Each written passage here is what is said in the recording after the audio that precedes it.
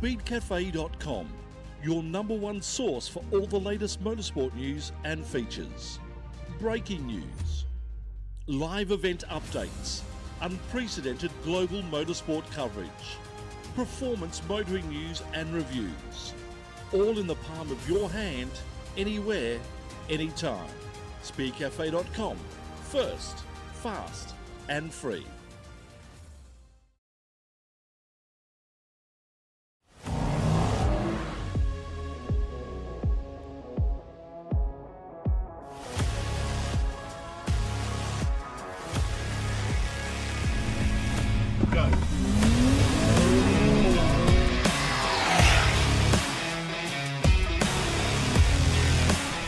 And that delivery of power is something to experience, that's for sure.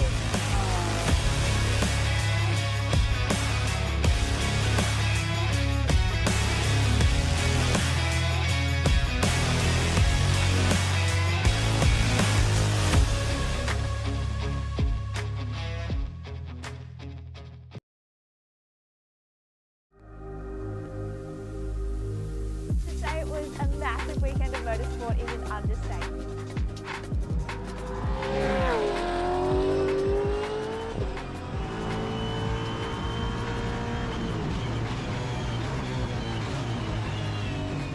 And see, get you more comfortable to go that little bit further off-road. Now everything to do with off-road, and the slower you go, the easier. Because they've been doing it for so long, and then hear it, see it, and for me it's been a long journey because I've seen it in the workshop. The difference about this car compared to a supercar is the downforce. So over the top of the mountain. Yeah, I think supercars can pretty much hit on the heads. Yeah, it's a nice car. Yeah, really good. I think Zane's obviously a good campaigner. He's been in the main game for a couple of years. Yeah, it's very different. I think the biggest thing as well with this car. I'm Greg Russ with you for a brand new season of the KTM Summer Grill here at Speed Cafe. Before we did any fast laps, so compared to when I drove it properly last, it's got the paddle shift. Indigenous artwork thrown on a race car. It actually represents us and our partners, so we're really excited. On the side of the road, not taking the checkered flag with the rear wing bumped off. Chris Chia, your race winner.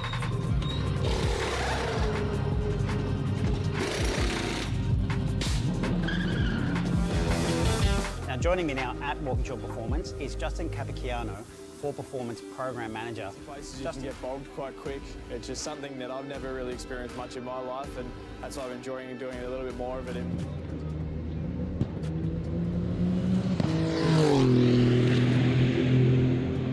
Okay, we're talking tech here at Speed Cafe today.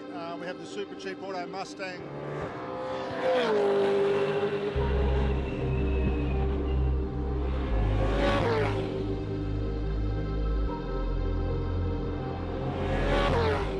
Binder.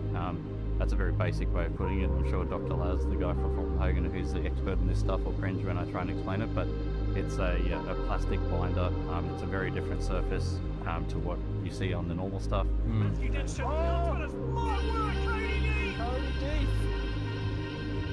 What's going on there? Who's that watching out? Oh, that car.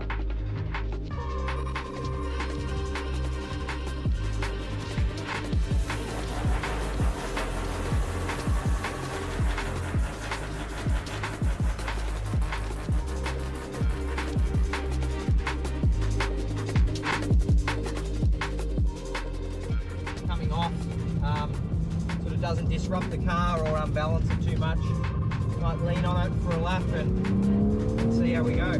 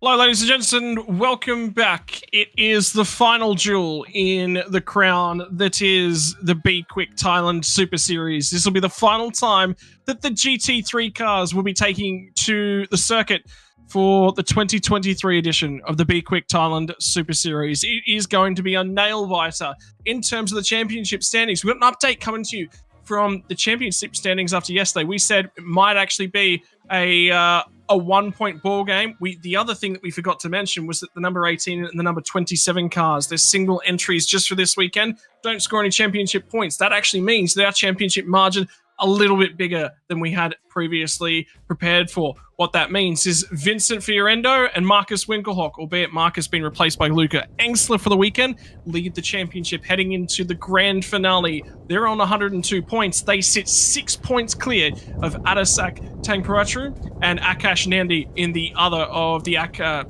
B-Quik Absolute outfit Audi R8s. 6 points is the margin from there. It's 3 points further back to the number 9 entry. And I tell you what, Dan, it is going to be on for young and old in this grand finale. Luca Engsler has cancelled his surfing holiday to be here. You know that he wants to get that number 55 team across the line. Well, yeah, looking forward to seeing how this race plays out. And yeah, have ourselves 9 cars ready to take to the track for this one here. And yeah, interesting to see them indeed. Drivers like Luca Engsler, cancelling plans and being here at the racetrack. Just people who are committed and here to race, which is definitely what you like to see. And if you missed our earlier stream with the Super Compact, Super Ecos, my name's Daniel Yeaman, here with Scott Rankin for this English commentary of the B-Quik Thailand Super Series final day, final round, final basically everything of the season, although we've got quite a few races still to come for us this afternoon into the evening. For those at the circuit, it's just barely gone midday, Scott, so they've got plenty of light and time. This will be an interesting one, Dan. This will actually be an English language interview with Luca Engsler, so we might just try and tune into this one with Goody.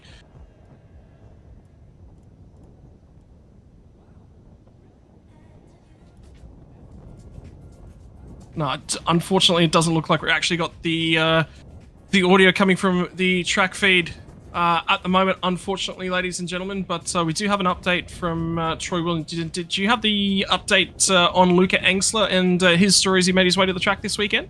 I should be able to cue that one up for us here, Scott. Yeah, so let's get that prepared in the background, and should be able to listen in. Because indeed, we're getting wind noise from the circuit. Unfortunately, that's about it there. So, indeed, as Luca finishes that interview there with Goody at the circuit, we'll now cut to this recording from Troy Williams, who has been there at the circuit on our behalf with speedcafe.com, and he's had a chat with Luca Engsler this weekend before all the racing got underway, it seems.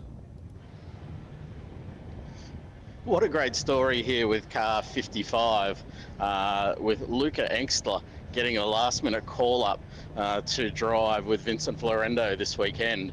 Normally Marcus Winkelhock would be in that seat, but Marcus called in sick, and actually Luca was surfing in Lombok not so long ago on vacation, getting ready for Christmas, and got the call up.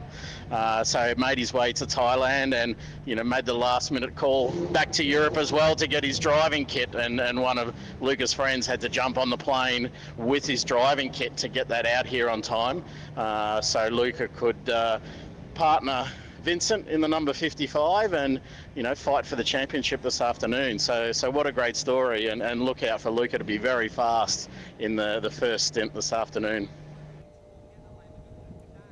Well, that there from Troy Williams on the ground, and the back and forth and something else, something fierce there indeed, to be able to make sure he was ready to race. And on top of that, we also have some words. I believe this will actually be in the form of an interview between Troy and Douglas Koo, driver number 65 Aston Martin GT3, and we'll now play that one for you here as well, whilst we continue to watch the footage from the grid walk down at the circuit.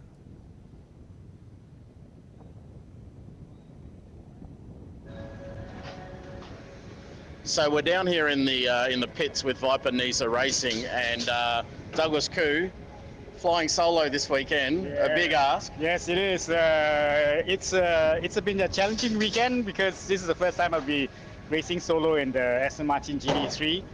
But we're using this weekend to actually prep for the longer endurance races that is coming up in February. And yesterday was very, very hot, but luckily today a bit of a breeze and a bit of a reprieve. So are you expecting it to be easier in the car today or just as tough? Well, it's a good thing that our aircon in the car works, so that helped yesterday.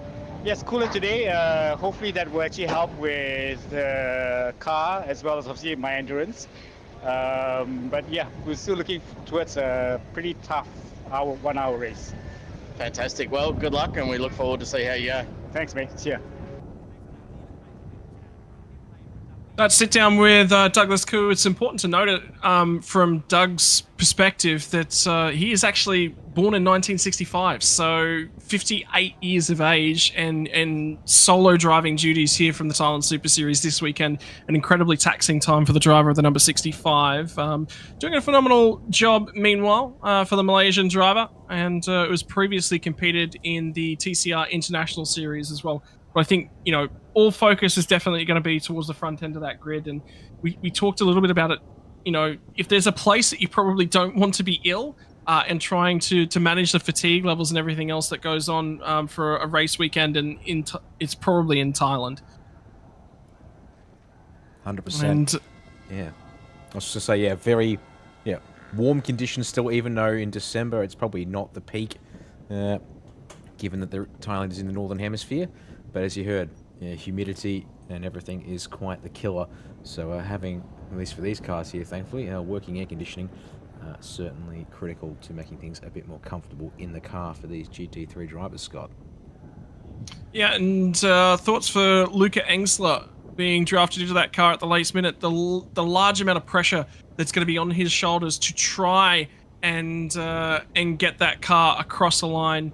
In terms of championship, they hold the lead now by 6 points. They need to push off. They've got to be aggressive here in the opening stages of this one. They've got a gold driver on board as well as a bronze driver in the 55 car. It's going to be on Vincent Fiorindo, you know, the guy that's been here all season long for the 55 car, to bring that car home and try and secure the championship. The only two cars that they've necessarily got to worry about, Dan, is going to be the number 9 and their stablemate as well. So in the 25 car, that 25 car, every race we've seen from them have been exceptionally quick.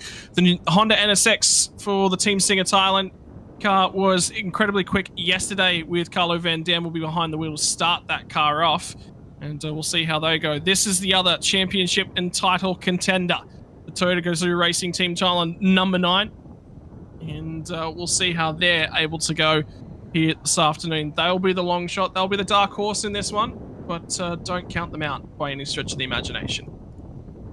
Oh, indeed, yeah. And BMW M4 GT3 on the grid this weekend. And here's Douglas Koo in the Viper Nizza Racing number 65 Aston Martin Vantage GT3. And we'll see how he goes. Unfortunately, starting at the back of the field for today, so we'll have to try and work his way forward to be able to make a good impression here. But it's also a very strongly contested field in terms of Audis. Well represented, in fact, our top 5 cars are Audis, and then the Honda NSX there in the blue, the Lexus RCF just past the BMW and the Aston Martin as well, to make it a 9-car field for this final race of the Thailand Supercar GT3 season here at the Chang International Circuit, Scott. They get themselves settled in now, and they will see they can ready. It's going to be a long one. It's going to be that final hour as the drivers peel away from the grid. We'll also have an update for you so we can talk a little bit in terms of track limits and what they will mean here in a few moments' time as well, once we get under green flag racing and things settle down in terms of the middle of the race. The GT3 cars now forming up, pulling away. It's a cooler day than it was yesterday, but that doesn't mean that the racing out on track is going to be any less hot or any less hotly contested. No, not without a doubt at all. So curious to see how things go. If anything, slightly cooler conditions, everyone might be able to push that a little bit harder and see what they can deliver for us here today. Well, if you missed the action before, if you're not familiar with the Chang International Circuit, this is how it looks 4.5 kilometres, 12 turns in total, including a kink on the straight there between turns 1 and 3. The hairpin up there, a big the prime overtaking spot, I should say, but plenty of other options as well. Hankook slick tyres here in this category for the 2 Supercar GT3, and Hankook the official tyre supplier for all of our B-Quik Thailand Super Series categories. Race number 8 of the season, the final race of the season for our GT3 cars. Not too far away from starting, and running through the grid once more with, looks like Luca Engster going to be starting at number 55 alongside of Akash, and then it'll be Lou and Eshan on the second row there. B-Quik Absolute Racing locking out the top 4 positions. Then it'll be Huang in the next, or the final B-Quik Racing Audi. Then Carlo Van Dam there for the Singo Motorsport Team Thailand. Natapong and Yin Yu on row number 4 there for the number 9 and 90 respectively. And Douglas Koo in the Viper Nismo Racing Aston Martin. Number 65 out of P9. They are split between GT3 Pro and GT3 AM classifications as well. Scott, with William Howe, Yu Chen and Douglas Koo being the 3 GT3 AM entries here today. The rest of the cars all competing for GT3 Pro class. Yeah, and got a few updates as we're coming through. We'll talk about the pit stop times, the compensation times to keep the fields relevant as well. It's going to be a very, very important nod as we get through the pit lane strategy. The first thing that these guys will be trying to do is get away nice and cleanly, settle in, enjoy the entirety of the 1 hour finale. It's race number 8 of the Thailand Super Series. It's been a long, mammoth series. It was incredibly tough racing from the streets of Bang Sen, from Buriram earlier in the year. We went to Sepang as well. And now, as it only seems right, we return to Buriram to round off the season. The red lights are on. We're in the starters' hands, and we'll be off and racing right now. It all begins now, and immediately the Honda NSX jumps out to the side as well as the number 9 car, trying to grab places down on the inside to turn number 1. They look 3 wide when they get down to turn number 1, but for the meantime, it's the 55 who leads us off for the first lap today of the Thailand Supercar GT3s. And I tell you what, it is on for young and old. They're immediately looking to try and get some tyre temperature. And here comes that 25 car as well, your championship pairing. Right at the front end of town, the number 9 has got some work to do in the Lexus RCF GT3 entry. And then from the rear of the field, that BMW and the Aston Martin as well. So they get through turn number 1 and everyone's snaking, everyone trying to get every ounce that they possibly can of tyre temperature into their cars. Indeed, a very nice start from Carlo Van Dam. It seems that Honda NSX up to 3rd, although now under pressure from, well, one of our B-Quik Absolute Racing Audis. Unfortunately, at a distance, hard to see who they're. Number 18, I think I spot on the door there as they round out through turn 6 track limits. So very much optional, it seems, here on lap 1. I'll be looking to see how quickly the stewards jump on the black and white flag for the track limit warnings as Van Dam tries to cover off the inside here at turn 9. Hang on to P4, and he comes under assault from the 3rd of these B-Quik Absolute Racing liveried Audi R8 GT3s, and already coming to the end of this first lap. The pace difference after our Super Compact and Super Eco cars quite substantial. There we go. Up the inside indeed, Scott, and he might have that one done, but can Van Dam cross over? No, he cannot. Yeah, the NSX just not quite able to get the drive off the final corner. And lap number 1 in the books immediately. Luca Engstler, the DTM driver, tries to stretch a clean pair of heels at the front end of the field. One German driver steps aside, another one steps behind the cockpit of the number 55. And still that same set of pace, that same set of speed. When you think back to the first round of the championship earlier in the year, it was Marcus Winkelhock on the front foot trying to chase down in the dying stages of that race, trying to claw back over a track limit penalty of 5 seconds. He had it all to do in race 1 of the championship. Boy, did he put on a comeback drive. Today, though, it's Luca Engstler who will have the responsibility on board, and the biggest thing for this 55 car is that they're going to push out. Let's talk about the pit stops at this point in time. Shortest pit stops of the bunch for the 27 car. They will have the 90 seconds for them. It's also going to be the number 90 car, the BMW, also a 90-second stop. Then it'll be Douglas Koo with only a 98-second stop.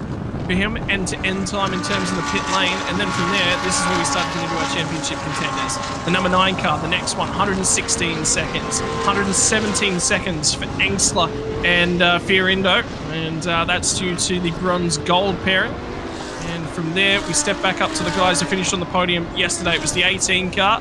We'll be at 121 seconds, 127 seconds for Van Dam and Vorovu Biram-Bakti. And finally, the 25 car has a hill to climb. They have a mountain if they're going to get all the way back there, but they looked to be the AM drivers. They had the better drivers, I think, behind the wheel. Adasak is incredibly quick, and he's going to have a mission in the final half of this race. Yeah, that will be always part of the puzzle. To this one here. But good to see how the field spreads out. With this track being a little bit more forgiving. The one time I've only done this stuff was the Bunting Grand Prix weekend, which is a spectacle of a street circuit. But coming into a permanent race course with designed for cars more so of this caliber, you could argue. And so, putting down the laps pretty fast and fearless. Looking at 1 minute 36 at this stage for our front runners. 4 times then drop down as the field spreads out. That was Van Dam awfully wide in that blue Acura. Honda, and it's actually so good. We'll catch him there on the screen.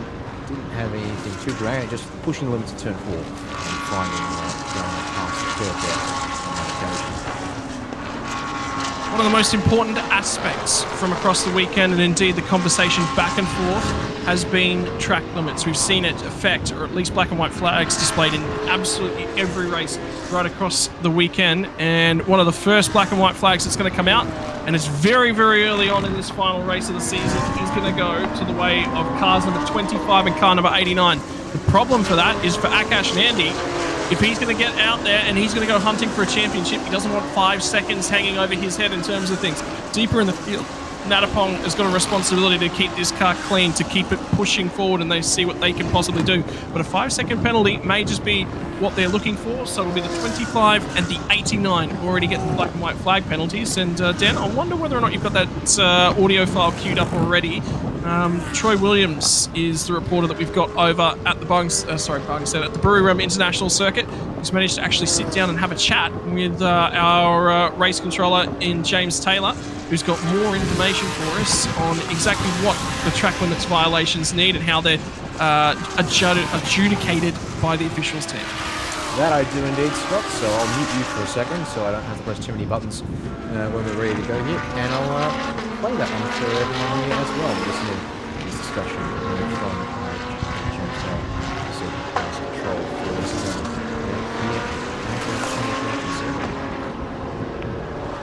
I'm here with James Taylor, the race director for this weekend. JT, we've seen yesterday and today a number of track limit warnings be put across the competitors during race, and indeed a few penalties. So can you take us through how the race control team look at and process those penalties and track limit violations, please? It's easy, Troy. Over here we've got access to CCTV, some highly trained TSS marshals and brick marshals from Buriram. Each track limits gets announced, they log it, they then review with the CCTV to confirm it's out, and then they keep a count.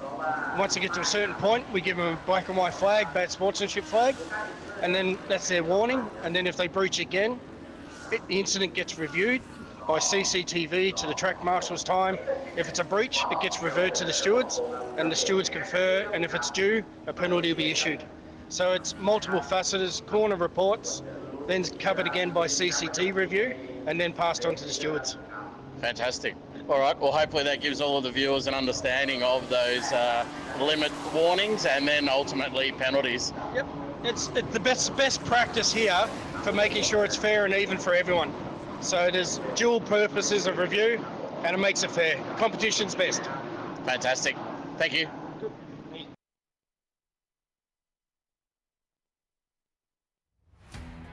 And the update just there from Troy Williams. I think we might have just lost footage live from the track as we currently looking on, unfortunately. But yeah, so that's exactly how it's adjudicated. Not just one review. It goes through multiple sets of hands, and there's a strike policy in place where they review it and use the CCTV to back it up, check it again, and then onto the stewards thereafter. So multiple steps within the track limits policy. And I'll tell you, the number 9's now received a warning. The number 18 has now received their warning as well. So they're black and white.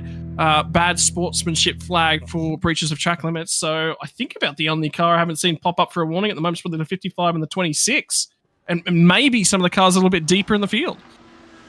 Yep, that would seem to be the case. As a short break there was all that was, as the footage returns from the Chang International Circuit. And high mid once again of the GT3s having at it here. As it looks like we've got ourselves a three-way fight at the moment in the opening phase of the race. Look at Engsler, Akash, and looks like it's going to be even more. Three of the absolute racing Audi GT3s. 55 leads 25 and 18. This one, I think that was a little loud there. Apologies. And quirks and words of the way we work these broadcasts here.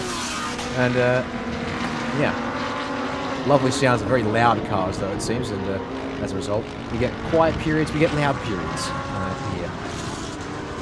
Those cars sponsored by the effects microphones down on track at the moment. Three-way battle, and how good's the B-Quik Absolute guys all standing in together, all the teams.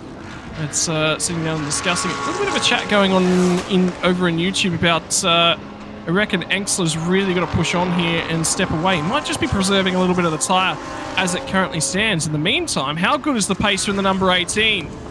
Stablemate brought in for just the one round as Li Zhuanyu and Lu Wenlong, I believe it's Wenlong, behind the wheel currently. A silver-rated driver for the Absolute Be-Quick Racing in the Evo 2 spec of the number 18 car. Started to close back in on Akash and Andy. And it was through that tight, twisty sector where the 18 car looked incredibly strong. Coming off of sort of 10-11 was about where their advantage sort of waned a little bit. Right now for Carlo Van Dam, still trying to hunt down Eshan Pieris. It'll be a toe-to-toe battle between these two drivers and the new-to-the-series Honda NSX. And heard that Team Singer Thailand have actually run the Honda NSX previously, but this is the first time that it's ever been used within the just Thailand Super Series categories. So whilst it may not be a brand spanking new car to them, certainly in terms of all of the goings on within the Thailand Super Series, it's broke cover for the first time here this weekend. Yeah, definitely looking the part, and we're seeing how it goes here tonight. Yeah, the last time I saw Team Singer Thailand, it was a Ferrari 488 Evo. Unfortunately, it came a little unstuck at Barn Descent. Tricky little track that one, to put it mildly here. So we'll see what Van Dam can do, because unfortunately at this moment they are down on pace relative to the top three B-Quik Absolute Racing Audis. But still, could be a solid fight for fourth that brews between these two cars. We'll have a look at the difference in best lap times as well. There's only a couple tenths in it, realistically. So as the times sort of start to stabilise and drip back, Carlo Van Dam still lapping in around the 36.9 last time by. In fact, that actually might be current lap time as it actually displays up on boards. 36.9. But Van Dam is still reasonably quick. Now, Akash and Andy's actually just gone in and punched the fastest first sector of the race, so he's starting to find a little bit of time as they're starting to move on nice and quickly. In terms of things, the battle for the lead is about a second, but Lu Zhuanyu and Lu Wenlong behind the wheel currently is really starting to make some inroads in terms of getting onto the rear bumper of that car. And now here comes the 27 car with Huang to get down the inside there of the number 9. Natapong will lose a spot there to the 27 Audi, who is here just this weekend for a bit of fun in the red colours for the Absolute B-Quick team. I guess it's the whole joy of, because of the way that the team points are scored and such, we have cars here that are B-Quik Absolute Racing and Absolute B-Quick Racing is a quote-unquote separate team for the purposes of the points there. I think, if I remember correctly, it's 3 cars per... 3 cars, yeah. Per team, officially. So yeah, that's, in case you're wondering, if you saw that in the start graphics, that's the story there. So there you go, yeah, that battle there potentially for 6, hope that might continue. And then have the BMW on 4 here, I believe. There's Chen, and Chen. And then Douglas Koo. Unfortunately, Douglas here on his own, and not lapping at the pace of the others on track at this stage. But nevertheless, keeping it all in one piece, and look, still 45 minutes, or 46 minutes even in this race to go. Maybe we could get something back later on in the race. Yeah, I mean, you know, exactly like Troy spoke to Douglas and said, you know, 58-year-old driver, solo driving duties this weekend as a part of this outfit. This is just all about lap time and working to see if they can't improve the Aston Martin Vantage. The number 27 car as well, with that overtake on the 9, has now been warned for track limits violations as well. So we've seen a number. Damn, we've got 45 minutes to go in this race, yeah? And I would say that we're beyond the 2/3 of the field point has now been warned about track limits. That's exceptionally early. There's a lot of liberties taken on the opening lap in particular. There may have been some more in the second and third laps as well. So unfortunately, they've all done themselves a mischief, and just like that, it can be even little things like that for Lu Wenlong, just trying to keep in it and just pushing that little bit wide as a result. And so there'll be things like that. Is yeah, very much a sign of, yeah, be careful, because that could get you in trouble. So actually, there's an example on the screen now. So in Pete, number 25, Matasak and Kash, as part of the B-Quik Absolute Racing team. And then for Lu Wenlong and the Chinese showing that car there from the Absolute B-Quik Racing team. There's a clear indication. So despite the fact they are running with pretty much the same paint scheme, I think there's some... Oh yeah, we can see the 25 has got the green highlights, whereas the 18 doesn't actually have any colour differentiation on the front of the car. This, but as an example of how we tell them apart. Well, both on track, but also, yes, the formalities and such as well. Yeah, everyone's settling down in now, so this entire team... There would have been a debate overnight as well. How do you manage two cars that are fighting each other for your Thailand Super Series Championship? So there'll be a little bit of that inter-team relationship. They'd be reasonably confident that the only drivers that necessarily can challenge them now for that outright title is the number 9 car, and Natapong all the way down in 7th. So there's a lot on Angstler's plate here. Reasonable result yesterday in the overall standings in terms of things with 5th. That equated to 3rd in terms of the points, because the 27 and the 18 not eligible for series points this weekend, and was the 18 who finished on the podium prior to the 27 yesterday. 27 picked up 15 seconds worth of penalties. 5 of those were for a pit lane entry infringement. 10 of those were for a pit lane speeding infringement. So there was actually no penalty handed out on track for the breaching of track regulations. It was all in the lane. So for the number 27 car, they will be trying their utmost to prevent that, albeit today it'll be a different driver who'll be entering the lane. And this car in category yesterday, they're running around in the twilight, late on in the afternoon, had sun blaring in their eyes as they come to the final corner. Today it'll be much more towards the middle of the day. Track temperatures up, cars will be moving around all over the place quite a lot, and the difference in conditions is going to create some differences in racing conditions as well. Without a doubt, although the general rule of thumb seems to be that it's going to be slightly better. See how the drivers choose to drive, because we won't be expecting tyre changes despite the long compulsory stops. Oh, that was half a moment there for Lu Wenlong. Gets the curb on the way into turn 4, but doesn't completely lose the rear, but that was awfully close. I thought for sure we were about to see number 18 disappear off to the right-hand side of that shot. Oh my word. And that is how hard they're pushing at this point in time. Something I was about to say was, you know, silver-rated drivers, overall doing a phenomenal job in terms of the pace. Lu Wenlong and Akash Neti both silver-rated in the 25 and the 18 car. I think the difference is the consistency, and in that shot, really, whilst the lap times there's nothing in it, remember Angster's still trying to bring himself to bear in terms of his abilities at this circuit. Just doesn't have the practice that everyone else would have under their belt is sort of his weakness, but he's proving his ability to be consistent and fast whilst he's still learning the track. That's a huge, huge drive. If they come home and they win the championship, you got to put your hands together for Luca Engster. He'll have done a phenomenal job for Marcus Winkelhock this weekend. Oh yeah, without a doubt. Great to see. All right now. There was a comment earlier. Concern that Luca's not made any gap in this open stint. We'll see how it goes. He jumps into the car. So yeah, that could be like the one thing depending on the delta between the two drivers there in the 55s. We'll check in the veteran series. Still riding in fourth. Look to have now just over a second clear of Carlo Van Dam. So might be feeling a little bit more comfortable now there in fourth place. I'm sure he pushes on nicely and Carter in kicks to the second half of the battle of this race. Van Dam will be going next half. To finish up for the Honda NSX GT3, 11 laps completed. On lap 12 as we're coming up to the 1/3 distance mark on that clock. I'll tell you what, it's probably a topic that's worthwhile of discussion as well. We have an international audience and, well, the driver base, international as well. Behind the wheel of your current leading car, the 55, Luca Engster, the German driver. In behind him, Akash Nandi, Malaysian driver. Lu Wenlong, Chinese driver. Eshan Pierre, Sri Lanka. Carlo Van Dam from the Netherlands, Swang Rohan in 6th place, also from China.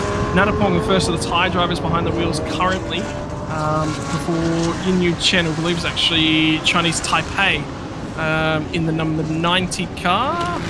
Yeah, I think it would be right. Chinese Taipei as well. And then finally Douglas Koo, the Malaysian driver. When they hand over their co-drivers, you know, it's one of the things about GT3, and it's the same, I guess, about Formula One, really, and a lot of the categories right the world over. It brings us together as an international racing community. Everyone's competing. Everyone knows these cars right the world over, but everyone also travels the world to go racing. Oh, yeah. Appreciate, we've got people coming, people racing from all over the world coming here to race this round in this series. When we're at this level, we're on what the times are. We're going to see that here, GTC, GT4 as well. With those remaining categories, they for a solid international flavour, as it were. And I mean, it is always good to see. It is a three-way fight for the lead that we're watching unfold. It's still there, so it's going to be a quality race in the strategy still yet to play.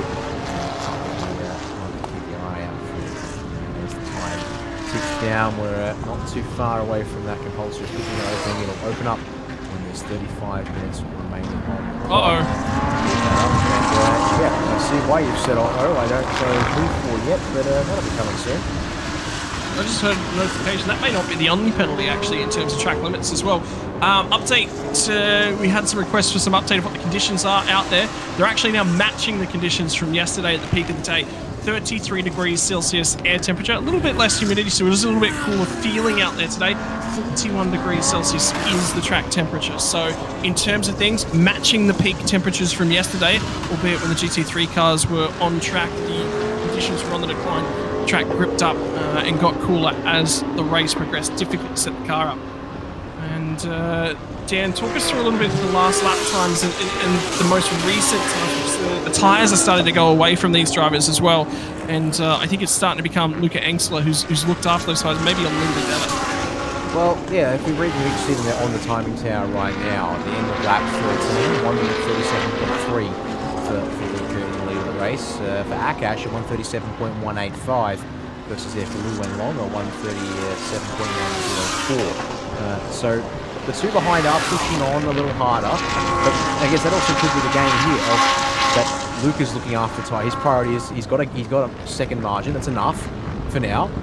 He can sacrifice a 10.2 per lap and just make sure the tyres aren't being overworked. Because these teams are probably not going to do a tyre change, and so you want to make sure you leave a little bit on the table for that second half of the race with your co-driver.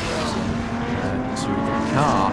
And, well, I've just seen a message pop up on the screen here, Scott, and I think, I'm not sure if it'll come up on the broadcast feed, but, well, we said Lu Wenlong was pushing the track limits at certain points. Unfortunately, that was pushing it a bit too far because the news has come through. 5-second time penalty for exceeding track limits for the number 18. And, oh, how about this? A second penalty comes through for the 25 of Akash. Well, that's a problem now. And so for the fans that are watching along at home, they said, yeah, Engstler's got to get on with this. He's really got to try and push clear, but at the same time, you know, relatively well look after that car. He's driving it nicely. If you have a look, the 55 out, he's not moving around a whole bunch. It's nice and straight in terms of things. The 18, the 25 have been wiggling around certainly a lot more. And Akash Nendi's done a lot of racing here at the International Circuit. And so he's pushing on. He knows exactly where it is. That's the confirmation, the 5-second time penalty. And for the 18 car, that means that they are still now line and stern. They are still fighting each other out on track. Time penalties right now doesn't swap any positions actually out on track. So everyone will maintain the order. Next driver is Ashen Pierre's 10 seconds back from our race leaders, about 8 seconds back off of third place at this point in time. And Carlo Van Dam at the wheel of the Honda NSX in fifth spot. Pit window will open, ladies and gentlemen, in about a minute's time, but these are the faster drivers that are behind the wheel of these cars. About the only time they'll be coming to the lane is if they are desperate to get a change of tyres. And is that damage? That does not look like a very... That's the intake vent that's ripped out of the bonnet. Yeah, that is a very unusual bit of damage there. Excellent spot by the local TV camera crews at the circuit to see that there and focus our eyes here on Natapong in the number 9 for the Gazoo Racing Team Thailand Lexus RCF. I'm curious if that's hurting his car anymore. Currently sitting there in P7 and really challenging. Roll hard ahead in the number 27 Audi R8. So it's not falling off, Dan. It doesn't look like it's affecting the performance of the car. They might actually be okay. I'd be concerned about temperatures, but then again, if that's the intake vent, maybe there's some extra air getting down into that engine. Next, that'll be an exhaust actually. That won't be an intake.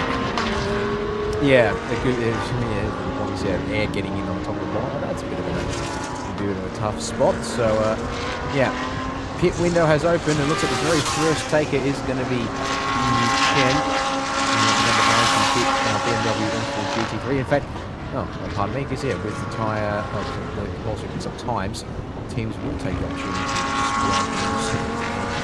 just now, it's not necessarily guaranteed, maybe there are teams who think that they can make a set of tyres last and not have any detrimental performance, because given the way that, our top 3 have lost about a second over what their peak pace was at the start of the race, it does suggest that there is fastest lap straight away, and then there will be, it's not a drop-off per se, but it's a sort of, I guess, a step down, because they have been stepped into 137s versus the doing 136 to start off with. Is there we go, our leader actually going to get by Douglas Koo here to put that 65 Aston Martin a lap down here. I don't believe, and yet point of timing here, Douglas hasn't done a pit stop unfortunately to him. Just been lapping it down 5 to 6 seconds off the pace at this stage. Yeah, I mean, Douglas is in the bronze rated driver field as well, so the problem with that 65 car is they've got their higher rated driver for the weekend, which unfortunately for them means that they're circulating their slower driver at all times across the weekend, across the series. It's been reasonable for Douglas Koo. He's shown up and he's been consistent. I mean, they've finished that car, I think, just about at every round all season long, so you can't say that they came out, they didn't try, and, you know, they packed up and gone home. And I, for one, salute the fact that there's an Aston Martin Vantage out there circulating as a part of the Thailand Super Series. Betty Chen primes from the wheel of the 90 car, and Xinhua Chen is going to replace up as they climb in. So for them now, they were one of the faster cars with the amateur driver in yesterday. This will be an opportunity to swap over and hopefully call themselves back into contention. Shortest pit stop of the lot of the field as well. will be another milestone that they'll be hoping to tick off. Maybe a race win on the cards for that car. That is your top three. Nothing separate them as we complete 17 laps now within the first 28 minutes of the race. And right now for Luca Engstler, the margin sits at 1.5 seconds. It's less than half a second, the gap from second to third. And, unfortunately for the number 90 car, there's some sort of pit lane entry infringement that is being investigated at this point in time. So something's gone wrong with their pit stop. Well, pit entry. Now, I have to say, on the timing screens, I thought it was awfully close to coming in too soon. But pit entry infringement may be a case of they didn't follow the lines right. You said that was an issue this weekend for a couple of cars, unfortunately falling afoul of staying in the lines, or in this case not staying in the lines. So maybe as simple as that. Could be something else to do with because the timing would have been right on the 35-minute remaining marker if I saw that right. So hopefully it's nothing like that. But I guess that's what the stewards get to go do now. They'll figure that one out. Particulars of that in courses. Continue to watch this top three fight. 1.4 seconds between Luca Engstler and Akash first and second, and it's 6 tenths. So that third place machine. Don't forget, of course, 25 and the 18 both have 5-second post-race time penalties hanging over their heads. So we'll put them back a bit, and that means 5 can hang on for a race win. Still not quite halfway there, and halfway there 4 to go, plus a lap. So still plenty to play through here. And Shaq, his final race of the Thailand Supercar GT3 season, Scott. Let's circulate back. I'm just going to see if I can't get that pit lane time graphic back up.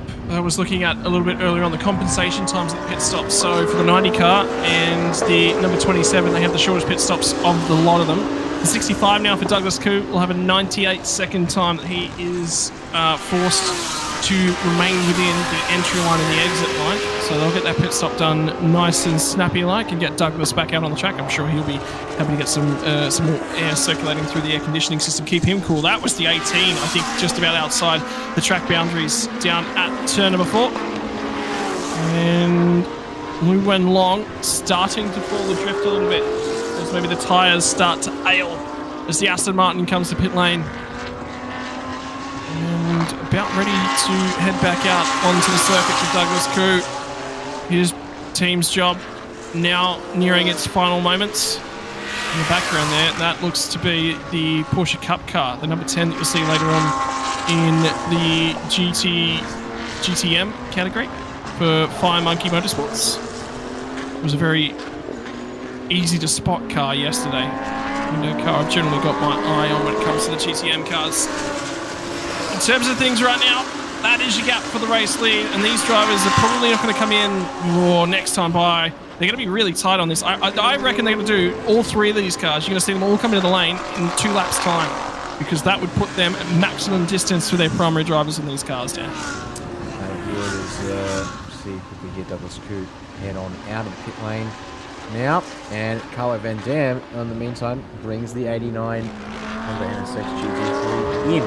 At the other end of the facilities. So change will begin, and we'll see how we put him back in. And jump aboard this Honda here.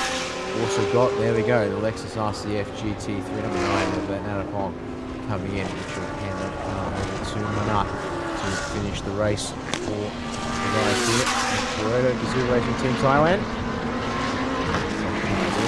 So I guess looks like any comments I was saying about conserving tyres is a complete bunch of money, and fresh hand cooks all round. Yeah, it looks like I might have sold it about the part. I probably should have said something about changing tyres right the way throughout the weekend. I was a little bit worried about limitations in terms of the tyre allocations for the weekend. Unfounded. Looks to be 4 fresh tyres going on just about every car that's coming into the lane. And down off the jacks now, the number 89 car, Voravud Birombakti, will get given the Honda NSX and told, show us what you got, buddy.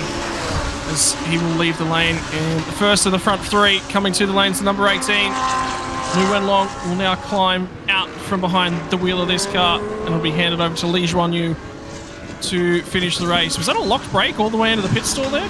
I think that was. It slid a little bit once it hit the concrete, coming off of the asphalt of the pit entry surface. So a little shiny there, it seems. Once they get to the front garages, nothing too unsurprising there if you've seen racing. Well, not so. I guess not so unsurprising, but it's something you usually only really see in changeable conditions. I should say, as the 27 Huang Rohan going to bring that car in, which will mean that Yao is going to jump aboard that car. And, now away at the pit exit and taking the number 89 on the NSX back out onto the circuit to finish off the race. Just means we're waiting now on a couple of cars left to get the compulsory stops done, and they got to get it done soon. A minute and a half left before the window closes here.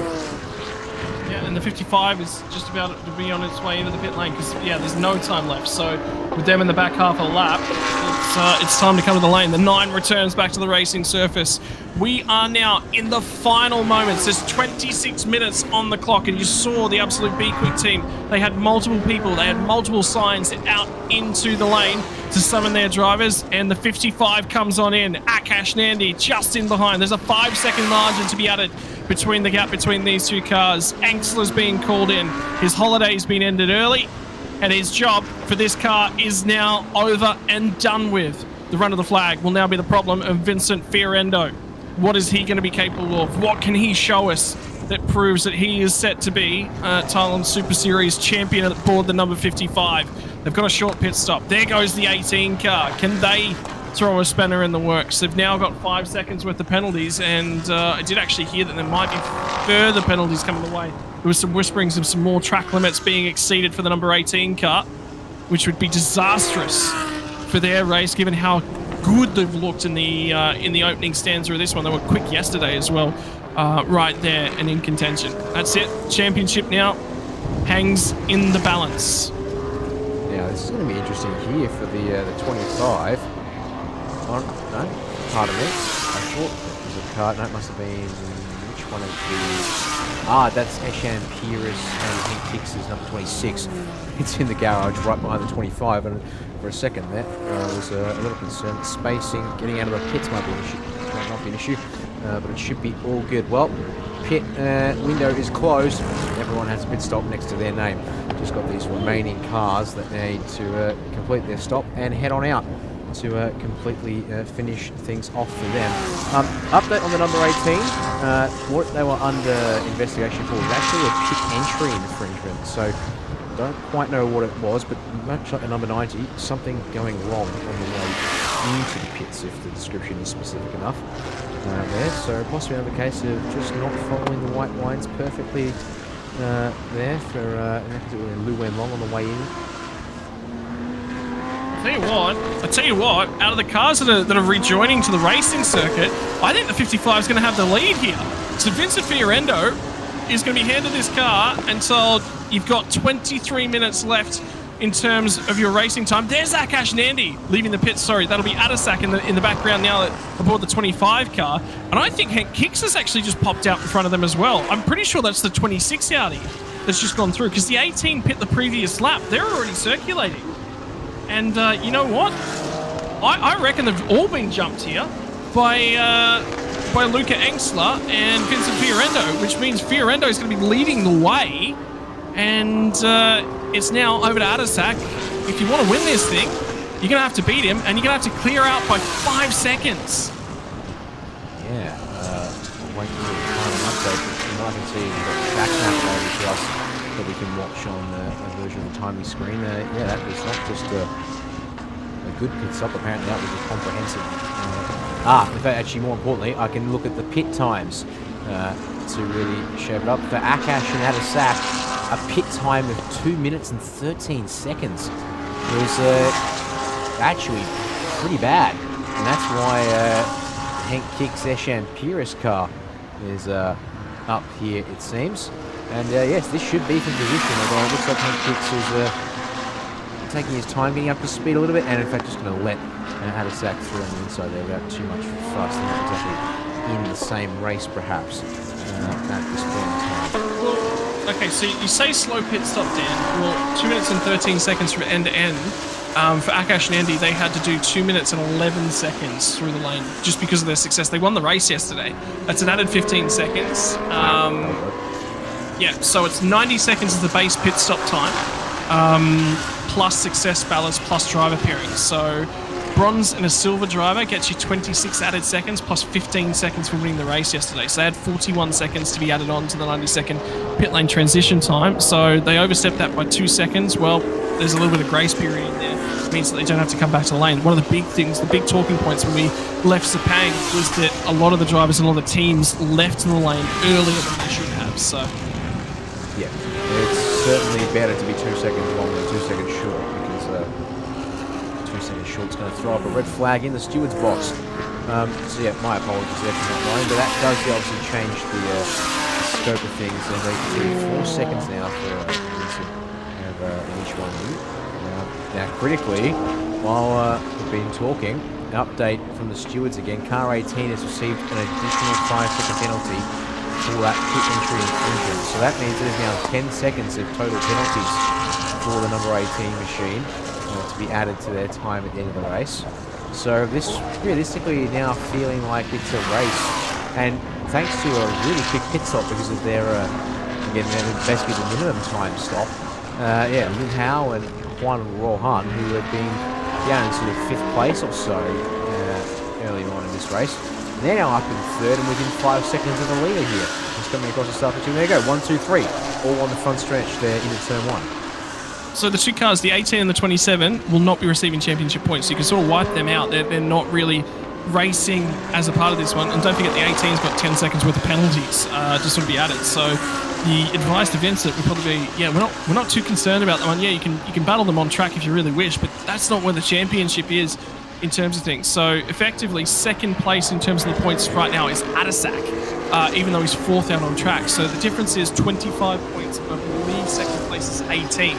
So in terms of things, they need to finish in this order. If Vincent, unless something happens, Vincent has to beat Adasak right now to decide the championship, because if there's 7 points from 1st to 2nd, it would be the number 25 car winning by a single point as the 18 trying to get right underneath the rear wing.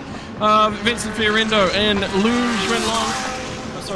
Li Juan Yu behind the wheel of the 18 car, now really starting to apply the pressure to the rear bumper of the 55, goes outside the track limits. This car's already got 10 seconds worth of penalties.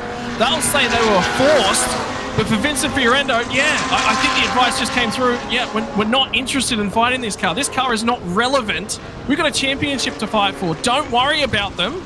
Just let them go. I mean, yeah, no wonder. I just think that from there, it seemed that maybe it was just a miscalculation on behalf of the 18 there from Lee. Maybe just didn't quite time it right to cross over. A little wide behind the corner as well, trying to slow up the runaway. And actually, there you go. And now start trying maybe get some of those marbles and pick up off the tyres into turn 1. Fresh tyres, Dan. Yeah, but did run a little wide there. I think maybe just thinking picked up a little bit of stuff there on going slightly off the ideal line. So that's there already. And yes, just trying to clean things up on those tyres. We'll check in here with the 89 and the 90, and this is for position here between the Honda NSX and the BMW M4. And the Chun-Hua Chen. Those two cars to fight over 6th place on the road.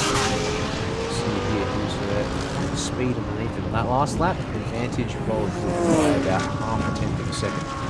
38.27 versus 38.34. You can see that there on the screen. Time of tail as well. And the other picture that I just made very, very clear was the 1 minute 42 second lap time for Vincent Fiorendo. So that was not a good time, and you know there was the overtake as a part of that one, but Li Juan Yu ran a relatively good lap time for where they are in the race at the moment. So the 18 looks to have control of things as it currently stands in terms of the race right now. And now I think there's just been a warning applied to the number 89 car as well, as you see immediately the 90 car having a little bit of a wiggle on. Now under assault, Vincent Fiorendo. There's going to be a 27 car to the inside. Very late maneuver, gets down the inside at the final corner. But now the championship, he might be third on the road. The 27's got no penalties today to worry about thus far. But there is 10 seconds going the way of Li Juanyu. And the issue for them is look how close the 27 is now with Lin Hao behind the wheel, the Chinese driver. It'll be up to them to go hunt down the Chinese. So it looks to be Chinese combinations, first and second on the road here, Dan. That it is indeed, and also program M as well there. And very curious to see how things are going to be. Vincent, see how he goes. 141.0 on that last lap, so a little better, but definitely still easing himself in, or just doesn't have anywhere near the pace that we saw from our drivers. And just pushing the limits there through turn 4, I think. Maybe a sign there that he's trying to get on with it and try and pick things up, because he's already lost about 3 seconds to within Juanyu. So that will mean an out. At this rate, will mean an outright position on the track for race number 18. Gap for us here.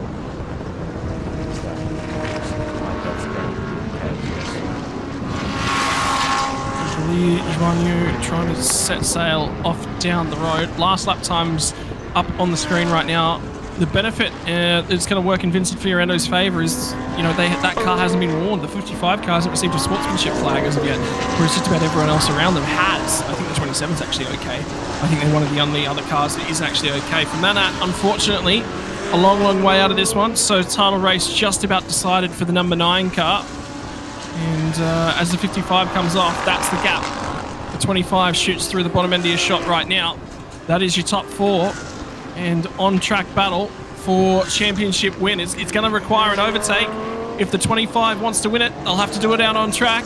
That's all you can ask for from a championship finale. 15 minutes now on the clock to decide a season. That's how long Adesaka's got to see if he can close down on Vincent Fiorendo. It's going to be a bit of an ask, but on the last lap, pulled just over 2 seconds. The gap is currently 7 seconds. So that's doable if that kind of this pace difference keeps up. In fact, on that last lap, Adesaka was the fastest driver on the circuit in the number 25. So that's something to watch out for here, indeed. Just looking again at track limits warnings. Looks like, yes, 1, 2, 3, 4, 5, 6, 7. 8 of our cars. In fact, I think, yeah, Douglas has one. Who's the car that doesn't have a warning receiving track limits? That's the game. 55. Yes, that's right. Is the only car, the 55, that hasn't pushed them. No, 55 does have them. That's the thing. I'll check them off from first to last. The 25 got one. The 55 got one. The 65 got one. The number 9 got one. The 18 has one. The 26 and the 27 both got one. It'll be, oh sorry, it's the number 90. The number 90 BMW is the one car that hasn't picked one up. Yeah, unfortunately for them, they proceeded to get a pit entry infringement. Battle now out on track for the race win and over a line on us at this point in time. Li Juanyu is doing all that they can to try and win this race. 1.7 seconds is the margin. 6 seconds back now to Vincent Fiorendo. It's coming down. It's 5 seconds now back to Adesaka. And Engstler's done all that he possibly can to coach his teammate. But for the 55 car, there was a clutch drama in this car all the way back at Bang Sen. And that's cost them points for the 25 car. They walked away from the Bang Sen Grand Prix not scoring anything in terms of things. They had a lot of work to do. They scored a host of points earlier in the year at Brewery. They had a phenomenal round when they went away to Sepang, and now to come back to this track that they know so well. When you look at the driver pairings up and down the field, the more consistent of the field and the closest together has been the 25 car. They will be deserving champions, but they've still got to get there and get the job done. As we say in racing, anything can still yet happen, as is still happening in this battle between the 89 and the 90. 100%. Still hanging on ahead of Chun-Hua Chen. Number 90 BMW GT3. If maybe, have to see. Lap times between them at the moment are fairly even, and compared to their best time. Final turn once more and set off for the end of the front straight. Medium speed flip, turn one. They'll try and get on the power as soon as they can to run up to the edge. I did see a number of cars later on the piece, both yesterday and today, struggling with a little bit of understeer at the front end of the cars. And it's probably something that we keep half an eye on. And another comment, another remark I made yesterday was, look, you can have tyres that last the full hour, but what's the point in those? Look at what this is creating in terms of... Oh no! Oh no!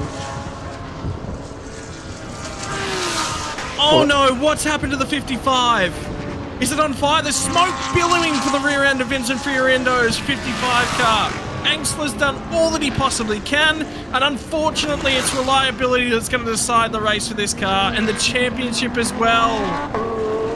They'll need a safety car. There's no way they're going to extract that car from where it stands. Well, that has woken me up, not in the way that I think was needed. Looking on, disappointment, and just now, yes, waiting for what should be the inevitable here. Don't actually know exactly where that car's parked up, as we now watch here.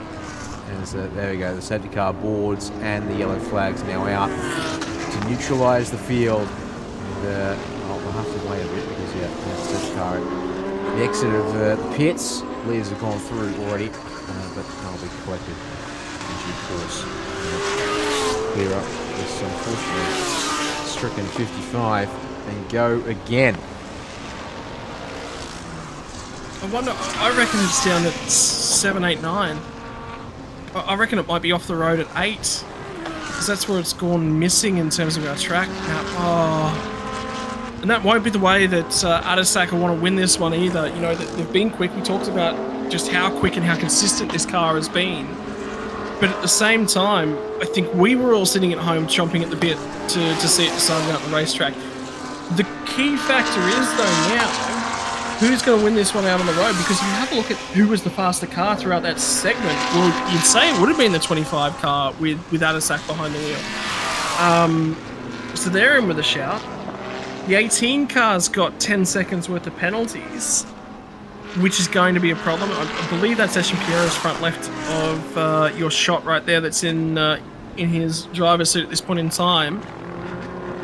But for the absolute B-Quik squad, been bulletproof just about the entire season. Had clutch dramas, we just sort of mentioned. There was clutch dramas yesterday for the Honda NSX trying to get their car to lead the grid on the formation lap. They struggled to get it away. Eventually got it and there was no further dramas. I was worried whether or not that car would actually get away from its pit stop. There was no issues whatsoever, but field's going to get condensed, and that is not what the drivers of the number 18 wanted to see. It'll be Chinese pairings 1 and 2 on the road before we get back to the Thai driver of Adisak behind the wheel. And Voravud will be escalated in the NSX to P number 4. And we're going to get ourselves about a 5-6 minute sprint race to the end of this one. And who will have rubber left? Yes, that will be the important question, won't it? And I mean, they only have to do about half an hour on a certain time. I think they should all have some rubber. And no, there you go. It's actually happened up at Turn 3. Turn 3. So yes, I haven't checked in on myself yet. The fact that the timing reported that we'd lost the 55 in sector 2 somewhere, but clearly made it around to start a lap, and it's come undone up there, on the outside of the hairpin. So no wonder we've definitely had to grab the safety car for that one. Just getting the flatbed out at the end of the longest straight on this circuit. It doesn't seem like an ideal.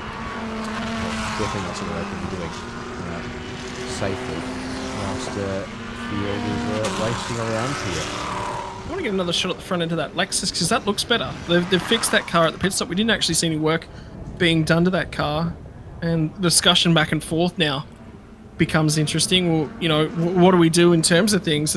Some heated sort of discussion of some description. Could not tell you who's managing what car, ladies and gents, by having a look at that, unfortunately, so don't necessarily know, but I get the feeling that might be the engineer for the 55 car pointing out some sort of important oil or water pressure, temperature gauge in and around the engine. And there was smoke coming from that car, but that could just be static heat in it. We're not 100% sure. It could have been an electrical fault, tripped the car out. Complicated cars, GT3s, and hot temperatures. Could be anything. Could be several things. Better way to say. And, unfortunately, for that car, its day is done. Just under halfway to go. Well, it was. Actually, no, it's more like 15 minutes ago or so when that happened. Pardon me, the time feels like it's racing by quickly. In fact, looking at the time remaining on the clock in our timing screens, we're coming up on 6 minutes to go here. So this safety car is going to have to end soon if we want to try and avoid finishing. I guess it is down to how quickly the car can be recovered about the territory. So if it can be recovered, we might get ourselves 2-3 laps. Yeah, this could come down to 1 or 2 laps even. It all depends. I reckon we're going to get 2 here, Dan. I reckon we're going to get 2. 2 on the proviso that it's 60 minutes plus 1 lap. So it's at the end of that 60 minutes, we then get the final lap board. Not 30 seconds left on the timer. The timer has to elapse before they show the final lap board. And it's then the leader's next time by that. So it's we end up with about a 65-minute race. And the 55 of Engstler and Fiorendo now on the back of the truck. And still wafts of smoke come from the engine bay of the 55 Audi R8. The screaming R8 and the screams of a championship title. No more. Indeed. Singing the engine note of success. But, well, can't do that when you grind to a halt on the outside of the track surface. There's a shot there into pit lane, and that down there would have been with the team of the 89. Unfortunately, my brain kind of the team singer Thailand. That's the name, but for some reason my brain decided to fry itself on the team name again. I can see the driver names easily enough in the timing software, but we don't have team names apparently for Supercar GT3 entrance here. So, if the truck hadn't started to move away, are we good to go now, or would we have to wait? We are. We've received the notification, Dan. Safety car's in this lap. Yep, I take that back. We're all good to go. So, we're going to have ourselves 3 laps of racing here. I believe they'll be able to sneak in 3 laps. Guess we'll see. Actually, we're definitely going to get 3 laps of racing in. So, let's see who walks away at the front of this field. So the number 18 of Lijuan Yu has backed up a little bit to allow some space to the safety car. Presumably the safety car will potentially sort of, in a sense, floor it. Out of turns 10 and 11 to increase that margin some even more. And get down to the pits ASAP. And then we'll see who wins the race. So two important points before we go back. Green flag racing, Dan. Provided the 25 car finishes the race, they should score enough points. They only need to score 7 points to take the championship lead. As we go back to green flag racing. Green flag in the air, 3 minutes on the clock. 7 points, the required amount for 25. So if it gets spicy, if it gets aggressive in behind from Voravud Birombakti and he tries to go with number 25, you might just see them sidestep. Your 2 race leading cars not competing for points here this weekend. They're here for line honours. And for the number 18 car, they've got to find 10 seconds if they want to win this race here today. The 27 car currently holds it round the outside from Voravud Birombakti. And all of a sudden, the GT3 race, a safety car laid on in the piece, decides the championship as the 55 steps away. They struggle for tyre temperature. For Adasak, he's now got to defend with a hard-charging Honda NSX trying to attach itself to his rear wing. We go now down at turn 5. All of them actually angle in there, middle of the road. Try and cover that off, it seems, prevent any aggressive moves down there into turn 5. So it's just the second overtaking opportunity here in the Chang International Circuit. This should 25 get through the second. They're happy with third. As you said, the points don't really matter as long as they're classified as finishing.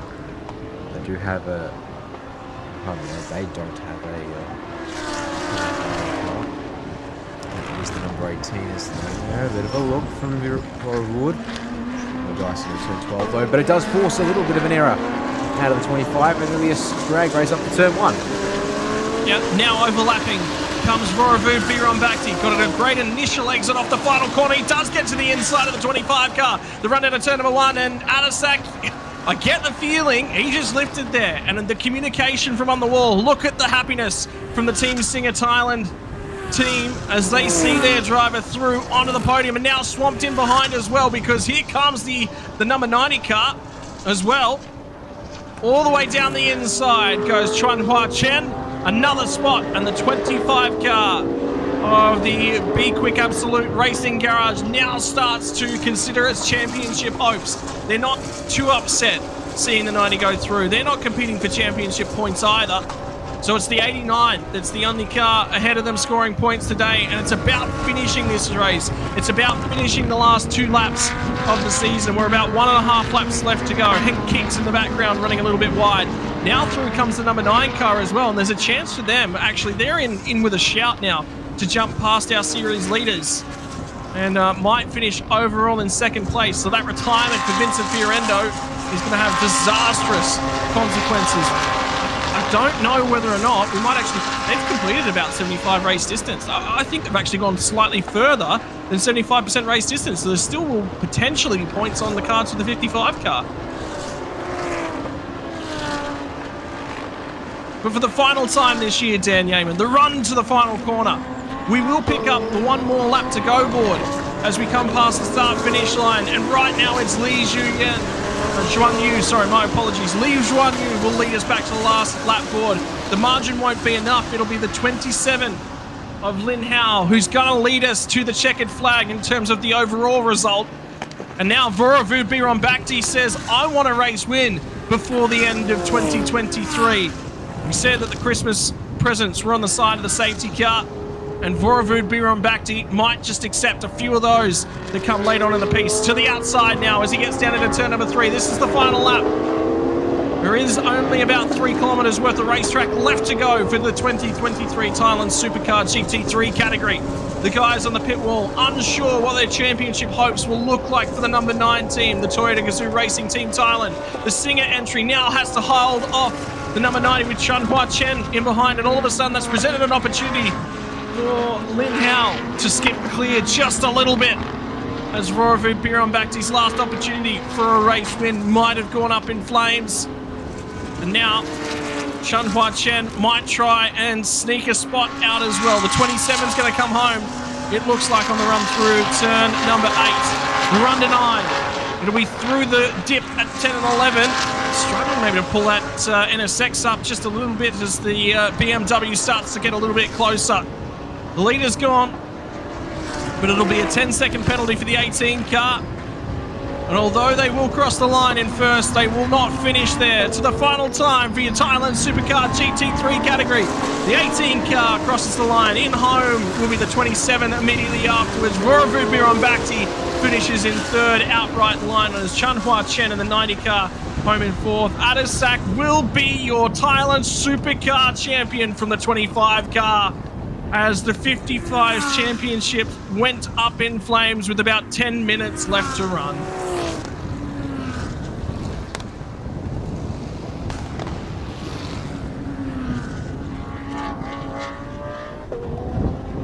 And unfortunately, ladies and gents, that looks to be how it will all come undone. And you've got to feel for the drivers of the 55 team there, Dan, assuming Dan's still with me.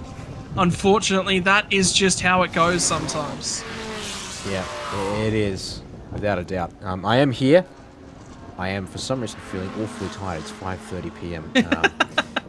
We're nowhere close to done, so I guess maybe I'll need to figure out a pick-me-up of some kind to fix that there. So whilst the number 18 comes across the line in first on the track, a late safety car will demote him to 7th. So it's going to be Lin Hao and Huang Rohan who take first place on Annis. Well, it's Carlo Van Dam and Volvo Bimbaki to second, and Nanapong and Manat will climb up to third in the Toyota Gazoo Racing Team time. With that, there's a late move there. To be honest, didn't quite see that one coming from the Lexus. It looked like it was struggling further on back, and in fact, there you go. You look at the results there on the screen, and I think I've just seen something in some of our extra chats, some extra information for us, Scott. If I'm reading that correctly, Akash has dropped a long way off of the... Heck Kicks has snuck through a little bit further up. I'm wondering whether or not it's, you know, a lot of penalties have just gone through in the last couple of minutes, you know, and there was a lot of, obviously, pit lane entry penalties Akash that did came have, the way. Akash and Adasak did have the 5 seconds for track limits, which came out at the same time as the 18 of Don't tell me the 9 snuck through here. They will finish second place, which is worth 18 points. You know what, we're going to have to try and run some numbers on that one there. Because it's been, yeah, quite the dramatic ending to this race, so much so that we, because the words that we've got here, failure of driver control just changed the championship in a facepalm emoji. You know what? I reckon so that they had to take 9 points away, 10 points to get clear. The number 9's going to win the championship. And this is the highlights as we get through. They got through the pit stop and the early phases of the race were all about track limits violations for the pro drivers of the Pro-Am category. As they all swapped over, everyone came down the pit lane for tyres. For the number 90 car, there was a pit lane entry infringement. I believe the 18 had that one as well. So whilst they crossed the line in first position, this was the battle that undertook it after the pit stops. And it was the 18 who shot through to the lead, but with a lot of penalties. And Vincent Fiorendo was just trying to look after that car, just trying to nurse it home. And you're about to see the moment his heart went into his mouth and we started feeling. There he is, wide at turn 1. And you can feel it in the garage. You can absolutely feel it. That was a championship that Adasak had to go out and win. And that safety car is going to decide things. Because I'll tell you what, the field was spread out enough that the penalties wouldn't have hugely mattered. Well, that safety car, they did matter.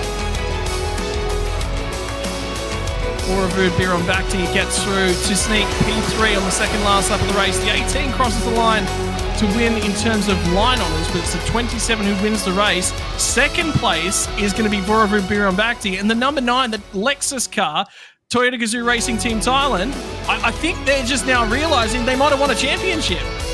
Well, they get, 15 points for coming home in third place here. No, it's second. They're second on road for the championship contenders. Good point, because as you said, the number 27 doesn't count for points this weekend, so... That's 111. Bit of a shuffle around there. So, as you said, 18 for Manat and Nanapong. And then you work backwards from there, 15, 12, 10 for Adasak and Akash. So they get to 106. So it's 111 points for the number 9 team. And someone might want to run down and tell them that they've won the championship, I think, by our numbers. 9 points required. So who was left over to score points here today was Vorovu, Beer and Bakhti, who did finish. So it comes down to, I think it's going to come down to whether or not the 55 finished minimum race distance required to score points. That will be the decider. Well, yeah, with 9 cars, and yeah, so just so the 27 and the 18, are they the only 2 cars that don't count for points today? Bear with me. I mean, we don't know. I'm going to be honest with you. I don't know. The mysteries, indeed, yeah. So we've got a bit of history. Maybe what we might need to do is take a break, take ourselves off the air for a couple of minutes, try and get information, crunch some numbers rather than speculating and spitballing out loud. Because if I go look at what we've got coming up next, we have ourselves the Thailand Super Pickup Division 2, our Class C drivers. That is, well, actually, that was due to start 10 minutes ago. If I'm reading this correctly. Wait, can I read this correctly? No, oh, actually, that's way down the order. No, wrong. Very wrong. Take that back. So there was only 3 cars in contention, Dan, is what I knew coming into today. It was the 9, it was the 25, and it was the 55. But that penalty for the 25 has cost them. So yeah, it'll come down. The 2 deciding factors are: did the 55 finish enough race distance? Well, they finished 28 laps out of 35. So you know what? I don't think they made. If it's a 75% race distance. You know what? Okay, how about this? They have finished enough. They have actually finished enough of the race distance to score points. They finished in behind. Vorovu will take, the 89 car will take 25 points. 18 points will go to the 9. The 26 car will take, I believe, 15 points. 90 is not eligible. 25 will take home 12. 10, they get 8 points. The championship will be won, by my math, by 1 point by the number 9. Okay, how about this? We've got 15 minutes. Actually, I know, can I do the numbers right? We've got 20 minutes till the next race. Thailand Supercar GTM and GT4 for their final 60-minute race of the season. Let's take a 10-minute break here on the English broadcast, thanks to Speed Cafe and the B-Quik Thailand Super Series. You and I can go run some numbers in the background and get me up to speed. And then we can take a bit of a guess, and maybe we can then go ask some questions. And hopefully for all you folks here at home, thank you all very much for commenting and watching along with us here as well. We can have something a bit more concrete than a maybe there indeed as we continue to watch some of the trackside footage. But I think, yeah, for us, it might be best we'll take a short break here for our English broadcast. And actually, nope. Hang on, I can hear a little bit of the background stuff. And then it's gone again. So no, let's take that break, Scott. Let's try to crunch some numbers and then get ready for GTM, GT4, and hopefully be able to say we think we know who's won the Thailand Supercar GT3 Championship here as well. Stay with us here if you're with us on either the Thai Super Series YouTube channel, or if you're with us thanks to speedcafe.com. We'll be back in about 10 minutes.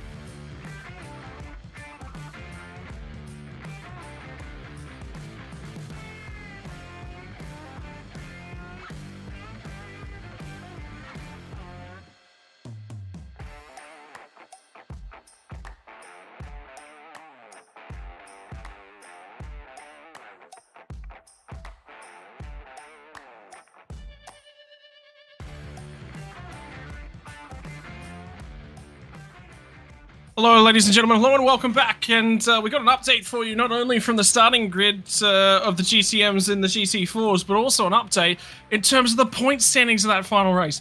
I know you guys were wrapped up in it because we were wrapped up in it. The speculation we had earlier on in the piece that the 9's not really necessarily going to be relevant unless something actually happens in that race. Well, something did happen within that race, and I can tell you that we have a champion decided in terms of our GT3 category for the season.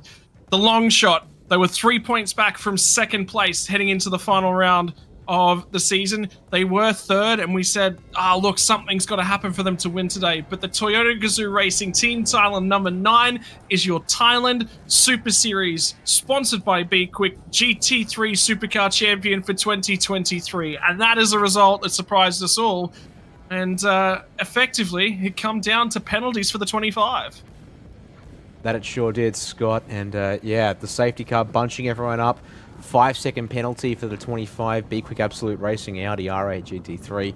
Unfortunately, putting them down the order. Despite the fact we did have a couple of non-championship contending cars, which means that everyone that was there 4 points got moved up positions there. Also the fact that the 55, well, either it scores absolutely no points because it retired from the race due to breaking down there on track, or even if it does score points, it didn't score enough to be able to hang on to the championship lead that the car had going into this final race today. So quite the development there, that is for sure. And unfortunately for the guys at B-Quik Absolute Racing, it has unfortunately not gone their way. We're a couple of minutes away from the start here of our Thailand Supercar GTM and GT4. Before we do get that, though, Scott, we've got a couple of things from the grid, thanks to Troy Williams at the track on behalf of speedcafe.com.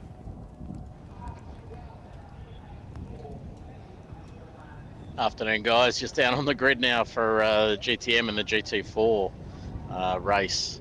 Wow. What a result in that that earlier race there. It's actually a little bit silent on the grid right now. I think everyone's now nervous for their GTM and GT4 championship, having seen the last race go down to the wire. So car 88 on Supercar GT4 pole. He's sort of in the box seat here and in control of their own destiny to a degree. So looking for a good finish and minimise the mishaps there, and they should be looking good for the GT4 title. And of course GTM, we had that accident yesterday, so 3 cars involved all came out in the warm-up this morning, and good to see them back on track. And we had a secondary update from Troy Williams as he actually walked up next to the number 77 Lamborghini Super Trofeo, who starts off from pole position today, the one that you can see on the left-hand side of shot. There was a little bit of discussion, a little bit of a walk around from this car. Troy will give you the latest. Just up close here on the GTM grid with the Lamborghini sitting on pole. Other than a few witness marks from the incident yesterday, car actually looks pretty good. The team just a few little minor amendments to the back with a bit of the old race tape, a few last minute changes, but other than that, car's actually looking pretty good. So hopefully they're in for a good clean start, get through turn 1 and 2 with less carnage than yesterday.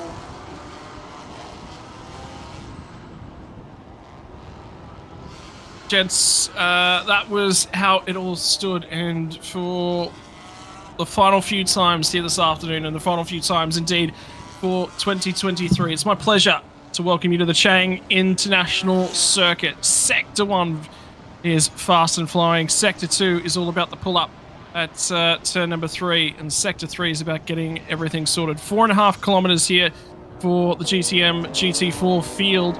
The championship in the hands in the GT4 category of the number 99. 19 points they are ahead of the 88 car. Effectively the requirement, they must not finish, and the 88 must win is the only way that that championship will change hands.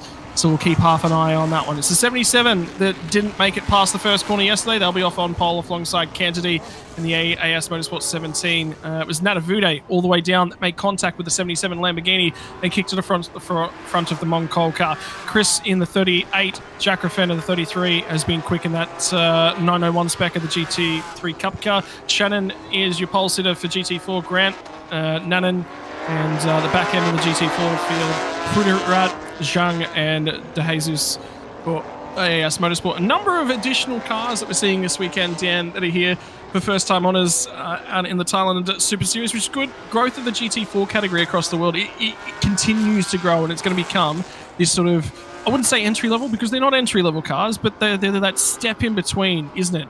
Stuff like a Porsche Cup car, stuff like a Super Eco, stuff like a Super Pickup, and getting into a GT3 car.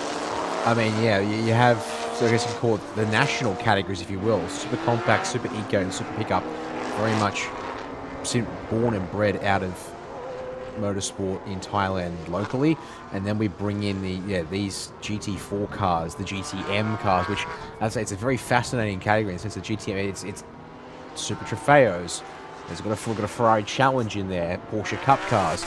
We do have some Lexus RCFs in there, which are a little interesting as well because they look like they should pretty much be GT3s, but they're not quite.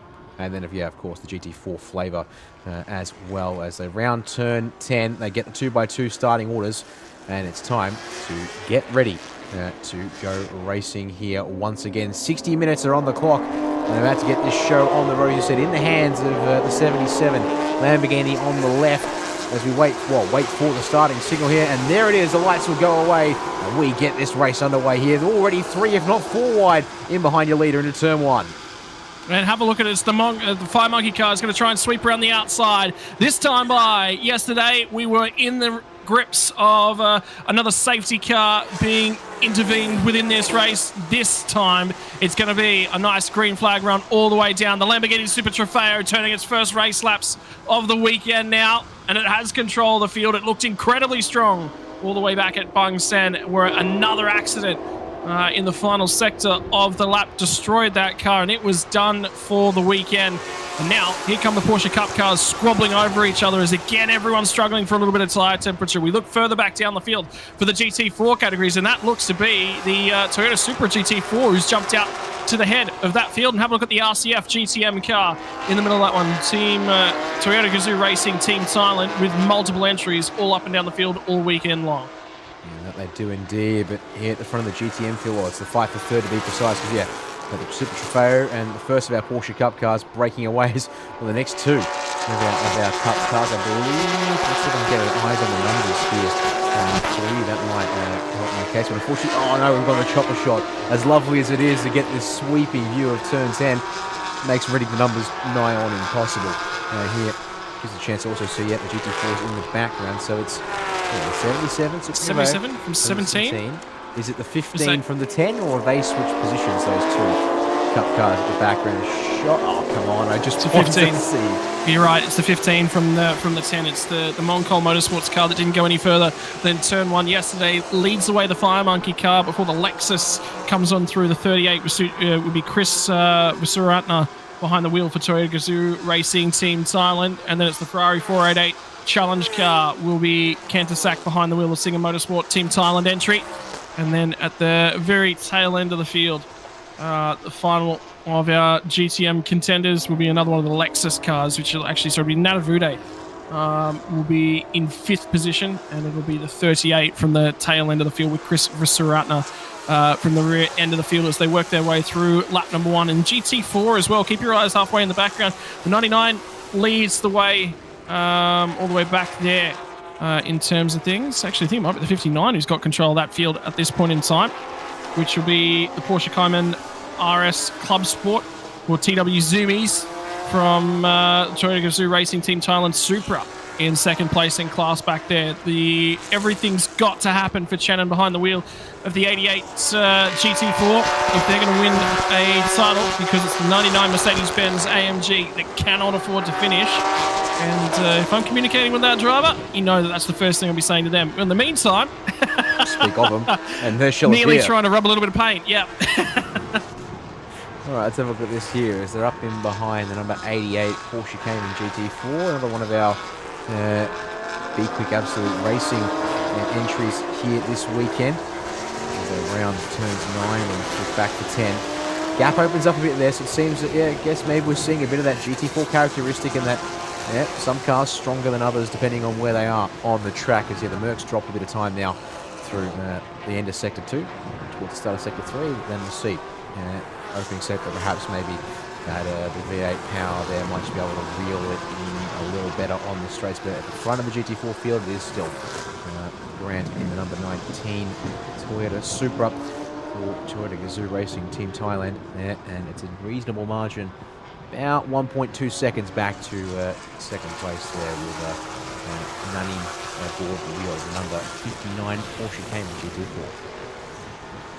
They settled themselves down on an end in terms of GTM standings when they entered this weekend. It was the 33 that led the way in terms of championship standings, and Nadavude was the only guy who could mount a challenge for the overall line honours in terms of championship standings. And, well, Nadavude, trouble at turn number 1 yesterday, wanted to cover off the Moncol car on the run into turn number 1, made contact with the Lamborghini Super Trofeo, and effectively we ended up with 3 cars out of the race. It took 15 minutes, 20 minutes before the 24 car was no longer able to continue. And have a look at right in the curbs now from the Moncol entries. They're starting to crawl all over the rear bumper of the AAS 17 car. And for Cantady, he's going to have to defend this one off. The Fire Monkey car not necessarily going with these two, but if the squabbling continues up in Buriram, you're going to have 3 Porsche Cup cars going toe-to-toe. Covering to the inside immediately from Cantady. Says, I'm not going to let this one go. And for the Moncol Motorsports guys, after they were denied cruelly an opportunity of potentially winning a race yesterday, that'll be the only thing I think on their minds today. Yeah, they're certainly here to race and race well. Keep an eye on them up towards turn 3. No defence this time from Canterbury into the hairpin. And use that nice wide entry to get the best exit possible and potentially try and chase after a Feek in that Lamborghini that at this stage certainly Super starting to stretch its legs over these Porsche Cup cars as we get some messages coming in from race control. That actually is the second warning for track limits abuses, and so our GT4 leader Grant in the Toyota Supra. The other one that's come through is was a warning for car 88. Porsche Cayman GT4. It's currently running 3rd in the class. So it looks like drivers have been naughtiest first, if you can see the watches strap in our GTM category. And now you can see definitely Sean starting to get on the back there in number 10. Porsche Cup car. This will very much become a 3-way fight. Without too much effort here, so they go a little bit of a defensive move, but again, that or it's just breaking a toe. Take your pick, I guess, because he moves over for the open entry. Can somebody please explain to me how anyone across the world hopes to see the brake lights of one of these 992 Porsche Cup cars? When I first saw the car, when it first broke cover, my very first complaint, I don't care about anything else, was how in the flaming heck am I supposed to understand when the car ahead of me is using the brake lights? They're incredibly difficult to see, particularly as the afternoon and the shadows start to lengthen here from Buriram and the sun gets in your eyes. You've got not a hope in the world. I think theoretically here, Dan, they're going to be keeping an eye on the attitude of these cars is about the best possible way. See that red strip? Not all of that is brake lights. Only the right and left hand ends that actually are the brake lights, and that red strip on the rear end of the Porsche 992 spec. It's a different design from Porsche, something that they wanted to go with, and well, there you go. It lights up a lot better than I may have thought. It might be a sim racing thing. Yeah, it's a reflector bar, it seems, and then the lights sit just below it. And yeah, I think, unfortunately for you, they might have been just done a bit of mischief. I mean, yeah, you see, it's a giant reflector bar, it seems, to try and catch light when you're racing in a situation perhaps where you have headlights on. As we're now keeping our eye on the number 38 Lexus RCF, currently unfortunately running last in the GTM category. And this has got a twist aboard the wheel of this one here from the out. Just a bit extra with the track limits then. Be careful not to pick up a warning from this control for that one there. As then in front of them, Jack Afan in the older 991 generation Porsche Cup. I think an Alpha Factory racing team by, let's say, Polestar. It's literally branded on the car, so yeah, you can read that carefully. That makes sense. So yeah, we saw that car out. I got to see that car out at Bunsen earlier this year. And, you heard me prattle on how much I love that car too, the 991 spec. Yes, you did indeed. Went on for what, good 45 minutes, I think, across the course of the weekend? Probably. But how about this? Let's go back to the 992 Gen cars, because they're the ones that are delivering some bit more of the spice as the Kansas continues to defend from Tenart, sorry. 17 versus 15 here. Sean not quite keeping up in the number 10 third of these cars, but I guess at the same time, if you find like the most, just keep the nose clean. And you know, be there should the spoils permit. And on the most recent lap too, Dan, the Lamborghini Super Trofeo car actually set the fastest lap of the race, 37.571. Current lap time, purple sector 1, purple sector 2. So I get the feeling that 37.571 may not last too much longer with the feet behind the wheel. I think we're about to see that one bettered. And the real question will be whether or not we see that lap time dip down in towards the 36s, mid-37s. He's put 1.3 seconds on the last time by over these three cars. Look at them all, 864, 858, 856. Between the three cars, there was 8 thousandths of a second differential across that previous lap. And it's Kennedy that's the slowest of the lot of them. This time by, what's the lap time's going to be? It's going to be a 38.980, 38.907, 38.584. So the Fire Monkey car has started to light a fire underneath the hood of that helmet with Sean. His opportunities will progress as this race continues to progress, because right now Kansas is the slowest of these three cars. Where are they going to set it up? Where's the opportunity going to be coming, Dan? Well, I mean, the hairpin is obviously an enticing option, of course. Get their top speed at the circuit. For these cars, probably around 240, maybe 250 kilometers an hour. The GT3s can hit about 260 because they can carry a bit more speed through turn 1, but I guess at the same time, these cars here less aerodynamic, so they might be able to punch a bit of hole through the air. As we check in with our race leader, Feek, doing a very nice job here, bringing the 77 Lamborghini around, and that's a slightly stressed look there at the in the pit lane, I have to say. Good catch, but unless there's an issue there for the PFC Motorsport entry, it looks to be doing quite nice. Once again, putting about 1.3, actually it was 1.5 seconds on Kennedy in second place on that last lap. Really starting to flex some speed out of this Italian stallion. Couple again in the first sector for the Lamborghini car, and you can see the margin is starting to really open up. 6.5 seconds at this point in time, so starting to stretch a really clean pair of heels at the front end for the driver of the 77 Lamborghini Super Trofeo, and then it becomes the all Porsche 992 Cup as the 17, 15 and 10 cross the start finish line. Lap time that time by with a 37.411 for the Lamborghini Super Trofeo, so they're continuing to be consistent with their outright pace. 6.20 fastest lap of the race, that time by 38.620 for the number 17, who leads the way in this second battle pack at the moment.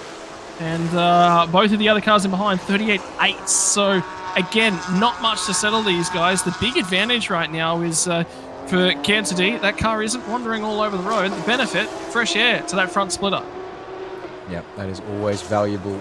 Even though these Porsche Cup cars are trimmed out in terms of downforce, not designed to have a ton going on with them, despite, yes, they're GT3 based, but yeah, simplified rear wings, simplified diffuser, simplified front aero. Still, every little bit counts. And so, yeah, Kansas is certainly taking advantage, it seems. That's a little wide there from Tenart. Maybe trying to get it to cut back for turn 7 there and get a better entry, but it just seems to lose him a couple of car length or so on Cantady as they can't play from turns 8 and 9. Double right-handers here to send us back towards the start finish complex and pit complex. So it was a little wide from Cantady there, I think, as well. Whilst we check in with our race leader in GT4, Grant here, who's almost 2 seconds on It's none in behind him in second. It's a little spaced down here for our GT3 class in this race so far. Well, at the moment, I mean, second, third, and fourth, I think, in this category, are all actually consistently really close in behind each other. So it's not a huge deal. If you have a look at the top four of this GT4 category, there's actually only 5.5 seconds that separates the entire field. There's less than a second as well between fifth and sixth out on track. So whilst the GT4 categories, they might be a touch more spread, there's nothing in that. The category itself is absolutely still alive, and as the race sort of continues, it's being led by the Toyota Supra at this point in time. It's Porsche dominance in behind it, and the two Mercedes-Benzes as well. Really kind of organised themselves, both classes, by car. Well, we don't want all that now, do we? Surely? That implies there's some kind of balance of performance. Well, balance. I was going to say it more implies some kind of sort of performance tiers, if you will, as we look here at the number 99 Mercedes-AMG. Currently has Decathorn behind the wheel, powering out at the final turn and trying to get after those two Porsche Caymans in front of him. Does have plenty of margin behind, so that wide feels a 44 entry of Gujarat. And there's at least there's Caymans and two more Caymans that ran out the field in behind him. To say, I think, Dan, just thinking back as well, do you remember back to Bang Sen? And, one of the biggest things I think for this Toyota Gazoo Racing Team Thailand this weekend is they've just crowned themselves the GT3 champion. This is a phenomenal success from that outfit, because do you remember back at Bang Sen what we were celebrating was the success of the Toyota Gazoo Racing Team Thailand at the Nürburgring 24 Hour as well. So, a team and an outfit with an incredible amount of pedigree. And yeah, look, some might say, well, there was some luck involved, but at the same time, they, not outside of track limits. We've walked away from this weekend with track limits on our noses and in our ears at this point in time, as the Fire Monkey outfit try and apply some pressure now to the ailing Moncol Motorsports number 15. Had a broken front left upright yesterday, and a wheel dangling off the car at the end of turn one, and the first of our lapped cars starting to be caught by the Super Trofeo at this point in time. And but it's been a successful 2023 for Toyota Gazoo Racing Team Thailand. Yeah, it sure has indeed. In fact, actually back at Bunsen, a whole, not just noted by us, because whole celebration of their success this year, which was just one of their successes at the Nürburgring 24. A credit to that team, and now able to wrap up the year with a success back at home in the GT3 category as well, taking out the top honours there. This dueling here between the 15 Moncol Motorsports and the Fire Monkey Motorsport entry is looking very interesting indeed. It's Sean Thong. Probably Sean Tong, isn't it? Because that one there. While all of this has been happening, I've just noticed we've got a lot of warnings come through for black flags. So actually, let me count them. I count 7 cars have been warned for black flags. Now, we did mark off already 2 of them. Actually, we've had 7 come in as a result. So it's been an interesting race, and I think maybe Stuart's having to catch up after what happened on lap 1, where, as I've seen in the chat, no one seems to be running the standard racing line within the white lines at turn 1. It's apparently optional. Well, it's the safest way. How do you leave the most room for everyone else? We use all of the track's extra circuit boundaries to get all the way down in there. And this Fire Monkey outfit's starting to really look good on the run into turn number 5. That's where they look the most strong. And then the entry to 6 as well. The Moncol Motorsports car might be struggling at the front end for a little bit of grip and a little bit of turn in at 5 and at 6, and that's where they're starting to pounce. And now the fighting in the GT4 category start to spice up as well. The championship rivals, the 88 and the 99, battling each other out, and the Mercedes-Benz might have got the horses to the floor just a little bit better in the final corners. The 3-way stoush for second on the road in the GT4 category, and defending to the inside, covering it off is Shannon Decathlon right there and ready to pounce if any mistakes should be made by that Porsche. I mean, just focusing on good lines, you'd think, but then also very much hungry for the slipstream. Can he get to the inside? No, going to have to go a long way around in the 99 if he wants this spot at the hairpin. Also got the blinkers on a little bit there, it seems. And then, oh, they're in deep, very deep indeed there. That's actually torched the rears on the 88 B-Quik Absolute Racing Cayman, and that will be enough to exchange the positions there between those two cars. I'll be pretty happy about that. Channel on there, maybe just suck it into overly aggressively defending that spot, and as a result, it takes a bit of a short-term pain for it. You absolutely know that that flash of that lights was just to fill the mirror of the 88 as much as he possibly could for Decathlon. He's gone searching for a spot to be robbed, and the 88 has been found wanting very deep. My word, that was deep down at turn number 3. Either way, it's now been decided, and for the 77 car of Afik, comes across 3 cars, all line astern, as he comes through turn number 7 and 8, and the run down through turn number 9. So finally manages to make his way around the first of the Porsches. There's nothing to do here. It's just it's a one-line groove, unless you can get alongside, and he's looking for the overlap, looking left, looking right, finally gets the power to the floor, and now covering is the 59 car, and there'll be a Lamborghini Super Trofeo will be trying to slot in the middle of this, and for Afik is really trying to use all his years of mastery of navigating the multi-class, and I'll tell you what, isn't that just a sight to see of multi-class racing that we all love to see right the world over, Dan, because that is it right there. I'm worried now because there's 3 Porsches coming the way of this little group, and this is going to be tricky to navigate the next 5 minutes or so. It could be, yeah, and it'll come down to exactly as you said how these guys are going to go. There's another little flash of that lower strip of lights, and in fact, very deep under brakes. Oh, that took a little deep there. Wobble from Decathlon in the number 99 Mercedes, but somehow able to keep it together and almost get up alongside the 59 of Nunn.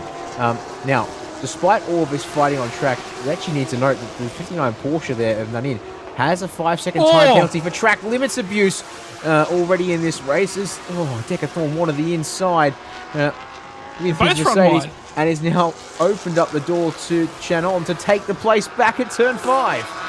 And did you see that? He had to bail out of the throttle. He was ready to get back to the gas in the 99 there as well, and he couldn't do it because all of a sudden, out of nowhere, Shannon's found that Porsche and parked it right down on the apex, and then the 59 slow as well. Shannon's looking for an opportunity. The 59 is struggling on the brakes right now, and I wonder whether or not there wasn't contact on the run down to turn number 8 as they tip it in now at 9. And here comes the Porsche Cup cars. They're going to be in the background there, side by side, through 9, through 10. And have a look at Decathlon, who's going to be trying to line this one up as well. So Shannon and the 59 entry with Nannon at the wheel, and here comes the first of the Porsches as well, and blocking them all the way to the inside. They were 3 wide for a moment. They're still 3 wide to the outside. Back comes through the 99 car. Decathlon gets that spot back away. It's now going to be Nannon, Decathlon, and Shannon as they cut their way through. And the Porsche Cup cars are still coming. It's not decided because Shannon was looking to go side by side. Here comes the 17 car. Sorry, the 10, the 15 and the 10 as well now to the inside at turn number 1, trying to get the power down. And this could be the opportunity the Fire Monkey Motorsports car was looking for. I mean, they all got all kinds of crossed up there with our GTM Porsche Cup cars, trying to find a way through the GT4 traffic. It looks like that might not be an option here because they're both in deep, clearing that Cayman. And in fact, they've both got in so deep they almost crossed each other up and actually chopped their 59 Cayman there a bit there on the exit of turn 3. We'll keep an eye here on these 2 Cup cars. Simon Tong right up the gearbox here of Tennant as they try and get something figured out here. We're coming up towards the compulsory pit window as well in this race. Looks like through turn 4 there, Tennant does enough to protect the position for now. And turn 5 not enough, although he's a little wide through 6. Which does that give an option here for Simon Tong as they come through then the right-hander of turn 7. Close, but I don't think quite enough as he runs that curve right down the middle of the car. Yeah, split up, sitting on that curve as they run down into turn number 8. Now the tip in at 9 and continuing to harass the back end here. The Fire Monkey car all over the Moncol Motorsports number 15 and wiggling all the way through turn number 10. So those rear tyres have now been absolutely superheated for the number 15 Moncol Motorsports car, and here comes the Fire Monkey entry. It was a slow starter, wasn't quick in the early phases of the race, and now look at the response as they go toe-to-toe. We've seen the utmost that Thailand's got to offer in terms of the multi-class racing. Look in the background as well. It's not resolved itself. No, the GT4 racing is far from done as well. And then this fight for currently third, as Candide's been able to break away before they hit the traffic there. As we've still got there these GTM cars trying to clear our GT4 leaders and be on their merry way once again. It's through turn 3 once again. Both drivers, Seth Martin, Simon Tom, fairly even on that occasion, although plenty of headlight flashes now coming from the number 10. Definitely not afraid to try and play the games. Looks like that tonight, certainly keeping eyes forward, although he'll now lunge up the inside of our GT4, who actually quite wisely says, yeah, I'm leading the class, I'm under zero pressure, let me just step aside for you. Well, it was a perfect opportunity for it as well, like heaps of space, heaps of room, and cost himself, a couple tenths as opposed to the rest of those guys. But how desperate was that lunge from Sean Thong, who was trying to get down the inside and trying to get racing. They nearly made contact with the GT4 cars. For the 88 car, Shannon, who's just hanging on to the back end of Decathlon at this point in time, a 5-second time penalty, that was contact then to the Moncol car. So now Sean Thong has not just said, hey, I'm sick of sitting here, he's now starting to tap out a little bit of a hurry up. Does somebody want to break out the old Morse code? Because I get the feeling that Tenart's going to need someone on the pit wall to start decoding that message for him. Yeah, well, one more lap at the very least here. Pit window opens in 10 seconds time. When we hit that marker, as there's this scrap still going for second in GT4 as they go around the final turn. The pit window is officially open. Will we have any takers straight away? I guess I'm not too sure just yet as we watch this group fight. Unfortunately, 59. In fact, actually, 59 and 88 both have time penalties, and this is pretty recent too. It looks like 99 also picked up a time penalty. So hey, boys, it's on. Hang on. You're all fight. You're all on even footing. Just that you've also got yourselves all penalties by doing so. As our first pit stop of the race within the window is going to be the number 33 991 generation Porsche Cup car, and looks like Jack Fan will be handing that car over to Pao Fong as they bring it up to their pits there towards the front of the lane. So I'll get to work on that car. Dan, you said towards the tail end of that GT3 race that you were starting to lose a little bit of energy. I get the feeling the last 45 minutes might have just revived you, because I'm revived. We've gone from a couple of races that were sort of bleeding off into obscurity, and all of a sudden, in the last couple of races, the last couple of outfits, and the last times we moved to the circuit for the Thailand Super Series for 2023, we've got a 3-car battle in GT4. We had a 3-car battle in GTM for a little bit of time, and it's not resolved itself just as of yet as well. And a championship defined in the dying stages of a GT3 race. It's been an awesome weekend for Buriram. My word. All of a sudden, I think I'm going to have to buy a GT4 if I can afford it. That's a bold suggestion to upgrade yourself that way. As there we go. Actually, we'll take the opportunity to peel for the pit entry there. So, not a bad call there from the 99 Decathlon to lose as little time as possible by just hanging it out wide and throwing it into the pits. Get himself also out of that battle pack that had been brewing. There's your first pit stop complete. The 33 will head back out onto the circuit. They'll now have Pao Thong on board as Ferrari Challenge entry will come into the pit lane as well, number 25. So that had, I believe it had Canter Stack on board, and it will now have, that says Kitapol on there. And I don't see up. Check the interest on that one there again. Make sure I'm not. I wonder whether or not Superkit was, the last timing revision that car was that Superkit was supposed to get in, and the timing charts I've got actually said that the Superkit was the secondary driver on that one. So the Singer Motorsport Team Thailand Ferrari 48 Challenge car might have some updates coming to you on the 25 entry. In the meantime, though, leading the way is Afiq Yazid, the Malaysian driver, the silver-rated international standard driver for Vitana PFC Motorsports Lamborghini Super Trofeo.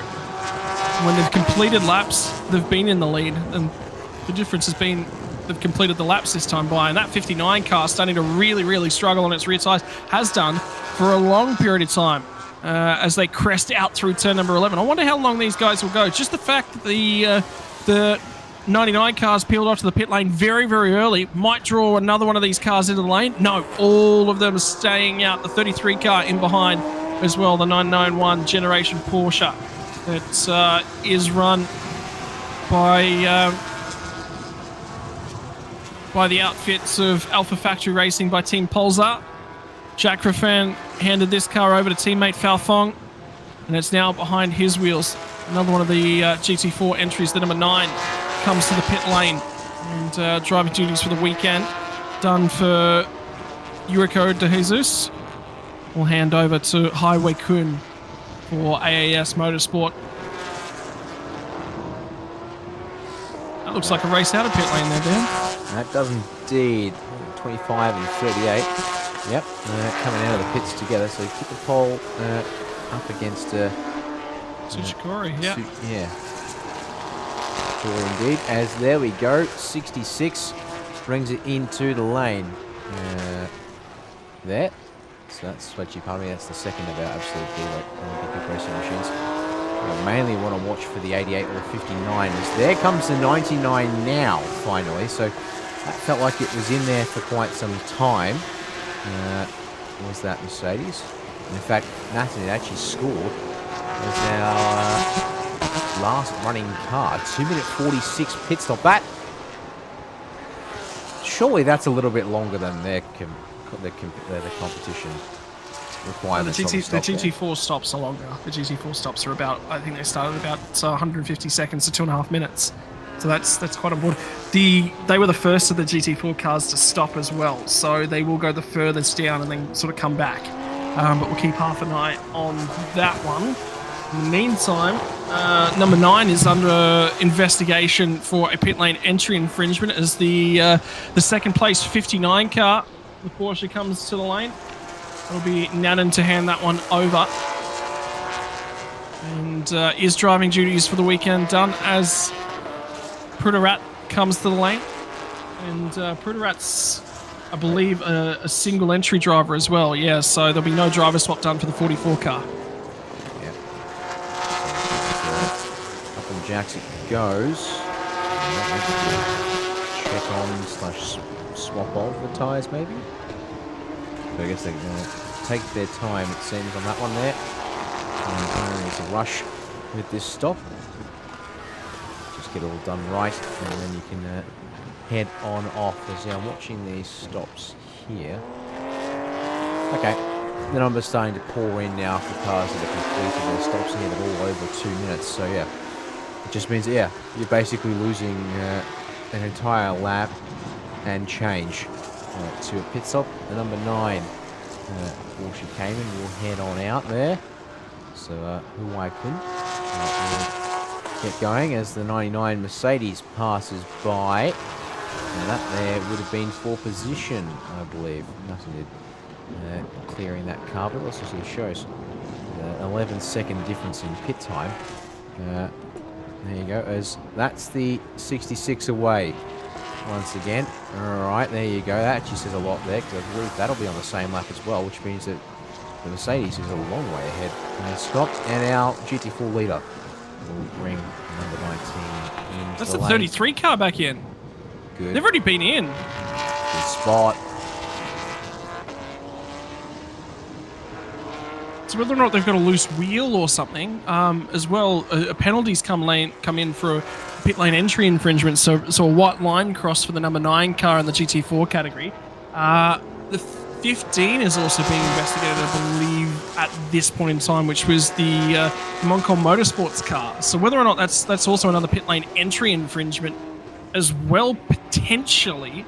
And when that sort of stuff flashes up on the timing screen, I haven't seen it investigated and then no penalty being issued. So I get the feeling for the number 15 that they are probably in a little bit of strife. 27 minutes left on the clock. Final 2 minutes of the pit lane window brings the Afik Saravit Lamborghini Super Trofeo number 77 to the pit lane on behalf, and indeed I think everyone now is just going to be diving into pit lane. So the Vitana PSC Motorsports car comes into the lane, as does your second place car. The 17 will have Cantadi behind the wheel, who will hand over to Natachak now for AAS Motorsport in the 992 Cup car. And that, I think, is going to cleanse the entire field in terms of the pit stops at this point in time. 77, 17, and 10. So the Fire Monkey outfit are also in with their Hong Kong drivers. They'll swap over from Sean Thong and hand that one over to Simon Chan. For the Fire Monkey outfit, silver driver across to bronze driver. 25 car is the only car in this field that isn't a silver and bronze pairing. Actually, my apologies. They're silver for the 25 Singer Motorsports Team Thailand Ferrari 488 Challenge car. Nata Vude in the 24 is a single driver bronze entry, and the 33 car, the 991 generation car, we've seen make 2 transits down the pit lane, a bronze and bronze combination. So in terms of things, every other combination, this silver driver's just gotten out of the car and handed over to the bronze rated driver. Well, let's see how that plays out in this remaining part of those 30 seconds left for any cars that need to come in the pits, but not everyone's come in at least once, so looks like we are all good there. And the pit window will close without any further fanfare there, at least. There we go. Number 77, Saravut now behind the wheel for Tana PSC Motorsport entry. They can carry on their happy way at the front of the field. Number 19 will now have Supcom behind the wheel of the Toyota Supra GT4, and then we'll just have to wait for the timing to confirm once they're all back out and circulating exactly what our margins are like. But that looks to be P1 Mercedes. and P2 there, yeah. So the 88 Mercedes have Natanid now, looking to be in a very comfortable position. Well, it's the 99 Mercedes, actually. Yep. So they've jumped up into P2, and it's going to be the 19 that leads the way. But that margin's closed up a little bit through the pit lane cycle. You just see the Sunoco coloured Mercedes flash through in the background of that shot, looking back from halfway down the straight between turn 3 and turn 4. And there's another Lexus that's in the middle there, but that's your GTM category car. So for the 99, everything is still in play here for them to come away and try and steal a race win. Sorry, my apologies, the 88 potentially come away and steal a race win. There goes the Lexus GTM, and we'll get through down the inside. Tiptoeing around for this 19 car. Very, very gentle indeed, yeah. They're not up to speed. There is something wrong for sure with that car. You think so? Because, yeah, that 99 Mercedes is about to go straight by him, and that's not ideal. Now, the 99 does have a 5-second post-race time penalty for exceeding track limits, but that will play out later on. Play out at the end of the race, but, yep, a bit of trouble there, it seems, as Saravut, though, looking pretty happy at the front of the field. He's already gone past. And yeah, indeed. But I tell you what, we'll see this timing update here in a sec. Yeah, Nat Ned's just gone by, Sudapong. So the number 19 car's just been overtaken for the race lead. And it's the 99 and the Mercedes-Benz and the YK Motorsports BBR by Sunoco colours who accepts the race lead in GT4. That car was just supremely slow. Yeah, now we've got to wait and see if it'll switch on. Or if it's going to lose more time, because that's not ideal at all. 5 seconds is a little bit of margin to play with, but you're going from pretty comfortably in the lead to all of a sudden being, relatively speaking, feels like nowhere. But I'll try and keep you posted on that one there as we watch Saravut there. Just extending the track a little bit out of turn number 7. Almost doing the same at turn 8, but keeping some wheels on the curb there that time. But a healthy looking margin, that's for sure, for this machine. And Vude actually critically. In his pit stop, thanks to taking a much shorter stop than everyone else in the GTM class, able to jump up to second ahead of our Porsche 992 Cup cars. Okay, and there we go. So there is another video speaking of. In terms of the overall pace of these cars from yesterday, from the qualifying sessions when they had the bronze-rated drivers in, Natavude was actually the fastest out of everyone in qualifying sessions. So he led us away from pole yesterday, had the incident in turn 1, which meant he didn't finish the race. And well, the way that all works is that if you don't finish the race, you're not eligible for success ballast. The problem they've got is that the 77 also didn't finish the race as well. So effectively, those two cars have been relatively close together. Although I've just had something flash up on the timing screen as well. It says the 77's pit stop is under investigation. So, same sort of thing. It doesn't get past to the stewards to have a look at that one until somebody's actually noticed something, and wouldn't be brought to their attention. We wouldn't be receiving a notification without there something being going on. So I wonder whether or not that 15 seconds something may happen to that pit stop time, and we might see some sort of time penalty being. And it has been a weekend, albeit there's not been a huge deal of carnage, I would say, necessarily across the categories. There hasn't really been a huge deal of contact. There's nothing being car to car for the stewards to review. They have had a busy weekend making sure that all of the regulations have been followed, Dan. And it's the minor little things that a lot of these cars, a lot of these teams can look to try and clean up, and their targets for 2024. Stay out of the steward's office would be my recommendation. Just maybe, actually, to update you on that there, it's actually the 77 pit stop is under investigation. Their pit stop at a minute 59 looks to be about within the window for our GTM cars. It was the fact that, for Natavude in second place, the stop was pretty quick. The 77's also got a warning for exceeding track limits, much like the 25 there, marked on screen. Hit a pole behind the wheel of one of our, it's our Ferrari 48 Challenge, thanks to Singer Team Thailand. So that's another one to keep in mind there as well. And I'm being told to expect even more things to come through, as I'm seeing a warning for the 17 entry of Nutachak and Cantor D, as I think that was within the limits there for the 77. It was the corner before. Could check out the record. Unless maybe both of them together count as enough to flag.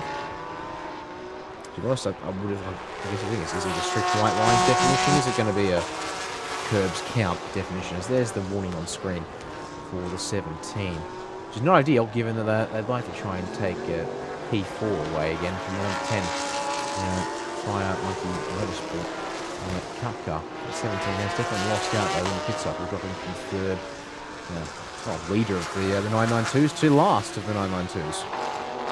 It's worthwhile mentioning because we had those three cars in the early phase of the race, all sort of relatively attached to each other, and the 17 car as well was the third of the cars not to finish the race yesterday. So actually didn't have any success time added to their pit stop. So in terms of things, it just looks to be a little bit of a slower stop.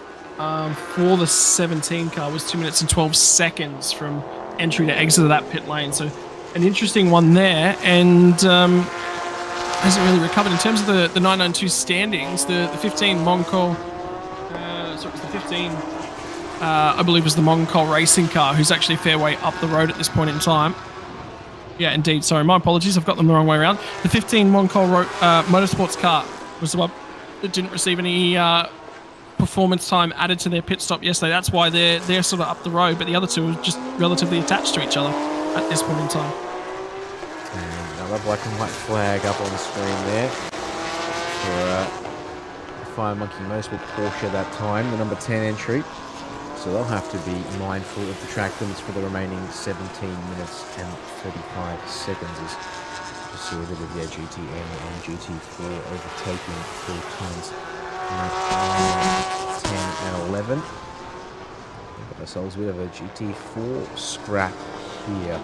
There's number 19 with Superpong behind the wheel has gotten up to speed, but now got a Holway Kun and Gujarat in behind now. So this is a proper three-way scrap for second place in the GT4 class. Yeah, Pritorat was actually 2 seconds faster than both of these guys the last time by, so supreme amounts of speed in the 44 Mercedes at this point in time. And for the AIM Motorsports Mercedes-Benz AMG, they are attempting to see if they can find their way past the Toyota Gazoo Racing Team car, and also that of the team number 9 car as well for AAS Motorsport. You can just see it under braking. Mercedes looks exceptionally good right now, ranging right up on the rear bumper now of the number 9 entry. And we are going to have ourselves a scrap as Ho Wai Kun tries to hold off Pritorat, the background of this one. And don't forget that Sudapong is the driver at the lead of this trio. Looking for a way past this. He's just looking for the overlap, and the 9 car covering the apex very, very well. Might not necessarily be exceptionally quick when he gets there, but there's no holes opening up for that 44 car, and his focus looks to be really looking to try and preserve that car and look after it. You know, no contact, no damage. So yeah, indeed, it was just the right amount of defense without being too compromised through that part of the track. So it's good to see.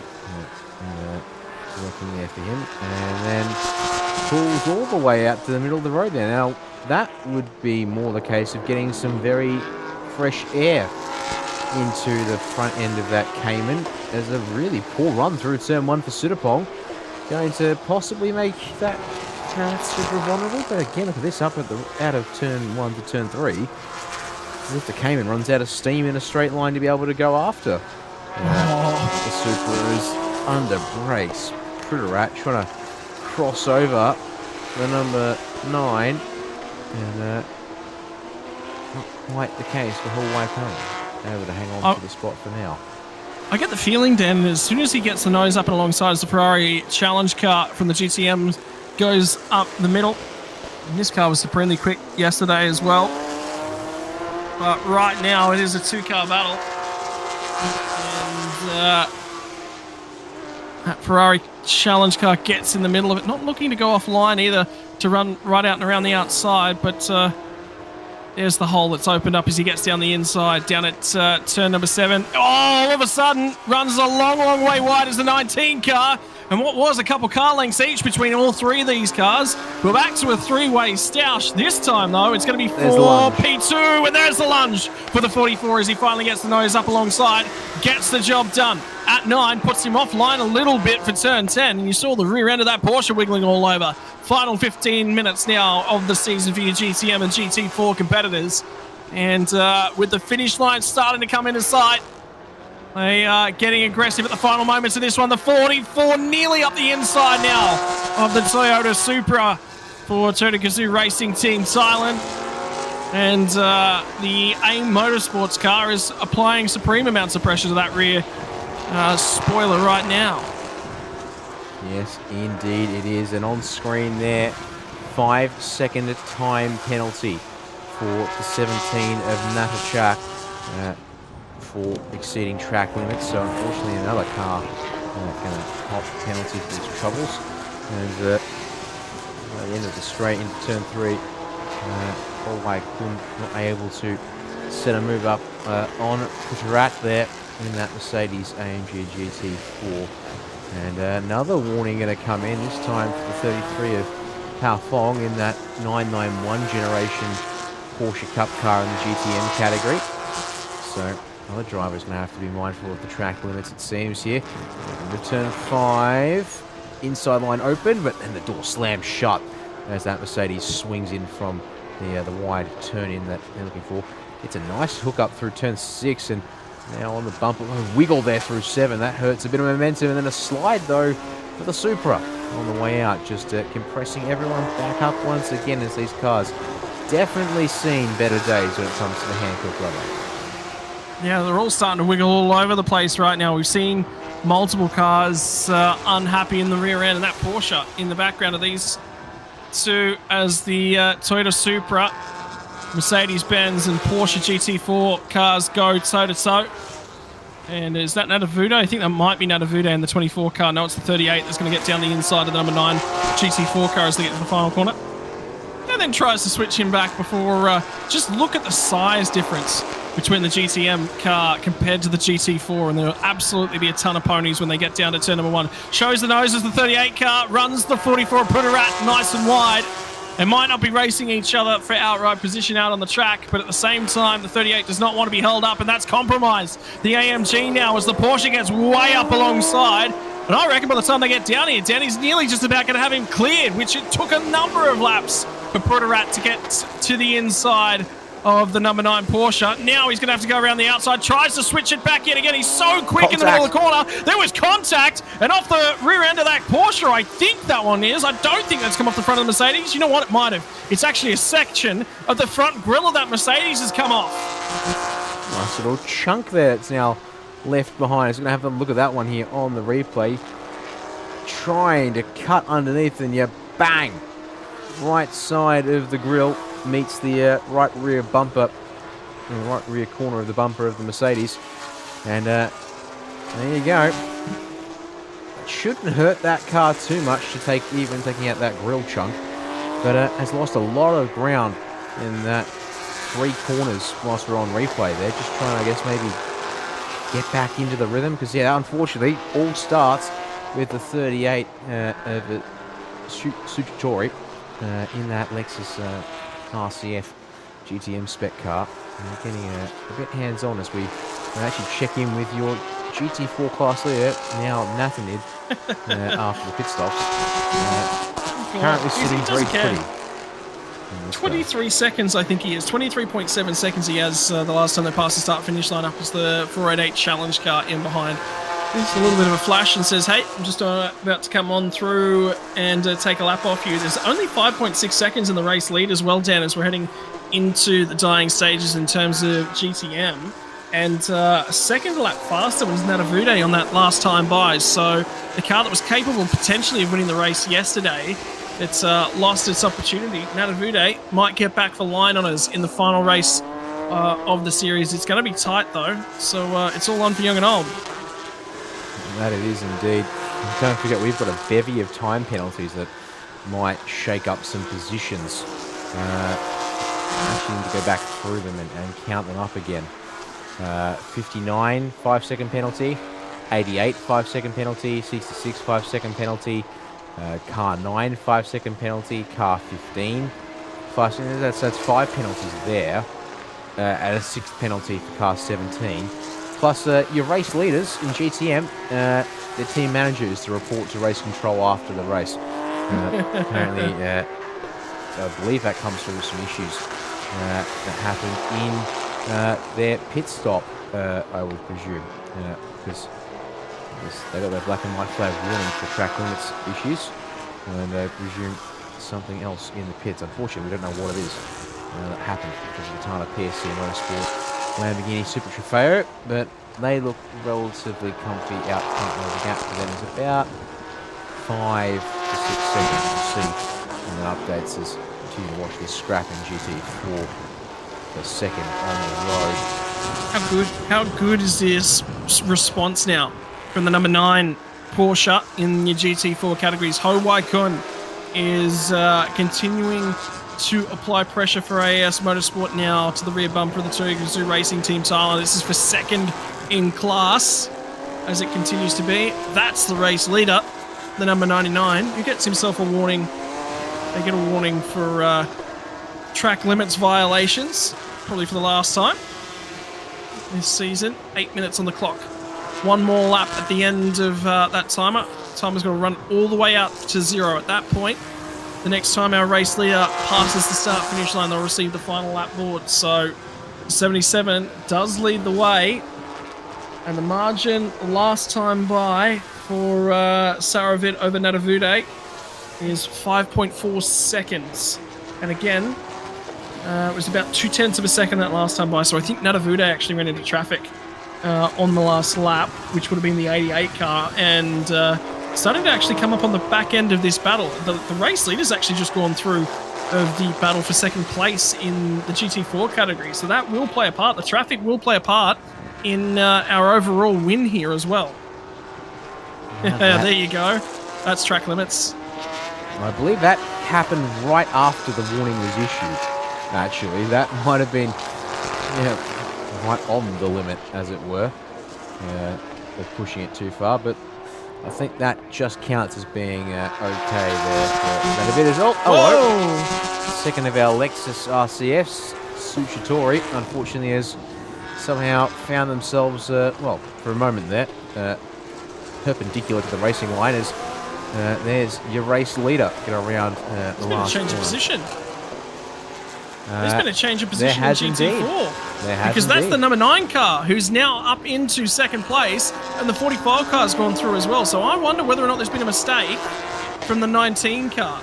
And that'll tell the story of what happened. So it was all on their own for the 38 Lexus. And then everyone else was coming on back through in the background.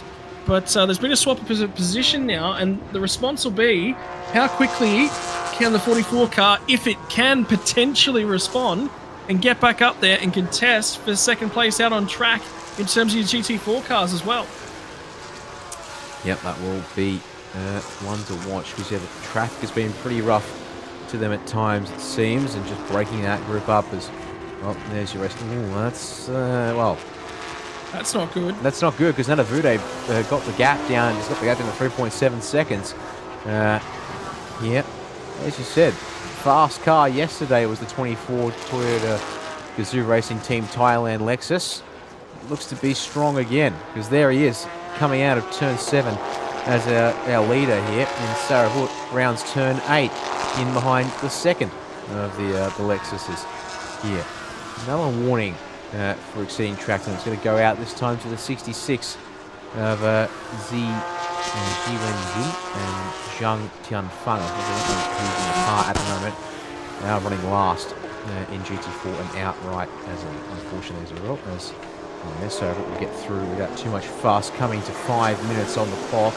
We'll get there just after crossing the line. There's Nadavude, and let's look at the lap times. 141.185 for Saravut, a 139.963 gap, 2.5 seconds. That one is very much up for grabs. I would say there'll be at least a lap, maybe 2, for Nadavude if he can clear his lapsed teammate here fairly promptly. Have a look at the rear wing wiggling around in a bit of the breeze and the downforce that's being applied to the rear end of the Lexus RCF. The 24 written all over it. Like we said earlier in the piece, it's been a successful year for Toyota Gazoo Racing Team Thailand. At the end of that GT3 race, they didn't know that they'd won a GT3 title. By the end of this one, Nadavude is going to be right on the rear bumper now of Saravut. You get the feeling there's going to be 3 more laps at the conclusion of this one. I just don't think we'll squeak the 4th one in as they run off of turn 6, now back through the right-hander at turn number 7. The run down to turn number 8. And, yeah, Nadavude is absolutely coming. He's getting closer. The sector times are good for the driver of the 24. It took about half a second out of our race leader in the middle sector.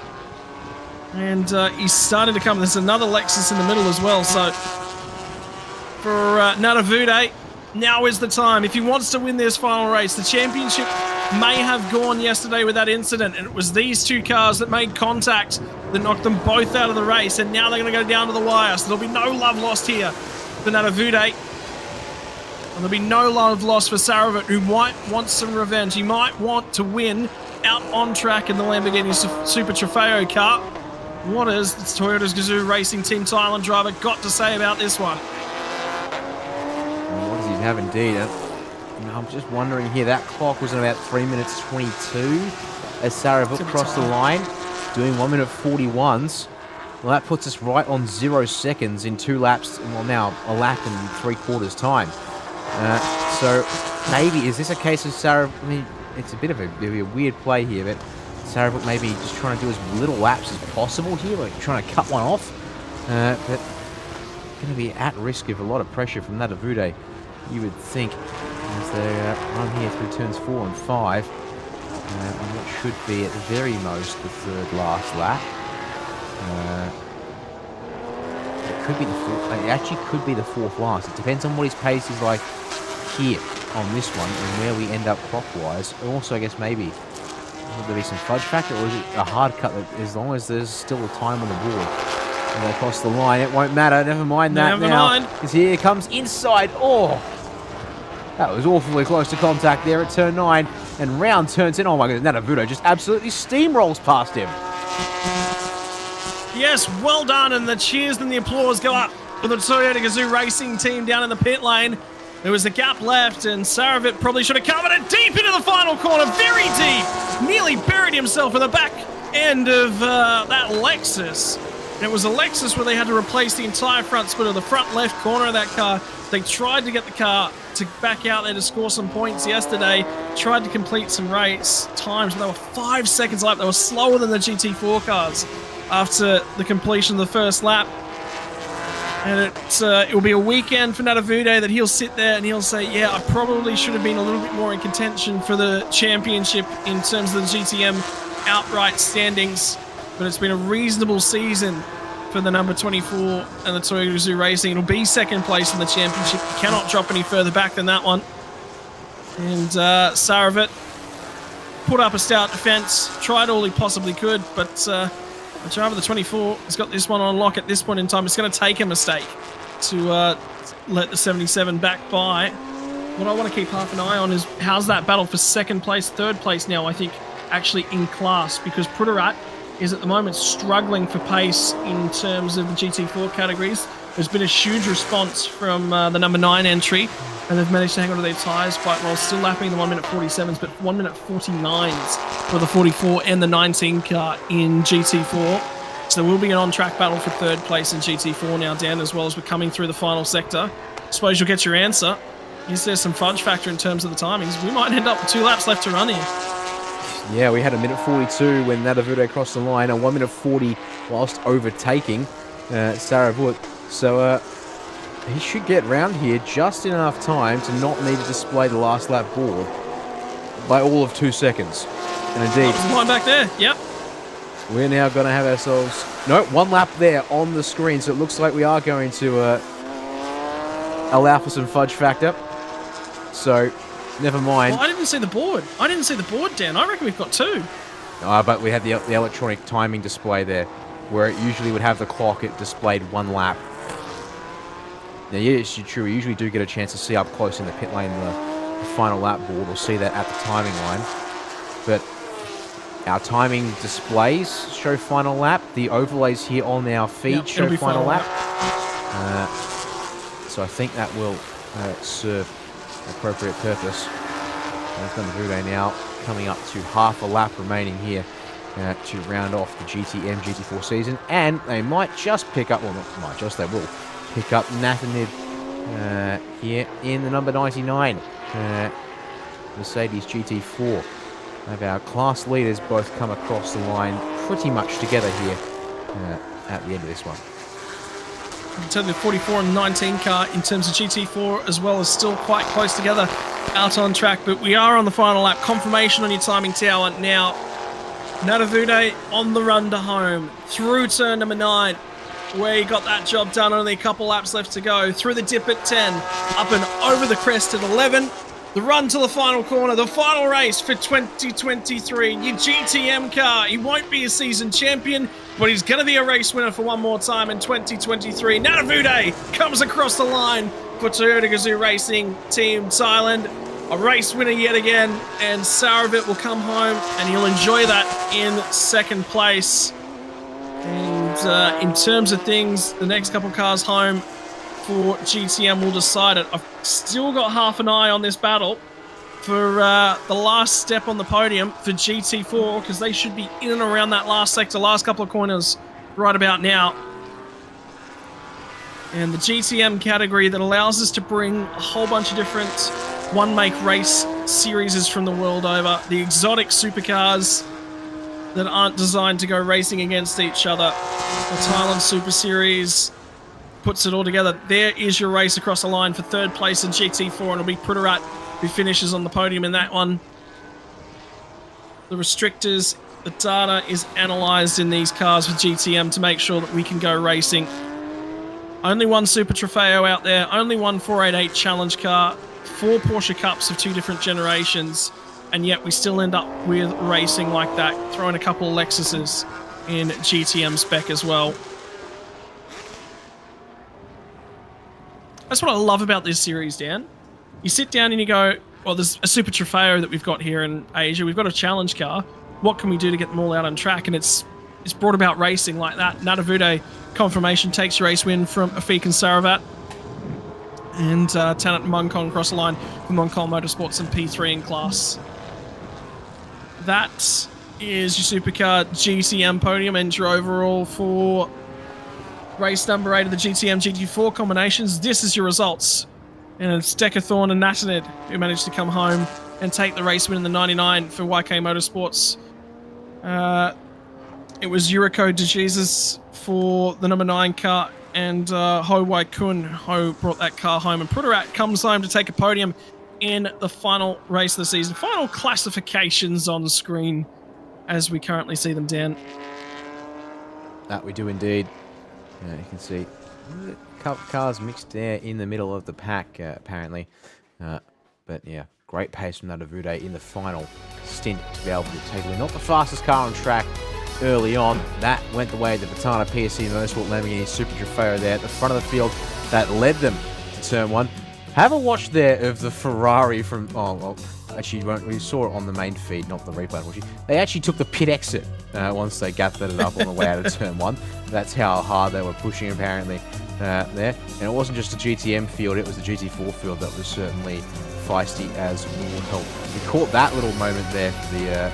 so maybe one of the crew members of the 77, which is at a point where, well, I didn't see that there was any issues with this car and no stress whatsoever.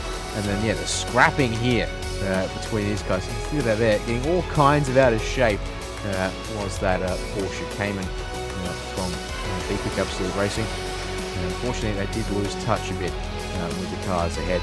They were fighting for 60-minute race, compulsory pit stops, and driver changes for most of the teams. Only a couple of exceptions to that rule. In terms of the swaps, there's another little wiggle moment for that Porsche Cayman. I don't think we caught that one live, Scott, but definitely had a moment. There was a little bit of contact for the race, it seems, between our GT4 cars, and then unfortunately a solo spin for the second of the Lexus RCF GTMs. That's me. If there was anyone in the field that most embodied what I'd look like in a race car, it was the 38 there at the tail end. In terms of things, the Super Trofeo, we'd missed that as well. That never flashed across our screens for the 33 car. They did actually have 2 tours down the pit lane, and that was the moment for Nadavude where he came through. Teams celebrated in style as they crossed the line to win the final race of the season for the GTM GT4 Championship as well. And wasn't it a stunner, Dan? That was great racing. GT4 and GTM both had significant battles up and down the field.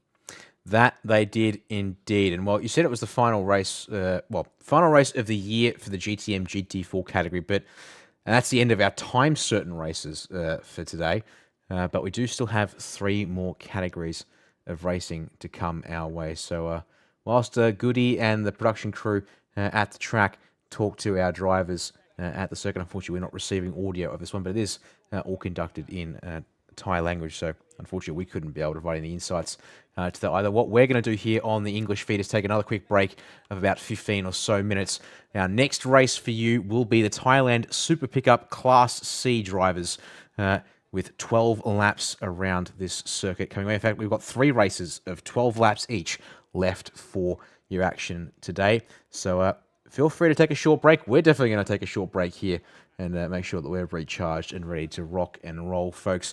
Because, yeah, coming into some of the interesting bits and pieces when it especially comes to Super Pickup. At least it was pretty interesting when when I saw it at Bungsen. I'm going to hope it's similarly interesting. Oh, yeah. Here at the Chang International. And also you said that the variable boost dials might be a little more interesting.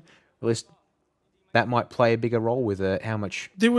My only concern is that I think from the 27 cars in the A and B classes of the Super Pickups, I think we lost about 9-10 cars yesterday within the race with sorts of engine blowups. We did see some more from the C-class drivers, but it wasn't quite as many. There was only 22 starters in the C category. They actually have to split them up. The A and B class drivers, they sort of put them together because there's a little bit less, they don't have to run 3 separate categories across the day because they just run out of time. So, but yeah, they do have 3 classes effectively going in the Super Pickups. But yeah, there was a lot of pressure, I think, being put on drive lines, drive shafts yesterday. Well, we're also being told that it's quite possible that, we actually Did we have points on GT4 before we got started today? Apparently it might have gone the way of the B-Quik Absolute Racing number 88 for winning the driver's title there. What we might do, as I said, we'll take 15 minutes here on the English broadcast to quick recharge and get ourselves ready for Thailand Super Pickup. Get some confirmations on things like championships for the GTM GT4 cars as well. And then we'll be back with you right here. So if you need a break, feel free to grab a break as well. But we'll be here ready for you in about 15 minutes' time.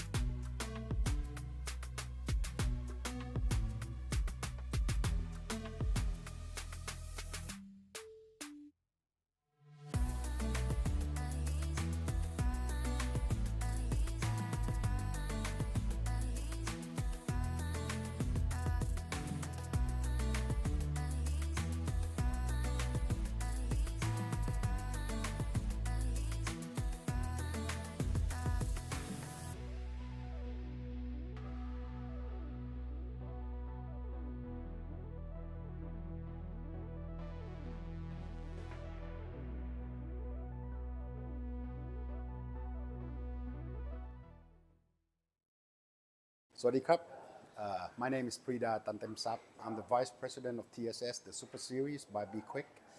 Taking you to the world-class race control that we're having in Buriram circuit. You can see that everything is equipped, fully equipped, just like in many race control in the international events. Here, sitting with us in the race control, our doctor who will be responsible for watching what's happening on the track, and if there's an incident, unfortunate incident, that he will look into what will the doctor on site will be expecting to see. Pong will be responsible for controlling the radio and giving instruction to all the marshal around the track. Craig Bear, who's our driver standard advisor. James Taylor, our race director. Kun A is our assistant to race director, who will help with the translation. Our clerk of the course, and then followed by the other staff who will be looking after of the incident and replay, giving tapes and making sure those cars that is exceeding track limits are being warned if should they over breach the track limits. This is our ASN steward, Kun Pom, our chief steward, Ricky. Next is Mark, who doesn't look like Thai, but he can speak fluent Thai and can help with the translation to the rest of the crew, who will be in charge of putting messages onto the screen, warning or black and white to the car or driving behavior, drive-through penalty, etc., etc. And hope you are enjoying what I have presented to you, and let's go from there.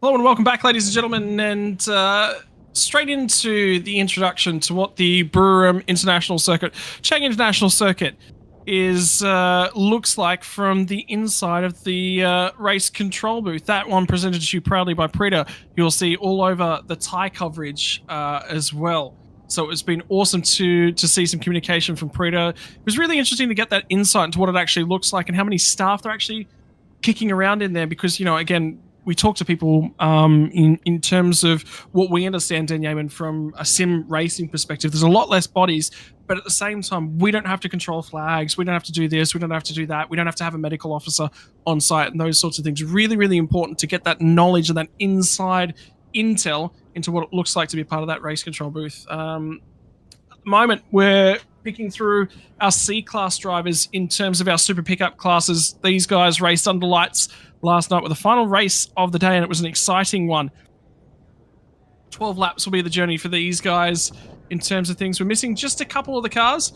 4 slots on the grid were empty, won't make the final race of their weekend in terms of things, but there'll still be 21 cars out here in terms of the Super Pickup D2 class or C class only drivers.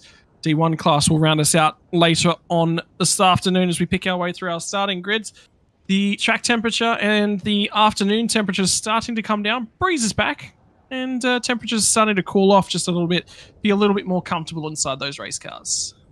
Yeah, it should be indeed. And well, yeah, these cars. Well, this is I mean, the A and the Bs might be a little, well, again, sort of a little bit more power. We'll see how they go. But drivers here in the Class C edition of our Thailand Super Pickup, we'll be looking forward to seeing how things go here. A mix of Chevrolet Colorados, Isuzu D-Max, Mitsubishi Tritons, Mazda BT50.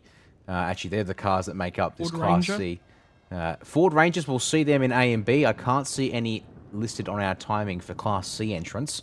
I think I just heard a siren in the background. There's some engines starting up as well there on the grid. I get the feeling we're maybe a minute or two away from the formation lap starting here. And then, yes, 12 laps of racing to come. That's our third last race for the weekend here at Buriram for the B-Quik Thailand Super Series finale in 2023. So not too long for this one here, folks. Some more information, yeah, scattered clouds rolling in apparently at the circuit. Unlikely to see any rain, however. So should be hopefully a pleasant finish to the evening. It's 20 past 7 for us on the east coast of Australia, but 20 past 3 in the afternoon if you're at the circuit or in that time zone of the world. You can see there's our couple of our empty grid spots there as we look from the grandstands down to the circuit here on the front stretch, and just waiting for the all clear to get this formation lap underway, Scott. Yep, third empty grid slot, and I believe the fourth one just in front as well. So that's the 4 spots that are missing in terms of your starting grid, as they will roll around on the warm-up lap. And for those of us who were here yesterday, that 69 car, by the way, it's 69 on all of the wrap on that truck. It's actually the 90 that's actually registered at. So when you see that 69 car, it confused me to no end yesterday afternoon when we were picking through things. Yeah, is actually the number 90 truck. In terms of things as well, the Chang International Circuit, the owner of the Chang International Circuit also owns the Buriram United football club. It's why that's called the Buriram United International Circuit, and on our timing screens you can see that one just away in the background. And the grandstand, Troy was telling us yesterday, the seats, they use the same seats in the soccer stadium. This is how they start off from the racing grid. The number 90, Sang Chai, off along the side of Chayapon, Arnafap, and Akachat on row number 2. The 18 of Kittapong and the 98 of Woodapat on row number 3. Krekpong starts from row number 4 off alongside of Tirasak for AC Delco Thailand Racing Team.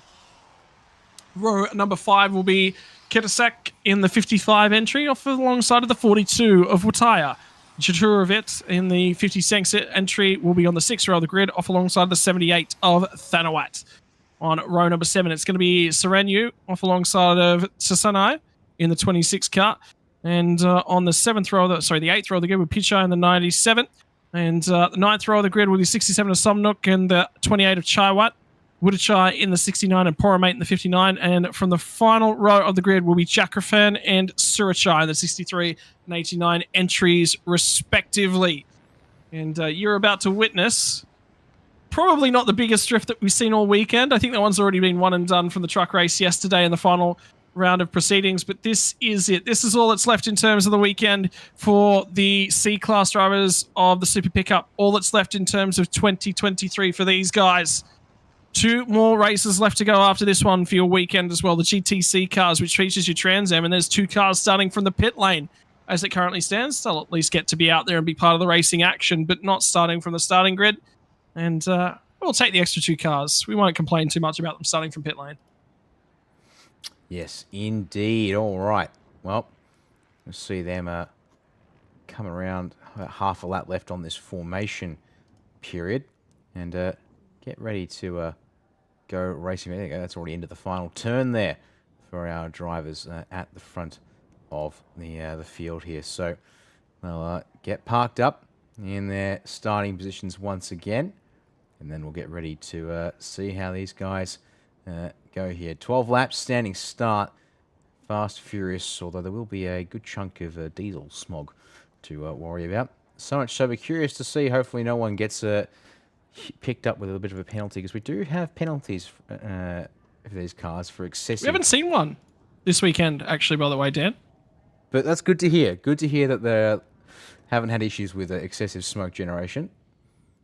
As waiting to confirm everyone's in position, as there's still the yellow flag there to the left-hand side at the rear of the grid. How good's the animation on the board going up and across the top end of things, as well as the yellow flag still at the tail end of the field. Might see this one in just a few moments be rolled away and changed to a green flag. There it is, the green flag. So it'll be 3 standing starts in the next 3 classes as we get underway. Watch the lights as they come from right to left. When we get to 5 lights on, it'll be lights off, and then we're back to green flag racing. It's your Class C Thailand Super Pickups, and who's going to get the run on the way down into turn number 1? It'll be the 90 car away from pole position off alongside of Chayapon. So Sang Chai from Chayapon, and Chayapon did not get a good get away at all in the 66 entry. Arnafap and Akachat got a really good getaway from row number 2, and they all seem to fan out as they get down through turn number 1. And look at them, they're 4 wide. Someone missed a gear on the inside there down towards the tail end of the field. And here is the super pickups. There's a cloud of soot smoke on the run down to turn number 3 for one of the most exciting categories you're likely to see all weekend long. Now look at that here. I see 3 wide there, halfway down the field. Plenty of 2 wide as well. Borderline almost 4 wide from over there. Whoa! Spinner at turn 3. It's the first time we've had a truck around, or car around this weekend. Looks like it's just going to be the one truck, AC Delco number 19. That will be Tirasak, unfortunately, going around here. Let's see if we can spot Tirasak. I think on the all the way on the inside there. Yep, and actually just locks the rear solo spin, Scott. So despite the aggression from a lot of drivers there, no contact. At least significant contact to note there. So all good for the first 5 corners as we then get a lock there from Super Pig. I wish I could spot the number on that one there, although I don't need to. There's a team called Super Pig. That'll be the number 89 of Surachai, Pen Pong, in that truck there. Yeah, and everyone managing to make their way down and through the first lap relatively unscathed. And the other thing that's worthwhile pointing out is, don't forget, these are a semi-slick. They're not out-and-out slicks. The grip levels are at a premium for these big, heavy trucks, even with a little bit of downforce attached to the rear end. And we've seen some amazing shots from the starting grid of different frames made up to attach rear wings to at the back end of those trays. Well, in the meantime, the 90 car is going to lead the way back down to the final corner and lead us across the start-finish line for the first time. So it'll be Sung Chai from Wootapat, from Kittapong, Chai Fong, Arnafap, Kruk Pong, Surachai, Poramate, Akachat, and Chaturavit. I tell you what, Akachat has dropped a number of spots, was actually up on the second row of the grid, and he's all the way down in 10th spot at this point in time as the run down to turn number 1 from the truck that certainly had a wild ride down at turn 3 yesterday in the 66 entry. And best drift of the weekend, Ward, certainly went the way of the 66 car. 89 there of Surachai. Liberal use of track limits, or lack thereof, at turn 1.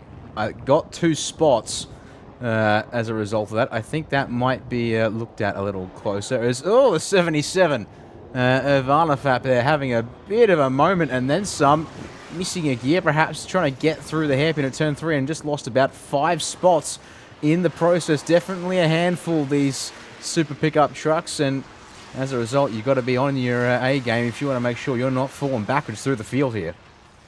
Yeah, and they'll settle themselves down on the second lap of 12 on the run down to turn number 5.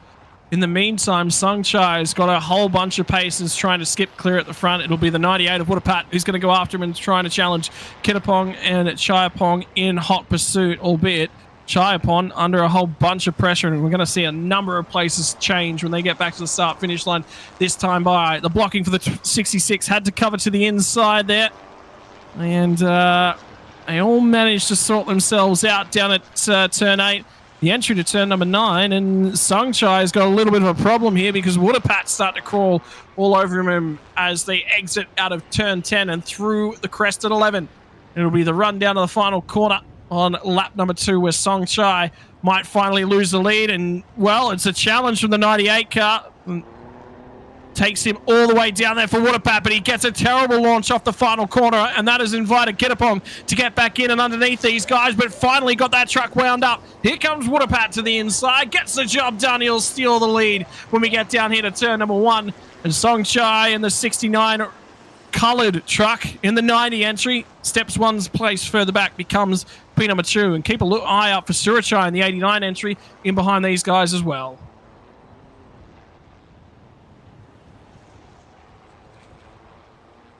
Meantime, the trucks will run down to turn number 3. Song Chai's still not given up the battle for the race lead with Wootapat. Have a look at the line that Kittapong's got to go through as they round up turn number 3. And 1 truck off to the right-hand side of our shot right there, left-hand side of the previous shot. And for Kittapong, I'd be a little bit concerned about seeing him wiggle the rear end of that car all over the place. 12 laps to go. 12 laps the duration of this race. You want to be looking after some of your tyres. Give yourself something to fight with in the dying stages of this race. Suratrai starting to make a little bit of ground back up on Kittapong as well. He'll have Poromate to dice with as they come down through turn number 6. The run to turn number 7. And for the 3 trucks from Kittapong, Suratrai and Poromate, albeit I think there might be a problem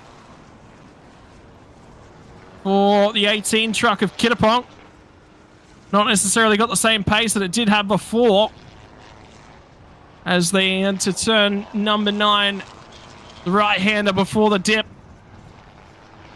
There's a lot of black smoke coming out the rear end of that car, and I wonder whether or not it's just not generating any horsepower at the moment. Yeah, that cannot be healthy. No.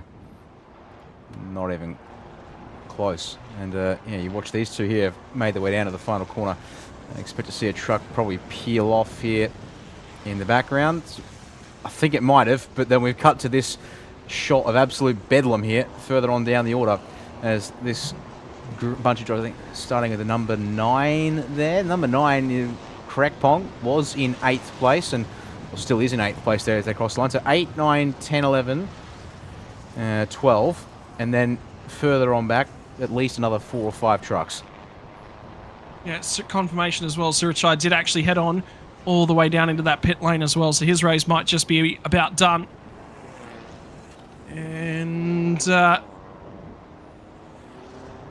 run down to turn number 3 on the current lap is going to be heavily defended because here comes a surging truck to the inside of Krogpong.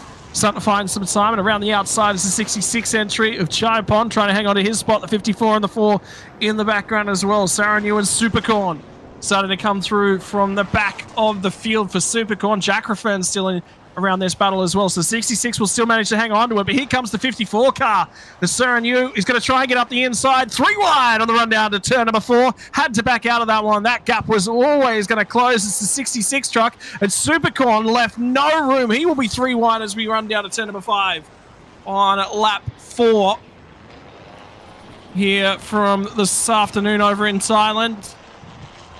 The 66 truck is not giving up any of these spots, hanging on inside the top 10. And the 9 of Krekpong starting to really apply the pressure as well. That he is indeed, as we then watch just in behind there. Was too wide, but they'll sort that one out pretty quick. That's Supercorn in the number 4 entry there for Amone D2 Motorsport. And I think getting past, well, behind him at the timing line was Jackrafen, but can't quite read the pink on that truck. It's unfortunately a bit of a hazy with 54. No, it doesn't. Yeah, I think it might have been the 54 of Saranyu. Oh, sorry, okay, he lost a couple of spots. Right, there you go. That'll answer my question there. And unfortunately, it's just like trying to get a read on some of these truck numbers. Unfortunately, this hot pink number, which I'm sure is great for visibility in person, it unfortunately is a bit hard to read at times. So I guess, and now timing only updates when they cross the start finish line as to their exact position. So it's, I guess, a bit of a curveball like so. But 4 laps in the books, 8 remaining as they work their way down towards turn 3 once again here. Looking at now the 80, is it 66? Was it there again for Chaipon? Well, we'll look further up the field here for a second. That, I think, is the 53 and 26 of, pardon me on that one, Poromat and Chaiwat as 34 of Akachat going to swing around the outside and take that. A big lock smoke there in front of them, though. Or is that out the rear? I don't think that's a lock. And the 34 car, that might be some smoke and some oil trailing out from the rear end.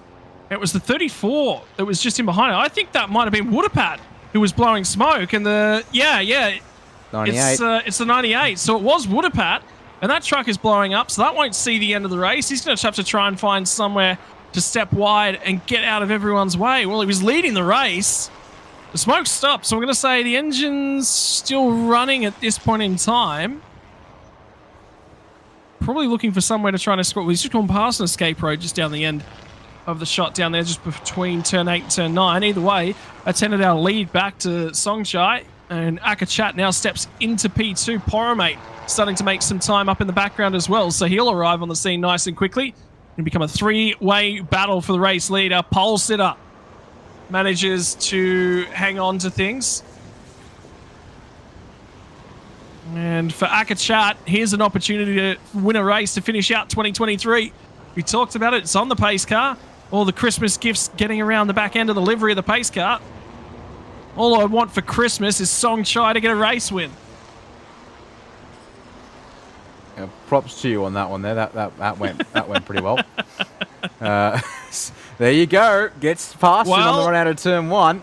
Unfortunately, we missed exactly when that happened, but gets round the outside, takes the inside for turn 3, and we'll steal that one away as they head through the hairpin. And let's see how much sideways action. The answer is not much, ideally, because, yeah, going sideways isn't going fast here. That's a truck pulled over to the side. How long has that been over there, I wonder? Well, that truck's been there, I think, for a little while now, because it was at the exit of turn 3, wasn't it? And that was there, I think, from lap 2, so not 100% sure. We've got a couple trucks that have gone missing. One of them is Woodachai in the 69 entry and the 67 of Somnook as well, and we don't currently have timing right now on Tassanai, although I don't have them recorded at all in terms of lap time. So the two non-starters were Somnook and Woodachai, and it's the 26 of Tassanai who's gone missing. I did say prior to the race there was 4 grid slots that were missing. 2 of those managed to return back to the circuit. So the two non-starters, Somnook and Woodachai, confirmation there that they're having a look under the bonnet of the 98 car. And unfortunately for Woodapat, climbs out and commiserations, because he knew he was in for a great shot of a race win at the tail end there, and the truck's unfortunately just for him giving up the ghost. But that's presented an opportunity for Songchai and Akachat to go out there and have a crack in terms of things. Poromate's still sitting in P3, and such is the nature of the super pickup class here of the Thailand Super Series. Strap a wing to the rear end of it, and for Akachat, generating enough downforce, generating enough power. Well, it looks like if he wants to pick himself up a gift for Christmas of a Songchai win, he's going to have to find some time halfway through the race now. And for the Hankook semi-slick, starting to come out a little bit of heat, starting to come up against a little bit of pressure. You're going to see a few of these trucks starting to wriggle around, Dan. Yeah, that we will. Now, you know how you said we hadn't had a truck black flagged for the excessive smoke? Well, whilst you were having a chatting there, unfortunately, yeah, the number 56 truck, now where are they? Pardon me, of Jaturovit, the TP shot by Suzu D-Max. Unfortunately, they've come run afoul of that particular rule, and so they will be serving a drive-through penalty for that one there. They also have a warning for exceeding track limits. They're starting to come in now from race control for those drivers who are starting to push the white lines a little too much, almost at the halfway mark in this race for our Super Pickup Class C competitors to end their season. Here we go! That is a move and a half and a locked inside front, but the 53, if I saw that right there, of Poromat gets that one pulled up nicely and should have that one secured as he then shuts the door through turn 6. Yeah, well, I mean, these trucks are designed for a little bit of off-roading and carrying some weight around in the rear end, so Songchai is going to make use of some of the extra circuit spaces, albeit 1 tyre, 2 tyres in the grass down at turn 6, through 7, through 8 now, and the run down to turn number 9, and have a look at who's arriving. In the background is Chayawat, as the locally made production utes of Thailand start to put the power down around the Chang International Circuit. Next time past the stripe, it'll be 5 laps left to go. Put your hands together if you can hear us over in Thailand. Let the drivers know exactly what kind of show that they're putting on in the racing for you. Akachat leads the way. Poromate is going to come through. Oh my word for Poromate! Those rear tyres on the 53, all of a sudden, just gained about 15 degrees Celsius, because here comes Chayawat, and all of a sudden, Songchai might apply the Bunsen burner to the rear end of the 53. That was something fierce there for Poromate, getting all kinds of loose through the final turn, and as a result, it's going to be Chayawat on Songchai here out of turn 1 as they head down towards the hairpin. Nose ahead for the D-Max on the inside there. That should be move just about done. We'll see here under brakes, has the number 90 of Songchai got anything left around the outside? The answer, I don't think. And they're too deep, going to run way wide, although The 28 there of Chai Watt very tight on the inside, but that helps secure the job done there through the turn 3 hairpin. Now, can he chase after Poramate there for P2? And don't count out someone there like Arnafap there trying to catch up as the 56 truck of Jaturovic's been issued an additional black flag. Or, yeah, just been given a black flag. I don't know what for, unfortunately, there. They had the drive-through for excessive black smoke. And I think that's what they've just served now. So hopefully that truck doesn't go belching too much more smoke on him, which might put him in more trouble with the stewards. Is that just... No, that is actually the indicator. I was looking at that going, is that light not going to cover on it? No, it does have a cover on it. It's just the awkward angle of the cameras as we look down at it. Poramate now has managed to make his way through into second place, but the problem for him, has he left enough rubber in the bank to try and hold off the hard charging Chai Watt, who's got pace late on. Chai Watt might have missed the gear right there. I reckon he missed the gear. I reckon he went for it, missed it, had to go back on the clutch and try and find that gear again. A box of neutrals for the driver of the 28, who finally finds some drive, and that's not helped Songchai. That was a pinch brake from the car up ahead, so Poramate might have punished his rear tyres. Now he's starting to put some marks on the front tyres as well from the Hankook semi-slicks, and now the battle pack between the 66. Oh, the 53's in the dirt! That's going to be down at the final corner. That's buried. I'm sorry there for Poramate, but you're not getting that truck out anytime soon there. And looks like that has to have been still got a massive brake failure for that truck to have speared off the road. Hopefully there might be some footage of that from the final corner that we can have, that will be able to be viewed on replay, but we'll have to see what happens. And also the question of, are we going to have to go to a safety car? Surely that car's better to go. From turn 1, yeah, the brakes just like it's completely failed the truck there. And then look at the last moment. See the big puff of smoke? He picked up the gas again and tried to drive it out the other side. So there'll be no choice but to deploy the safety car on behalf of Hankook. And I tell you what, are we going to end up with a one-lap sprint? We might have a one-lap sprint here. It's going to be 1 or 2 laps because the safety car is going to come on by. They'll come by and take the 3 laps to go marker. If they can get that car out of the gravel nice and quickly, we might get 2 laps. But I'm going to have a sneaking suspicion here, Dan. We're going to go back to green flag racing with 1 lap left to run. Yeah, we might just indeed. There's a Akachat, your race leader there in the 34. Isuzu D-Max, yeah, coming up around turns 9 and 10 already. He was gone. Yeah, we'll see 3 to go this time by. So it's going to take a very quick recovery effort if we want this race to restart. And I think, yeah, it's going to be a question mark here as to whether that will whether that can be achieved here. To be honest, because I'm not entirely certain.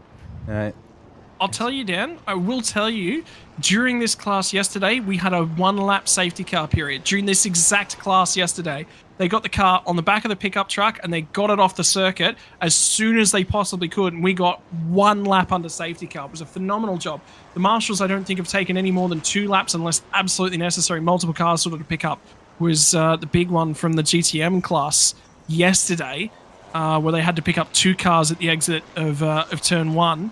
But other than that, the safety cars haven't gone for longer than 2 laps. So we'll definitely get back to green flag racing, particularly with where that truck is. That's just to pull out of the gravel. They won't need to get the tow truck out there for it. All right, well, time to wait and see how this all plays out. Safety car picking up your race leader at the run down towards turn 3. So we've got ourselves 3 laps to go. I guess if the safety car goes slow, this should be fine. It's just a question of how slow the safety car can afford to go. Because, of course, you've also got cars here that they have to go a certain speed. Can I just say, whilst we've got a little bit of a break on the broadcast in terms of this this safety car, can we lower the V8 Super Utes? Or they're not the V8 Super Utes anymore in Australia. There's just the Super Utes. Can we lower them and get wings added to them? Can we get the series director from Australia that looks after Super Utes to go over to Thailand and watch some of this action? I want to see some of these trucks in Australia. I mean, it would be a little bit less of an abomination than what we've currently got. That's true. We're commentators, ladies and gentlemen. It's an expert opinion. I can tell you that for sure. I'm not sure I'll ever be able to forgive them for what they did to our two-door V8 utes that we had here, based on the Holden Commodore ute and the Ford Falcon ute, and replace them with... Well, they did replace them with Colorados and D-Maxes and Rangers and Tritons. But it kind of felt like, yeah, it was just lacking a bit of soul. At least because I was just used to seeing Australian utes. They don't exist anymore, unfortunately. There's a bit of a pickle there in that sense to sort of replace. Are they backing up this safety car to try and get us back to green flag racing this lap? Maybe. Because they're crawling around. I mean, yeah, that's quite possible. Let's stop wishing for things that we can't have these days. I mean, yeah, because the other trucks that are still on track that haven't caught the queue, they're at a fairly reduced pace to make sure that they... Oh, they've got it out! They've got it out! Okay, if they can get it out of the way right now, we'll go back green flag racing. The safety car queue is down. I reckon we've missed the window. Honest to God, I think we've missed the window. Unfortunately, that's the safety car queue, and I think that's coming off of turn 8, which runs down to turn 9. That's 7. 7 coming to 8. But yeah, by now I think they would have called safety car in pit lane. The lights are still on. So yeah, that does mean we have a chance for the 1 lap sprint. We will have 2 laps remaining at the end of this one here. So it just means, yeah, we're condensing the race down to a single lap. Hopefully not a winner-takes-all brawl. Hopefully there'll be a little bit more. Oh, it's coming in! The safety car's coming in! We're going to get 2 laps worth of racing, ladies and gents. Phenomenal. Great job, marshalling crew. I like that. That is, yeah, it's bold, but it should pay off nicely here. So we'll see it. Safety car starting to make a gap to the leader already. We've got a couple of stragglers who, unfortunately, looks like they're not going to join the queue because they've got to meander around at a slightly reduced pace. So there you go, lights out. I think you might want to back up to the safety car, guys. No. Acrochat's kind of already pushing on. So safety car will veer right. Oh, so that's left, apologies. Apparently I can't do my directions. All right. Round the final corner we go. Green flag in the air at the timing stand. It will be the 2-lap dash to see who wins this Class C Super Pickup race. And all right, it's on, and it's especially on for second. Sang Chai going up the inside of Chai Watt. Place taken. 3 wide there in the background for 4th. Yeah, I tell you what, it is going to be all on like you wouldn't believe. And who thought track limits were going to be counted? Because for Sang Chai, I thought that he might have an opportunity to try and win a race. He's disappeared backwards. Did not get an altogether good start. It was the 66, I thought, as well. So we've got another car up in here that we don't necessarily have the number on at this point in time. It's going to be Akachat who leads the way on the run down in. The 89 car is a lap down. The 89 car is actually a lap down, ladies and gentlemen. So he's not a part of this fight. And he'll be asked to step aside. Chiawat. So it's the 34 is the yellow car that's just gone through on the left. That car in the middle is not in contention. And then the red one of Chiawat is the 28 entry. So of this front 3, only 2 are on the same lap. And right now, Akachat is trying to put truck pedal to truck metal and hope that everything pulls up. Have a look at the driver of the 89. Surachai might be a lap down in the Super Pig entry. It does not matter. He is pushing on. He wants to get his lap back. Yeah, talk about, flogging the thing to the very end here. He had that thing out sideways through turn 3. Track limits. What track limits at turn 4? And now, giving the leader a run for his money here through turns 8 and 9. In fact, according to what I'm seeing here, I'm not sure if it'll count due to maybe some liberal definitions of track limits, but the fastest middle sector on this restart lap goes to the 89 of Surachai. And see here, can he get back past the leader? Will the leader let him go here even? Does the leader know this is a lap? Room. The question is, does Akachat know this is a lapped car or truck that's trying to pass him? I don't think so, because that's not what you do if you're letting a lap truck pass. He'll see the final lap board there at the start-finish line. Hopefully he knows he's not lost the lead, because I don't know if he's going to get aggressive here or realize that he can settle back. Did you see that in the background? Chiafon in the background in the green truck trying to hold off Kirkprong and Artifact for P3 on the road. So 89 gets through, is not fighting for your leader. For Chiawat, he's sitting in second place at the moment for your Class C of your Thailand Super Utes. We've got one more race of these guys left this afternoon. It's the A and B class drivers that will be participating the last race on track today. But for the meantime, the 34 of Akachat leads the way, fighting the lap truck at the 89, who will not know, I don't think, that he's about to be overtaken by the race leader. And for Chiawat is just hanging on a second place up in the background for the green truck. Keep your eyes on that. That is P3 on the road, and there is a stiff squabble going on over the final spot on the podium. Here comes the 77 of Artifact to the inside. He's got past Crackpot. Oh! The race leader's been hit by the 89. Chiawat goes through and picks up the race lead. And here it is on the replay, and oh no, it's a Hail Mary dive by Surachai up the inside, locks the front tyres both, and smack into the side panels of Akachat. That is not how you want to win a race. As then, further on back, the 77 of Artifact, who was in the top 5, loses it through turn 4. Several trucks almost pick him up as well. Absolute carnage here on the final lap of our Class C Super Pickup race. Now we take a look back to the front end of the field. We'll see what's available for us. At the front, it's the 34 that's come through of Akachat, but in front of him, it's going to be Chiawat. Chiawat's going to cross the start-finish line first to the final corner. Your Class C drivers for your Thailand Super Pickup class. And the final race win of the year goes to the driver of the 28. Akachat's going to come home in P2. Chiapon in the 66 is going to get it. He will get a podium at the last. Who's going to come home in 4th spot? It's going to be Krokpong who gets it from Supercorn as well, rounding out your top 5. Crazy, mental, absurd. The only 3 words that can be used to describe the final race of the weekend for the Class C Super Utes. Super Pickups, my apologies. Wrong terminology. Yeah, we get to lay claim to the Super Utes down here in Australia. Not quite the same as these monsters, though.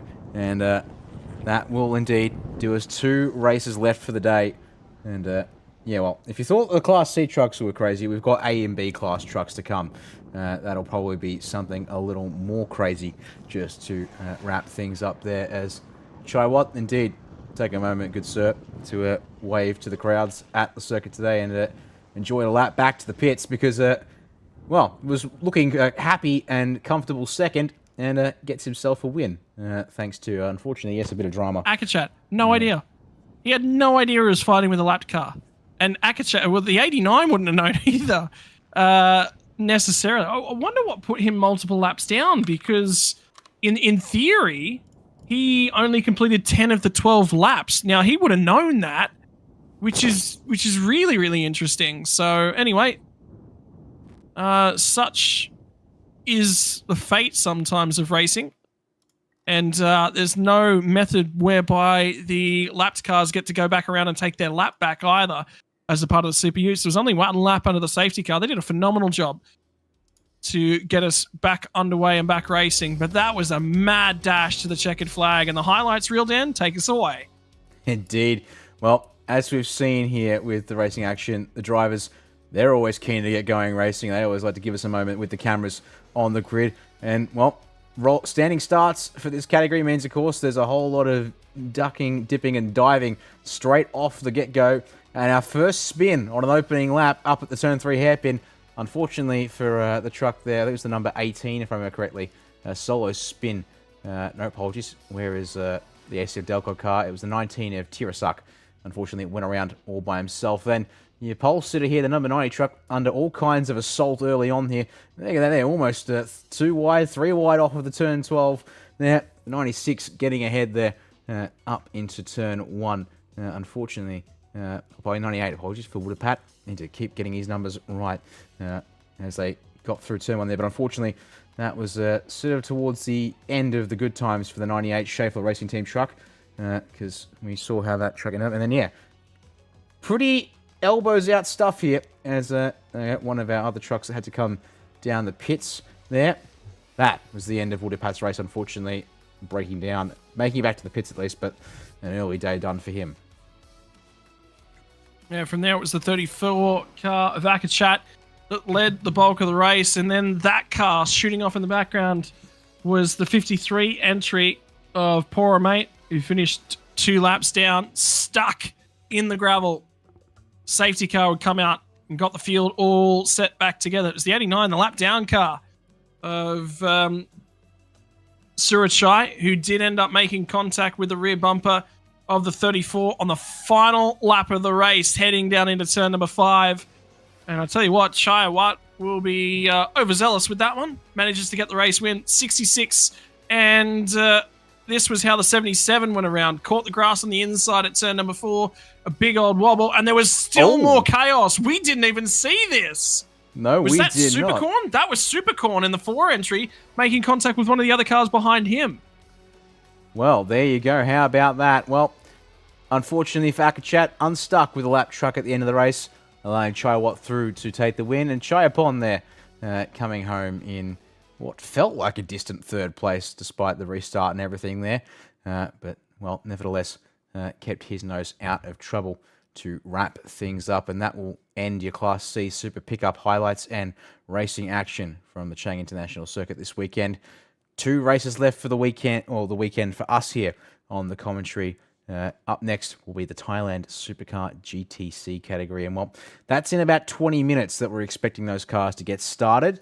So I think what we might do is we might take one more 15-minute break here on your English production broadcast as the local Thai production team have a chat to the drivers. Unfortunately, we don't receive the audio from this anymore, which means that, apart from having any guesses about what they might be saying, we don't really have much more we can add at this point here, Scott.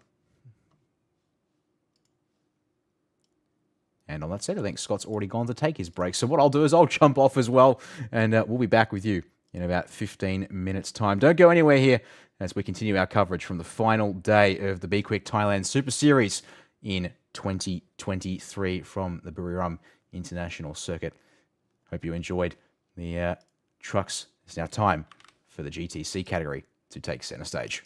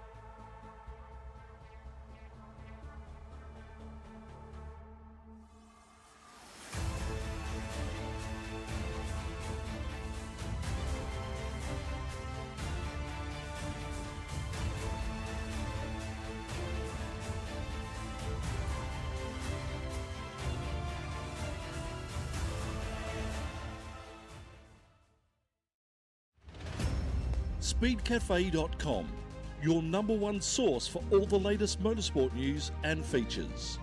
Breaking news, live event updates, unprecedented global motorsport coverage, performance motoring news and reviews. All in the palm of your hand, anywhere, anytime. Speedcafe.com. First, fast and free.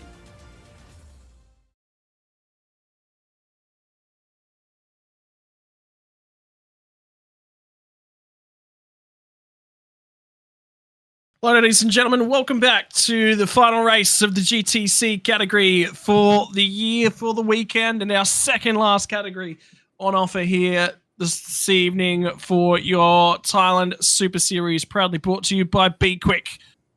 Dan Yeaman and Scotty Rankin on the call yet again. We're rolling on the formation lap for the Supercar GTC class, a mix of Trans Am V8s, some Daytona Coupes, which we believe are kit cars as well.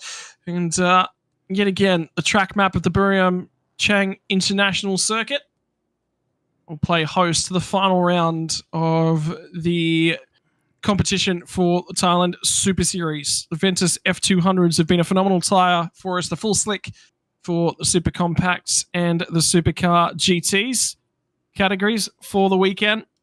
And for the season right the way through, Dan, it's been a pleasure to see these cars out on track, because these are some of the cars we do have all the way back here in Australia. It's a mix of the Trans Am V8s, some GT4 cars, and other ons and ends to make up the GTC category. Very much so. It feels a bit crude to say it's odds and ends, but yeah, the fact we have Trans Am V8s, GT4s, the Ford Daytona Coupe, we presume kit cars, yeah, because I've got a Nissan GTR. R35, got a Toyota Supra Mark IV apparently out there today, along with a Lancer Evo of some specification. The Lancer Evo's new, yeah. And an old Porsche 997 generation Cup car towards the back of the field, if it's out there. So, yeah, I guess you could call it the odds and ends category in the sense that, yeah, it's very much... I call it the things we want to see on track category. That sounds less blunt, and probably the one we should go with as a result. Well, there we go. They have their starting orders to form up here. And this is going to be 12 laps of racing to come your way. Jack Lemvard on the inside. The number 44 has the pole position for Ford CRE, Lenotech, Liqui Moly Racing. Sharing that front row with Tanapong Pang in the McLaren 570S GT4. Then Chem Yudalbaz and Jalen Robotham on the second row in the next of our Trans Am V8 Ford Mustangs. Then Siramet, Rafael Galina in the Ford Daytona GT Coupes. And from there, well, I would have kept going, but the order got scrambled because we're about to take the green flag here. Rolling start for the Supercar GTC category, and we are underway. Yeah, and it's going to be immediately the Trans Am cars that get a huge launch. Unfortunately, still trying to wind up that McLaren 570S. It was quick yesterday, finished second place in the category, and there was some support for Chem Yudalmaz, who managed to come home and snag a podium this weekend. Have a look at the 570S, really trying to attach itself to the rear wing of Chem Yudalmaz. He moves to cover to the inside of the run down to turn number 3 for the first lap, and you expect that McLaren to be deep in the braking zone. It was supreme down there. Yudalmaz has managed to get away and get into third place, but how good was the braking for Sitanmo Thangapongpan, who manages to pull up the McLaren 570S. Lemvard leads the way, and it's the Daytona GT Coupe in the blue paintwork, I believe is Siramet, and in the 17 car, indeed it is. So he's going to slot into fourth place, and don't forget, it's Jalen Robotham in the background as well, the 88 car all the way over from Australia, the Trans Am V8 entry. He's running in a backup car at the moment. This was a ride car. Unfortunately for Robotham, the engine went on the number 88 car that they were using for the races in qualifying and practice on Friday. And they've effectively had to use a car that they invited over for guest experiences, has become their race car for the weekend. It's not trimmed out. There is still some excess baggage in that car. It's not a race car, but it's better than sitting in the garage all weekend and not getting to go racing. The difficulty here, though, for Jay Robotham is the final 2 races of the weekend. He's out here in the GTC cars. Will he be coming to you from the Super Pickups in the A and B class? Although there were some issues with the number 21 car in that race yesterday, which is what Robotham will be driving. So whether or not we'll see him back out here for the conclusion of today's racing, still to be decided First lap of the final race of the GTC for the series out of the way. And I tell you what, the 7 car from the rear end of the field, Chayovi, was quick in that Mitsubishi Lancer yesterday. It struggled to pull that car up. The braking in the Mitsubishi Lancer is where the other cars around him are supreme. Here we go, up towards turn 3. Robotham looks for the inside on Siramet, but can't find the gap up the inside. That Daytona Coupe was very deep under brakes into turn 3. A little bit of a lock that time. Once he gets the speed scrubbed off there. Can Robotham capitalise off of the hairpin and this run towards turns 4 and 5? Looks like the answer is not quite. In fact, that Daytona Coupe has got some serious legs on it in a straight line. Pulls a car length on the Trans Am V8 Mustang. And then they swing through 4 and 5. Although, there you go, have that from Siramet. Just optional with the track limits. Not the first time and probably still not the last time we'll see that here today, despite only having this race and one more left in it for the weekend's action. And therefore, yeah, the full year's action for the B-Quik Thailand Super Series. But yeah, don't count out. You got Chem Yilmaz there. Also in the background. Oh, sorry, pardon me, not Chim's there. In the 35, let's just pretend I didn't get that wrong. It's Rafael Galina in the second of the 4 Daytona. That was the car I wanted to point out. They're not too far back in P6. And it was Rafael Galliano we actually saw back at Bang San as well. So it was not the first time that we've actually seen these Daytona Coupe cars, but here's the return of them from Galliano. What's bouncing around in the middle of that one was that some sort of... I swear I saw it looks like a plushie. There is a plushie in the 88 car. I wonder if the cameras can zoom right in on that and we can figure out what's kicking around in the car for Jay Robotham. I did get to speak to him earlier in the week. He was, look, it's been a tough year for the driver of the 88. There is a plushie. There is absolutely something in that car. Is that a bunch of rubber ducks? It might be a bunch of rubber ducks. It's something small, that's for sure. So there you go. Oh, how about that there from Siramet? Can almost eye off the inside of Yilmaz down at the turn 3 hairpin, but can't quite make it work as these cars then wind back up for the run out of the hairpin. And Robotham going to the racing line, but here comes the Daytona Coupe. Looks to have the superior straight line speed on these Trans Am V8s.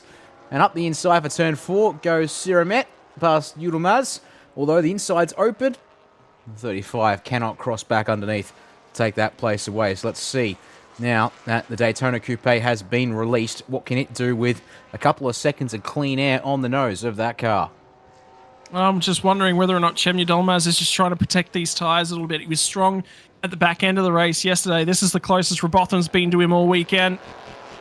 And for Jalen Robotham, anything that could have gone wrong in the 2023 Thailand Super Series has gone wrong. A number of car failures, unfortunately, for the 88 team and the Ford Lanatech. The supporters up in the stands is a thick Ford crowd. They're offering fan experiences all weekend long. If you wanted to get down and be a part of the final round of 2023, you certainly were able to if you were a Ford fan by joining on competition over on their Facebook page. There was grid walks, there was hot laps, you name it. The fan experience for Ford was out in force.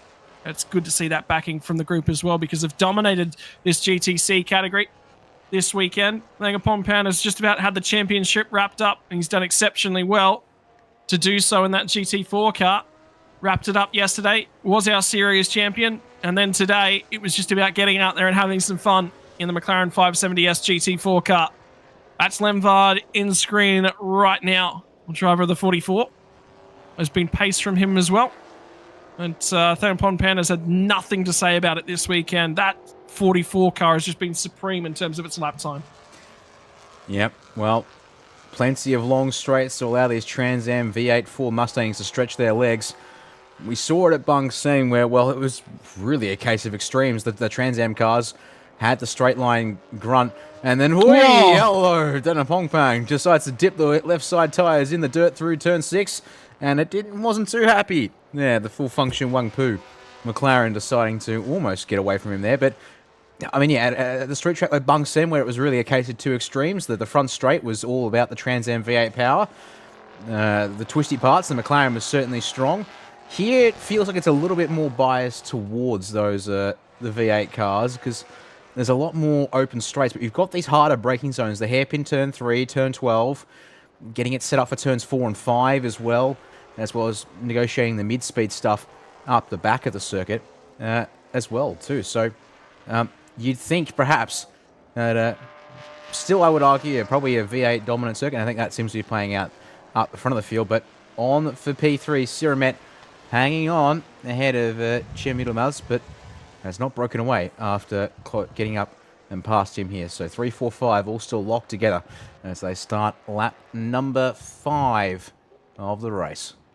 And how about the international nature of the weekend as well? 21 nationalities worth of drivers represented across all classes on the weekend, and this one right up there in terms of the nationality spread. 3 Thai drivers lead the way in Lemvard, Satamno, and Thesarina Sokul in the Daytona Coupe. Then you've got Cem Yilmaz, the Turkish driver, the Australian driver, and Jalen Robotham, and the French driver, Rafael Galeana. Another Thai driver, Chai V, in the 7 car. The Filipino driver of Manuel, Rafael Caceres, who's been with us all season long. Ian Gecki, a new driver.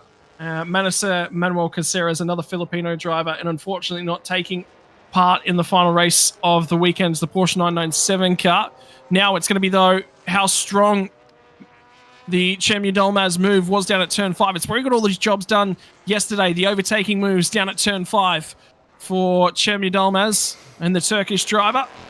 Got past Robotham down there and looked supreme on the brakes at turn number 5. Now the tyres starting to fall away from Siramet. Becomes 8 laps worth of stout defence that he's going to have to put up. And have a look at, all of a sudden, Jalen Robotham starts to sense maybe an opportunity in the offering for the 88 driver. Siramet's going to lead us through 9-10, out the crest at 11, on the run down to turn number 12. And there'll be 7 more laps to go when they get to the start-finish line because Jack Lemvard's just gone by and has ticked that one off. Yep, building a gap at the front is Lemvard, and it's very much here. Now becoming a Daytona RR Coupe sandwich by Tech Pro Racing. And for Cem Yilmaz and Jalen Robotham in the Turtle Monster Garage and Ford CRE Lanatech Liquid Moly Racing Trans Am V8s. They're getting squeezed in here because Rafael Galeana is catching up a little bit in the number 65. That blacked out Daytona GT Coupe in the background is under brakes. Oh, is that a bit deep from... That is very deep from Yilmaz. But he keeps it within the white lines and might be able to square the exit off there and actually not hurt too much. Manages to stay with him at least, and now all of a sudden that straight line, the body shape, really giving Siramet the ability to pull away. It's sort of the mid and high speed section for the driver of the 17, and now Robotham's starting to really try and defend from the car in behind him. It's the 65 of Rafael Galeana. Yilmaz gets down to the inside at turn number 5, and as the 17 starts to struggle to pull that car up, all of a sudden Yilmaz, from out of nowhere, gets the job done. He's made 3 big dive bombs down at turn 5 all weekend long, and 3 spots that he's moved himself forward. It looks like it might be 2 podiums for the final weekend of the year for Cem Yilmaz. It was a very nice move, yeah. Able to close up a little bit through turn 4, but then, yeah, just get in there under brakes for turn 5, and Siramet trying to get there and just run the normal line, just not able to respond. As there on screen, we've had ourselves a warning, apparently for both the 17 of Siramet and the 65 of Rafael Galeana, for both exceeding track limits. There is Yilmaz wide through the final turn. Doesn't quite open up an opportunity for Siramet, it seems, though, into turn 1 at least, as Galeana's trying to threaten turn 1 on Robotham in the background as well. So, Ford v Ford times 2. Yeah, and this is going to create some really, really interesting racing later on in the piece. It seems as if the 17, the more this race goes on, the more he's starting to ail. And in the background, here comes the fast, in a straight line, Rafael Galeana, the French driver. Another pinch breakdown there, and I get the feeling that might have actually been Cem Yilmaz. So in the meantime, Rafael Galeana goes down the inside. No, it's actually on the outside. I think that might have been Manuel Rafael Caceres, or actually it was Manasseh Manuel Caceres in the Toyota Supra for CNC Motorsports and KS Racing. The Nissan GDR, the other car run by Manuel Rafael Caceres in the 95 entry, still circulating at this time. But unfortunately for the driver of the 50, there was troubles yesterday, didn't finish the race yesterday. And it looks, unfortunately, he's gone a lap down already so far today. Halfway point now reached for the drivers of the GTC field. And a mixture of the odds and ends of phenomenal cars from out of Thailand continues to promote great racing. And it does indeed. The roar of these V8 powered machines there as they're rounding up turns 8, 9, and 10. Jack Lemvard happily rounds turn 12. Halfway there, halfway to go for the final race of the Supercar GTC season here as he gets through turn 1. Gap there, now up to 6 seconds. Did lose a little bit of time to Thanapong Pan, but unfortunately it was about only a 10th of a second, so he's got plenty of margin to work with, no need to rush it, although maybe, just maybe, the McLaren's starting to come on a little stronger here in the back half of the race. They are down on their ultimate pace that they've set in this race so far, but it might just be tyres are hanging on. It's unfortunately for Manuel Rafael Caceres, the number 95. CNC Motorsports and KS Racing Nissan GTR is pulled off the circuit. Now, we just don't know exactly where that was. I'm thinking, though, maybe turn 7-ish, given that he had pulled off towards the left of the circuit. Well, this was angling away from the left. Well, either way, unfortunately for the 95, looks like he won't be finishing this race here on Championship Sunday in Thailand. But for right now, eyes start to turn on the 46 driver. Satemno Thangapompan has been quick right the season over. There was a phenomenal battle from the streets of Bang San. And continuing to try and harass and harangue and make sure... The problem that Jack Lemvard's got, and he'll know this as well, is that he knows the pace of the 46 car. And he knows that if he sort of relaxes for any moment, that any mistake will bring him right back into the clutches as they come back through the start-finish line this time by 4 more laps left to run for Chemya Dolmaz, starting to pull a little bit of a gap over Siramet. Robotham's now dropped in behind Rafael Galliana, and he's dropped off the tail end of these guys. 47-0 the last time through for Jalen Robotham. Look at the 17 wiggle on the run down to the final corner as it tries to put the power back down once again from the on the Hankook tyres. And the margin at the front, 47-1-490. Took 1.5 seconds out of him, did the McLaren driver on that last time by. With 4 laps left to run, there is enough time. There absolutely is enough time. And I tell you what, fastest first sector of the race has just come out of the 65 driver. Rafael Galliana, the Frenchman, has just all of a sudden found a few extra kilometers an hour, and great drive through all the way through 1 and 2 on the run down to 3.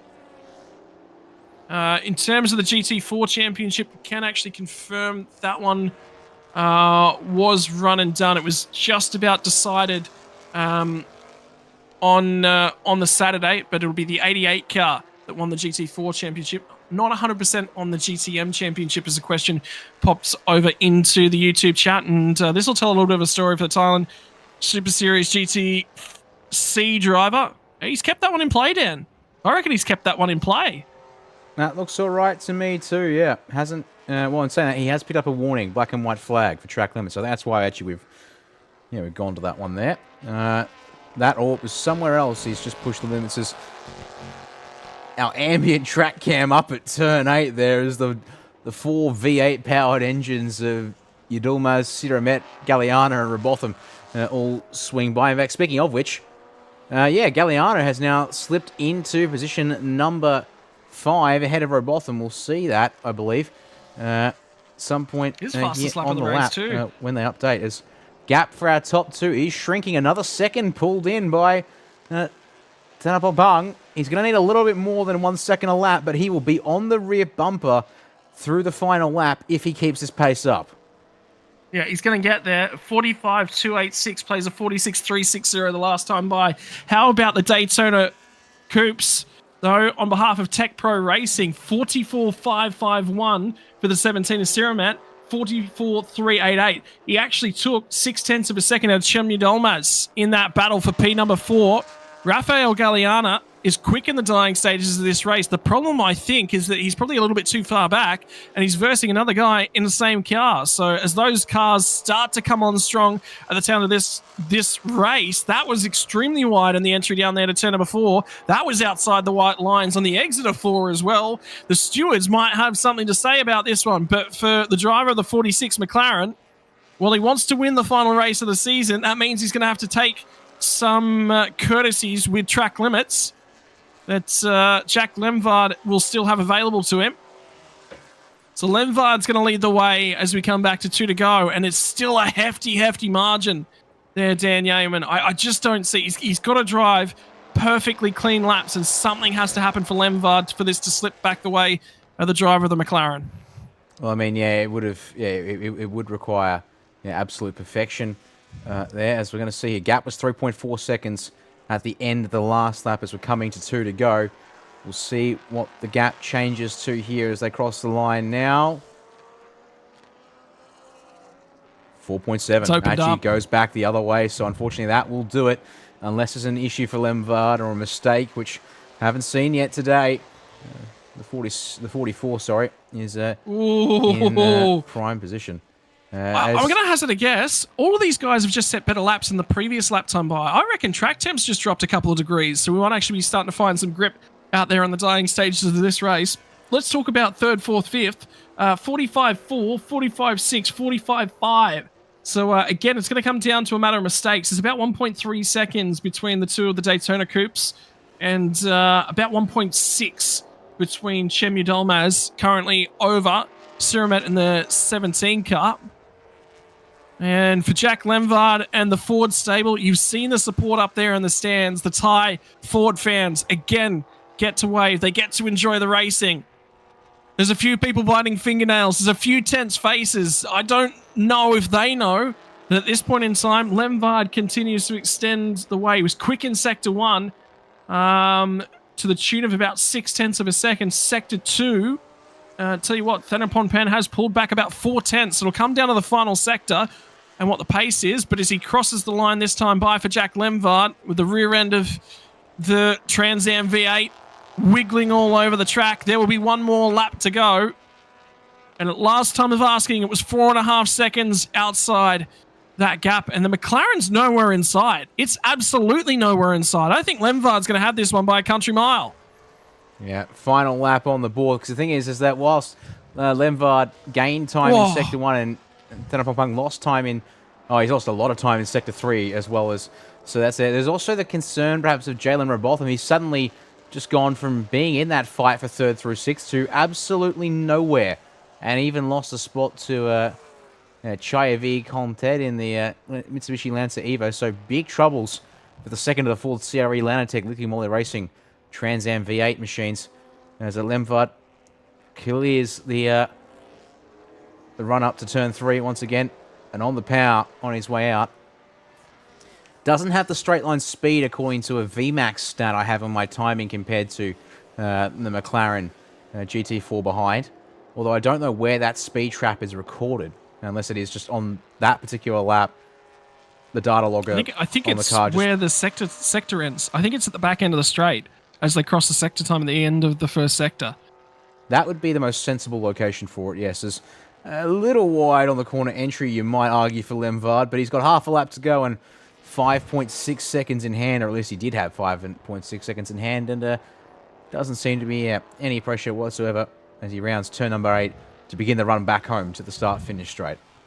Yep, it'll be the run down to turn number 9 for the 44 driver. Jack Lemvaard. It's been a successful season of GTC. It won't be a title coming his way, but it will be 2 wins from 2 races at the Buriram International Circuit for Jack Lemvaard. One more corner left to navigate for the 46 driver in that McLaren. He's drifted and drifted too far back right now. Chemya Dolmaz looks like he's going to come home with control of 3rd position. But for the Ford Lanatech Liqui Moly Racing Team, Jack Lemvaard wins 2 from 2 here at the Cheng International Circuit. The McLaren driver comes home in 2nd, and have a look at this battle and how close it got in the dying stages as well. Chemya Dolmaz records 2 podiums, 1, 2, 3, identical order to yesterday's GTC race. Suramet and Rafael Galliana found some pace, and it was good to finally see Robotham have some speed, although he's dropped behind Chayavi on the second to last lap by. It was good to see the Mitsubishi Lancer Evo start to find some pace in that car.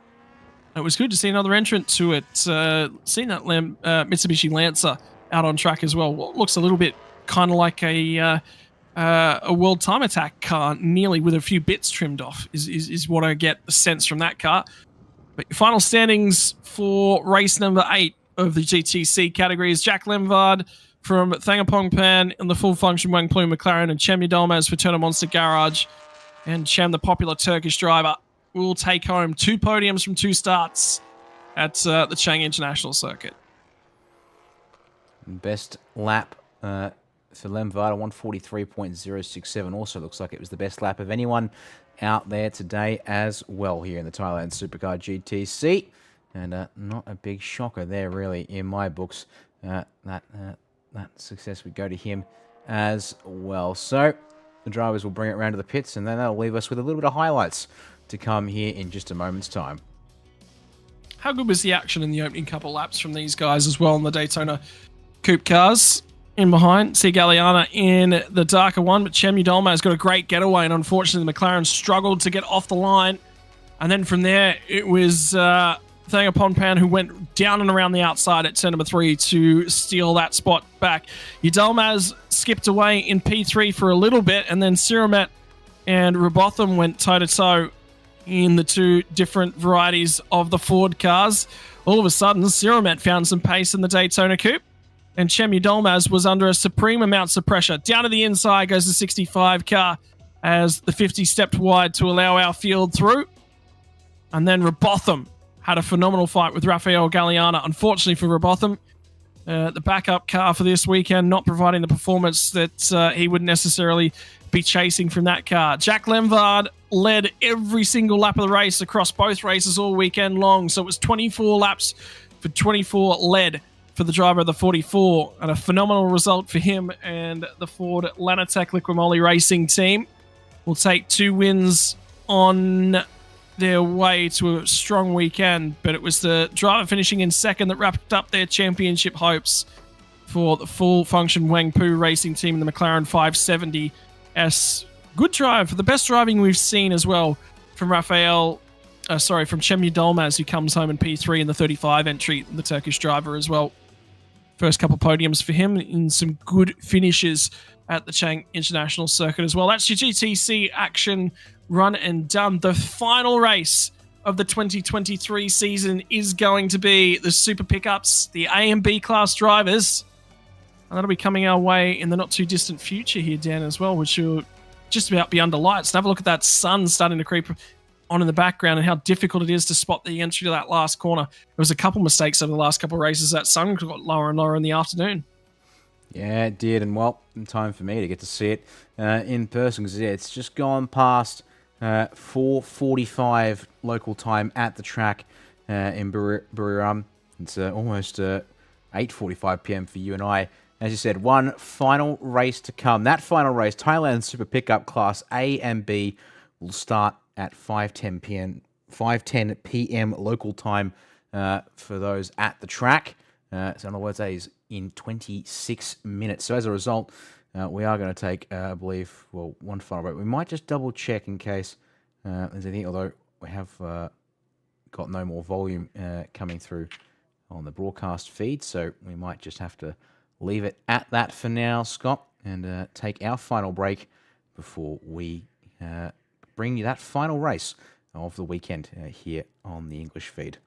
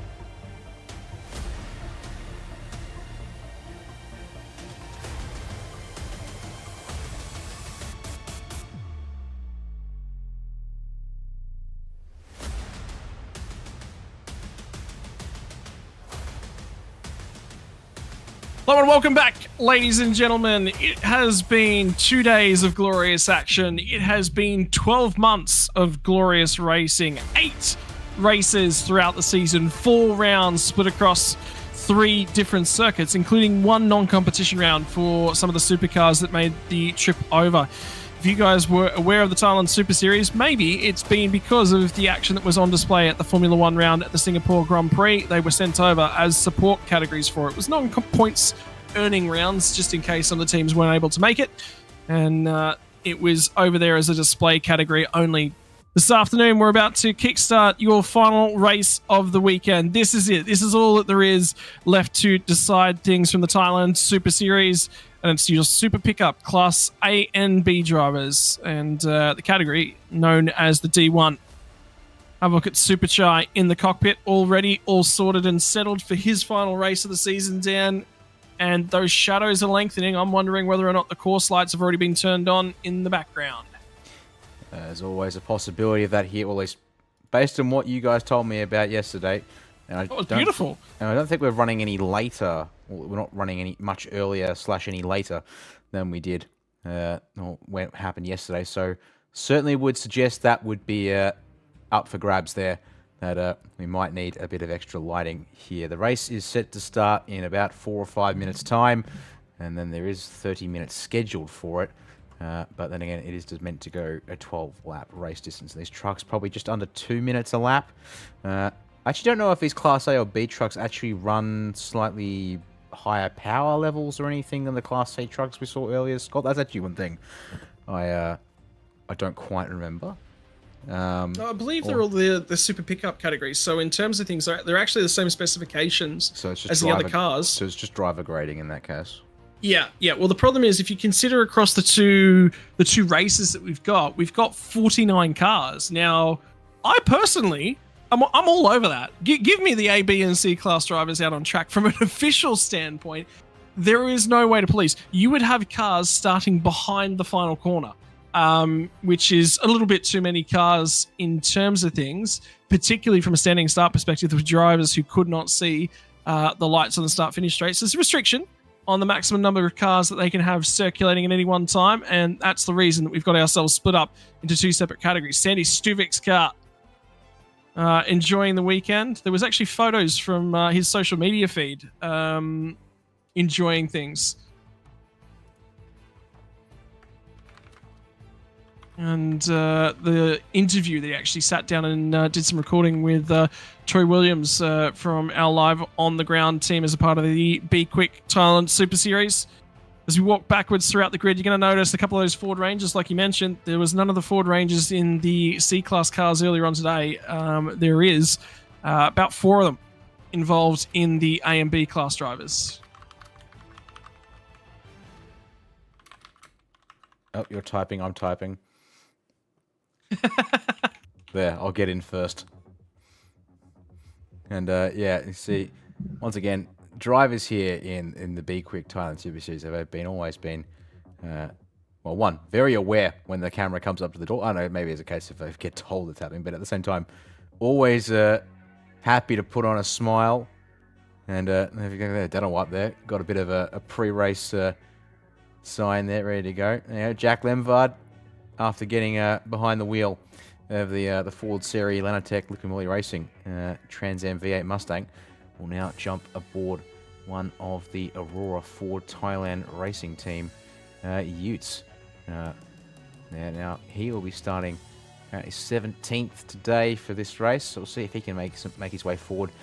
Quite a mix of our pickup A and pickup B class drivers, despite all racing. There's another one of our Ford trucks. That one there by the Saudi Super Voot Liquimoli Racing team there. So going for the all white design, mostly white design it seems, to differentiate from the Aurora Ford Thailand Racings, which seem to be mostly in blue there.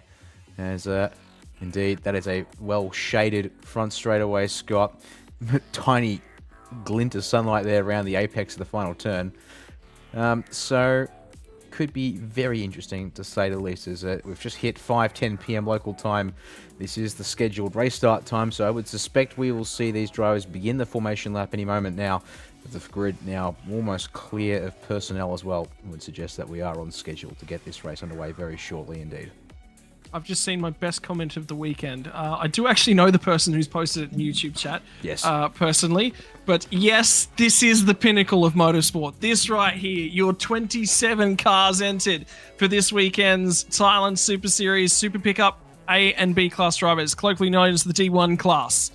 And Sandy Stuvik's Ford Ranger weaving all over the road, the number 3 car in the background. If you have a look at the numbers on the windscreen, what do they mean? Well, that's their driver numbers. But the color of those driving numbers denotes what class they're in. If you see a green number on the windshield, that's an A-class driver. B-class drivers, they're the guys in the orange. And have a look at the overhead shot for the final time here this weekend, showing us the ponds that are in the middle of the racetrack. They're designed to actually get some airflow flowing in and around the track. Water and different changes in air pressure tends to create winds, and that helps keep the airflow moving in and around the circuit. So in terms of things, the final time for this weekend, we introduced the Super Pickups Ventus RS4 Hankook tyre. It's a controlled tyre. It's the Extreme Semi-Slick.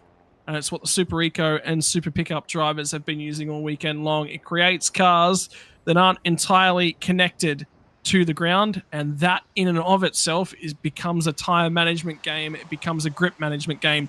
The grid now coming your way for the final race of the weekend. Anawat in the 95 car and Nadanach in the 93 car. Along corner in the 85 and the 7 of Superchai. Thenophon in the 15, the 59 of Suat. Nadawat in the 5 and the 44 of Simon. Akilak in the 16 and the 88 of Warris. The 3 of Sandy Stuvik in 11th and Adasak in the 12. Frurat in the 39 car and the 91 of Jataron. The 13 car of Chemonpon and the 45 of Danawat. Jack Lemvard from 17th on the grid off alongside of Akasit in the 81 car. Tanawat in the 22 and the 21 of Jalen Raboth. And the 23 of Chinawat off alongside of the 36 of Chinon. The Akasit entry in the 2 and the 99 of Chemarath. Kemarach K and Songsak and Boron Sia from the rear of the field. It looks like we've had a few dropouts up and down the field, so apologies as they were slightly out of sequence there, ladies and gentlemen. The final time that we go racing for the Thailand Super Series is just moments away for 2023. It's been a phenomenal journey, and it's been a phenomenal opportunity to be a part of some racing commentating from our Asian neighbours. I've enjoyed every moment. Dan, final thoughts before we get underway with our final race of the year? Well, yeah, as you said, this has been a really cool journey. You and I coming from a sim racing background and predominantly entirely sim racing, given the chance to have a go at commentating something real. And in many respects, while there are limitations to doing this real, like for example, we're relying on a single video feed from the production team at the circuit, don't have our freedom and flexibility that, say, you and I are used to with the perks of being able to control our own cameras and add a bajillion different angles along. But nevertheless, it's been a great experience, even if the names, the drivers, the cars, the tracks haven't necessarily been super familiar as we get ready for this one here. And it's time for the drivers to take their spots back on the grid to get this final race of the day, the final race of the weekend, the final race of the year, as you said, Scott, underway. Yeah, the 95 is going to start us off the front row off alongside the 93. It'll be Anawat Natnach, Alon Korn and Superchai on that second row. The 95, your pole sitter, will be on our right of screen. It'll be driver's left and then the outside of turn number 1. Someone's out of line there. And I reckon that might be the 7 of Superchai who was trying to find his spot. And that's the onboard from Superchai as well. So he manages to line himself back in. He did get in there, so won't be too much of a penalty, you don't think, for being outside of his grid stop. Will be moments away, but with 27 cars registered for this one, it will be an interesting debate to see how many cars will take to the grid. We lost, I think, in excess of 10 of these cars. Didn't see the finish line yesterday. They run down the field to check that all cars are within their grid boxes. Everyone looks good to go. Keep your eyes on the yellow flag at the back end of the field. As soon as we see the green, it'll be onto the lights. We'll be in the starter's hands. The hand goes up, the arm goes up.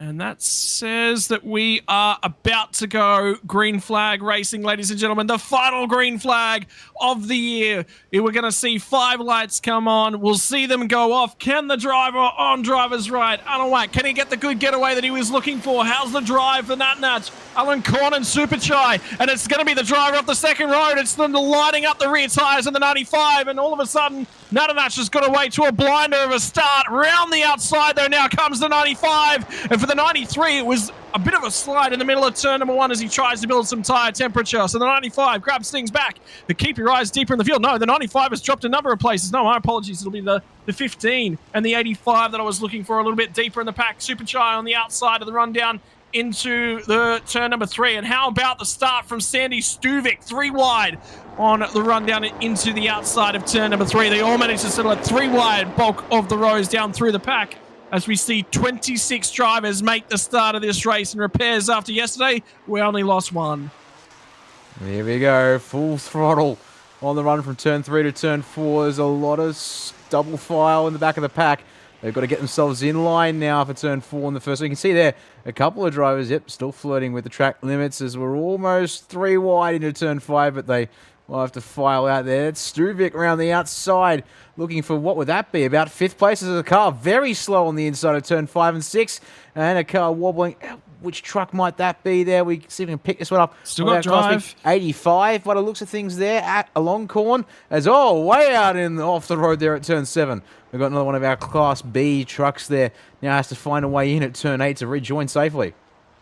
Yeah, and have a look at them and have a look at the drive off of turn number 8 and then down into turn number 9 as they try and settle themselves down. 12 laps the journey. 11 more times they'll visit the Chang International Circuit's various corners, and 1 car pulled off to the side at the background. We've lost 1 on the opening lap. Sandy Stuvik started deep down in the field, has managed to climb a number of places, started off of 11th place, already up through the field to 5th, 6 spots gained on lap number 1. It was a phenomenal standing start for the Ford driver there. And now have a look at them all come through that final corner. Anawat from Natanach, Super Chai, Thanafon, Sandy Stuvik, and we've lost a second. It's the 81 of Akasit, who will not make it to the end of the first lap. Yeah, the first truck up I saw was the 35 of Bovon Rissa, which actually, according to our timing, claimed not to have started. But don't quite know where Akasit's parked, so we don't know how it's going to play out. As this is for the lead of the race here down to turn 3 at the hairpin. And it's going to be a change of position there as the Tunnuch in the 93, I think, getting up the inside there to take that spot away. And the number 7 is Super Chai challenging. We'll have to slot back in to 3rd place there. That's a safety car, will be called. There's the park position of the 81, I think, of Akasit in the background there. Or is actually, that might be the 35, apologies there. That's the 35, so, yep. And that neutralises the field. And unfortunately there for Anna Watt, led the opening lap, but he's lost a spot. And will now have to restart this race in 2nd. Yeah, there'll be 3 cars to rescue as a part of this one. 3 cars have not made it back around to our timing lines as they all file back in. There's the pinch brakes. I think there's a couple of people just now starting to realise. A couple drivers continuing on. Not 100% aware that there'd be a safety car. So this is the car that stopped down on the inside. That looks like it might have been the 81. The 91 has made it back to pit lane. So there'll only be 2 cars that we need to rescue out there. And the drive did come back for the 81 car, but it was only momentarily before unfortunately pulling off by the roadside. So 2 cars lost on lap number 1. A 3rd car in the pit lane is the 91 of Chatteron. And that looks to be Bovon Risa out and walking out of that car. Could be Akasit, actually, by the look of things. Not necessarily sure for either driver. Either way, both of their days are done, and that's what the glare looks like out on track. Just to give you a little bit of an update on that one. They're feeding oil into that car, potentially? No, it was just the cooling in there with the blower, trying to get some fresh air into the 91. They're desperate to not try and lose a lap out of this one. And they might just have got that one done in time. Leaders, though, coming down into the final corner. And the pit exit is the long way around here at the final turn. So we'll have to see here. Can that truck, the 91, get out in time? Oh, look at that here. Almost a check up at the right at the back of the field there. Or might that... Oh, he might have got parked at pit exit here. They might have closed off the exit. We'll have to see if we can spot that truck, or maybe not, because I can see on our timing as someone parked in the lane still. As the field swings their way down the front straight and through turn 1 to be picked up by the safety car after 2 laps of racing already checked off. How good was the start from Sandy Stuvik, though? 11th on the grid. Immediately jumps all the way through. That was a phenomenal start. You'll take those anytime that you can grab them. As well, Longcorn going backwards. Superchai got a reasonable getaway.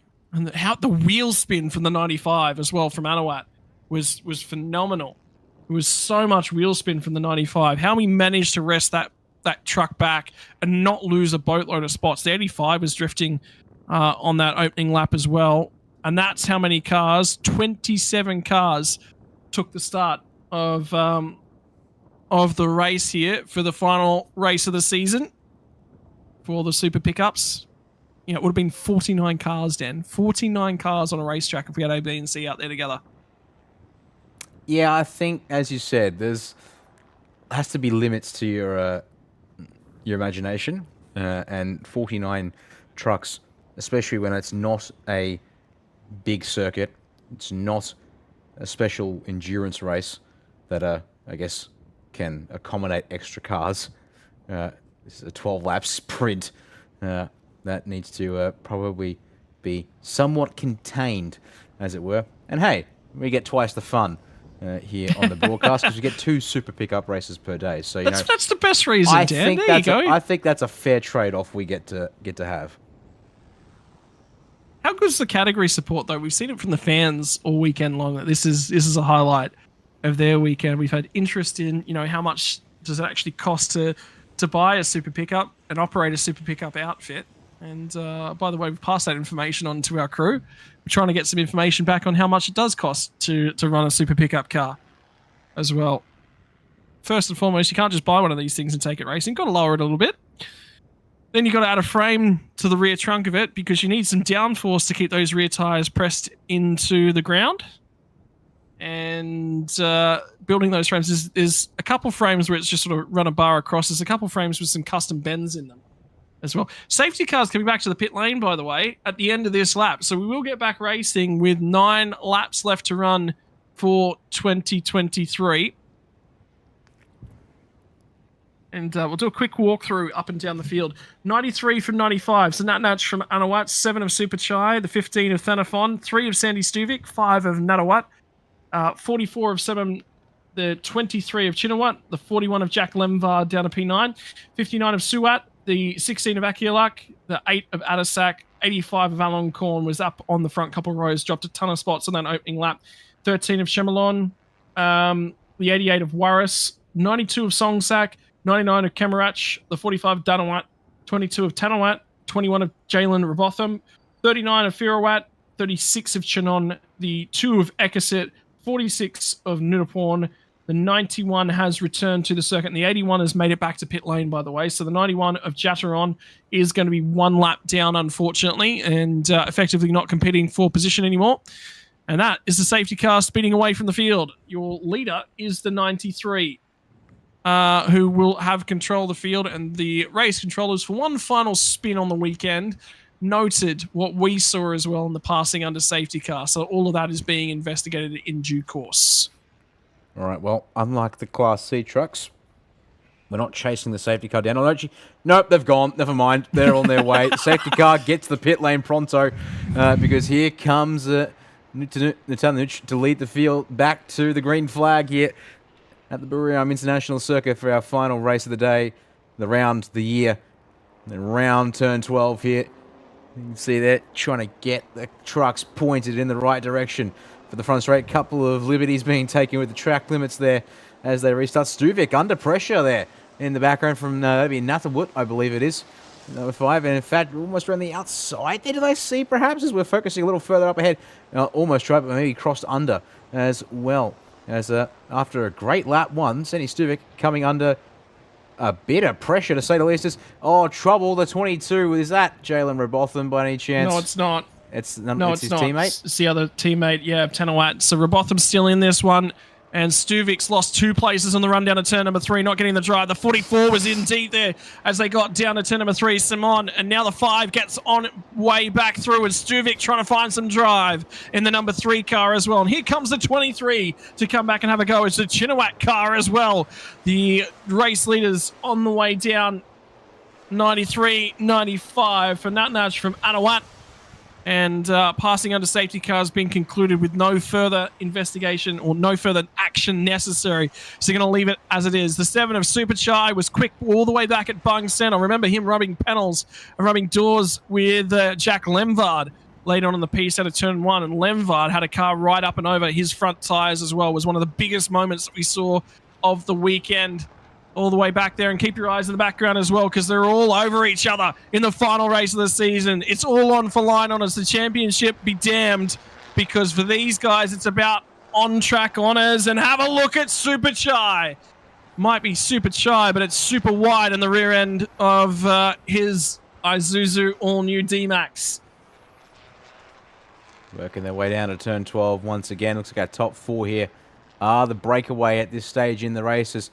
Oh, we've got yellow flags down at the final corner, but it looks like they're going to keep local yellows only here at this stage, because there's the green flag there at the start-finish line. So no rush to bring the safety car out once again, which is good to see. We can keep the racing going. There's that light blue Ford Ranger, which might be Jack Lemvard. It is Lemvard, yep. Something rubbing there, because that's a lot of white smoke pouring out in amongst all the diesel soot from the exhaust. So I would think it's a rubbing on the guards there, as the headlights are on. And I think that's Stuvik losing a spot to Suwat in the number 59 Isuzu D-Max. So once again, another, let's say it was a rapid opening lap, but the Sandy Stuvik now seems to be dropping like a fly. Yeah, I'm wondering whether or not Sandy's actually trying to look after the tyres a little bit, although Sandy looks incredibly slow in a straight line at the moment. The 44 of Salmon going toe-to-toe with the 23 as they rounded up turn number 3 in the battle for 6th spot at this point in time. The run into turn number 4, he's going to pinch him. He's going to hold him over to the left-hand side of the road at this point in time. 44 gets the nose ahead, so Salmon's going to nick the spot when they get to turn 4. But the run down to turn number 5 half covers it as well. Make sure that there's nothing available. Stuvik's got a problem. That's Lemvard. That looks in the like background. a broken right front. It's Lemvard. Sorry, my apologies. So the smoke coming out of Lemvard's gotten worse, and it looks to be from the right front corner of that car. Indeed it is. Look at the flames. Right. That's a break. That'll be a break. And he's pressing on like it's okay. Oh, boy, this could be interesting. Actually, sorry, yeah, number 41. Yep, confirming. That is Jack Lemvard's machine there. It is part of the Aurora Ford Thailand racing entry, but certainly got himself the Supervu Industries sponsorship on there, and now pulls over to, well, sort of cut the corner there a bit. And I think that will finally be the signal that it's time to retire. That's right. And there we go. Yep, pulls there across, he goes, yep. Out the back a shot. Yeah, so for Jack Lemvard, you saw a little bit of smoke and flames on board in and around the brakes of the number 41. They're just going to leave that car stricken in the background because there's not much they can do with it. It's well enough out of the way that it's not a concern. And there it is from Lemvard. So it wasn't a tyre rubbing at all. I reckon his brakes are absolutely on fire. We can't see the internals. Could it be the pad? Is there something in the pad that's on fire? So many possibilities. You can see they're catching with flames visible through turn 6. And, or is the engine dumping oil down onto the brake duct? I mean, yeah, there's definitely a couple of possibilities there, that's for sure. Not being an engineer or a mechanic or anything like that, I really just don't have a clue. But I suppose with these cars, yeah, could be the brakes, could be the engine, given that those are sitting obviously just above, up the front of these things. So possibilities abound as we are inside of 7 laps to go here for the Super Pickup Class A and B drivers. Watch them here. Swing through turn 4 once again. Defensive. There you go. They get to Lemvard's truck. And up goes the bonnet. So actually they are going to check the engine first of all. So that maybe does suggest perhaps that there was something reported in the ECU and on the dash to do with the motor. As look at these 3 here in front of Sandy Stuvik. They try and scrap their way through turns 6 and 7. Looking inside is one of our D-Maxes. Unfortunately, well, they're all Isuzu D-Maxes. It's a bit And I can't quite get a read on the car numbers. Once again, these bright fluoro numbers, great for visibility up close, but at a distance, a little hard to actually read them, for me at least. Scott, you got any better 23, luck? 23 and Stuvik, I think, going side by side on that most recent time by. As they went toe-to-toe, and there's a number of them as they come down through the final corner. Super Chai sitting there in P3 from Thanathon in the 15 car, but our race leaders Nananach from Anawat. Natawat in P5 in the 5 entry, 59 of Suat, the 44 of Samon, the 3 of Stuvik, Alon Korn in the 85, 92, and the 23 actually, I think, just came to pit lane on the way through that lap. So the car that we saw side-by-side, or I thought I saw side-by-side with Sandy Stuvik, unfortunately drops out of the race, does a transit through the lane, and indeed there is the 23, which has Chinawat behind the wheel. 6 laps now complete as well. 6 laps left to run of the 12-lap finale of the Thailand Super Series. And there are 4 drivers currently who look like they can win it. Natnach from Anawat, from Super Chai, from Thanathon. And it's the next Alenzo car from the Sufan Explorer Liquimolly team, from the Mobile One Racing team, and Flex Speed Oil coming in 4th position at this point in time. Any one of these guys can win it. They're all covered by not all that far. And the 93 still has control of the field. But as we step into the latter stages of the race, have a look at the aggression on display through turn number 6 of Super Chai. And the final race of the weekend, there is suddenly starting to build up a whole bunch of the marbles offline. You know what, Dan? The fire that we saw might have been marbles in and around the brake duct as well, the 41. They might have had to try and get on the bonnet and try and clear something out. Now covering to the inside is Nananach from Anawat, and that's opened up an opportunity for Super Chai as Anawat's going to light up the rear tyres. Super Chai finds a way on through in the Mobile One car, and now it's the 93 versus the 7. So for Super Chai, he's been sitting back, he's been biding his time. The 93 leads the way as they come to the final corner. But Super Chai is really starting to apply the pressure now to the rear bumper of the 93 Isuzu. How about there in the back of the shot, the number 15, Tanapon, getting out sideways through turn 12, trying to get the power down. 5 laps left in this race here as they round turn 1. Let's see here who's got the speed on the run up towards turn number 3. As you can see, defensive from Nutanuch down the middle of the road. Super Chai commits to the left side of the road. Will he cut back across? Well, he'll stick to where he was. As on that last lap there, 200.7 kilometers an hour apparently for Nutanuch in the 93 versus 206 for Super Chai. Presumably, we believe, basically at the sector 1 timing marker, which is just before they hit the brakes for turn 3. It's taking a speed reading there. So we're seeing here that on our race control screen that there has been some updates. There was going to be drive-through penalties for some excessive black smoke for a couple of cars, but that's been cancelled apparently in the race control messages list. But it looks like there will be a car getting a penalty, that number 85, which was noted as under investigation for passing under the yellow flag there. Scott, looks like they indeed have been found to have done so and will be slapped with the drive-through penalty.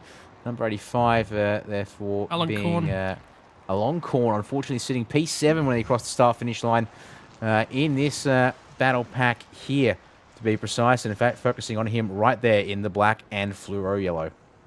Yeah, and as the lights start to come on right around the circuit in the final dying stages of the Super Pickup A and B class drivers, the line honours are what these guys start to care about.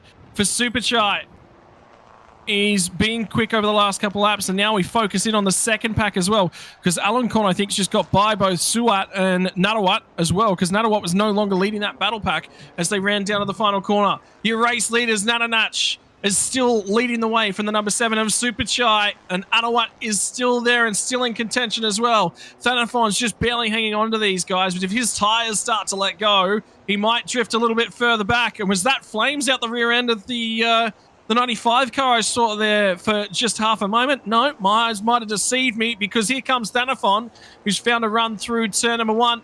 The Super Chai is a fair bit further back, and here comes the 45 car to serve a black smoke penalty as they run down to turn number 3. So it was 45 and 99 to receive black smoke penalties on the way through pit lane. 3 drive-through penalties. And Alan Korn's come out of that battle pack. No, Alan Korn's up to 5th place, so it was right. It's Alan Korn from Suat from Natawat in that battle pack for P number 5 at this point in time. And right now, Natanach really looking to look after his tyres, Dan. Looks supreme off of turn number 3. And certainly laying down a nice bit of pace and clear air at the front end of this pack. Yeah, but then here, let's see, through turn 6, a little wide on entry, but might be able to swing back for 7. Well, you can see here, Superchai, yeah, really strong through the intersector. And there's a wiggle from Natanucci's going to go middle of the road. Superchai decides he won't have it at turn 8, but can he maybe crisscross for turn 9 here with the square return and up defensive again? So Superchai will go for the long way around maybe, or is it again trying to cross over here, get to the inside for 9, pinch Natanucci through turn 10, although surely that's a little wide for these trucks. Yeah, for Superchai indeed, can't get alongside before the 93 comes all the way across to the right-hand side of the road. Defensive down the middle, and Superchai has the run and is stuck on the outside. So can he look for, again, pulling it up here at turn 12, get underneath the back bumper of the 93. Although sideways through the corner exit as they get the power down. Big sideways moment for Natanucci there as they try and get these cars onto the front straight away. So, question about the black smoke penalties, effectively excessive black smoke. You know, not confident in the way they measure it, but there'd be a number of ways they'd be keeping an eye on it. They don't just excessively hand them out. They do have reasons behind it from race control. And we've only seen a couple of them this weekend. It's been on today's racing for both classes. But now for Superchai, didn't quite get the jump that he was looking for as they got the run off of turn number 1. And that's going to allow Anawat to get up alongside as they run down the first straight. 3 laps left to run in the season for 2023. Superchai sits in second, holding that one off. And again, Anawat just finds an absolute fistful of wheel spin on the exit of turn number 3. And the rear tyres are screaming for help for the driver of the number 95. Superchai looks good in terms of the longevity on this car. And it's this middle sector, Dan, in the straight line. And unfortunately, it's the straight line speed that he's sort of struggling just a little bit with from Superchai. Not quite the quickest truck in a straight line, but extremely good here through turn 5, 6, 7, 8.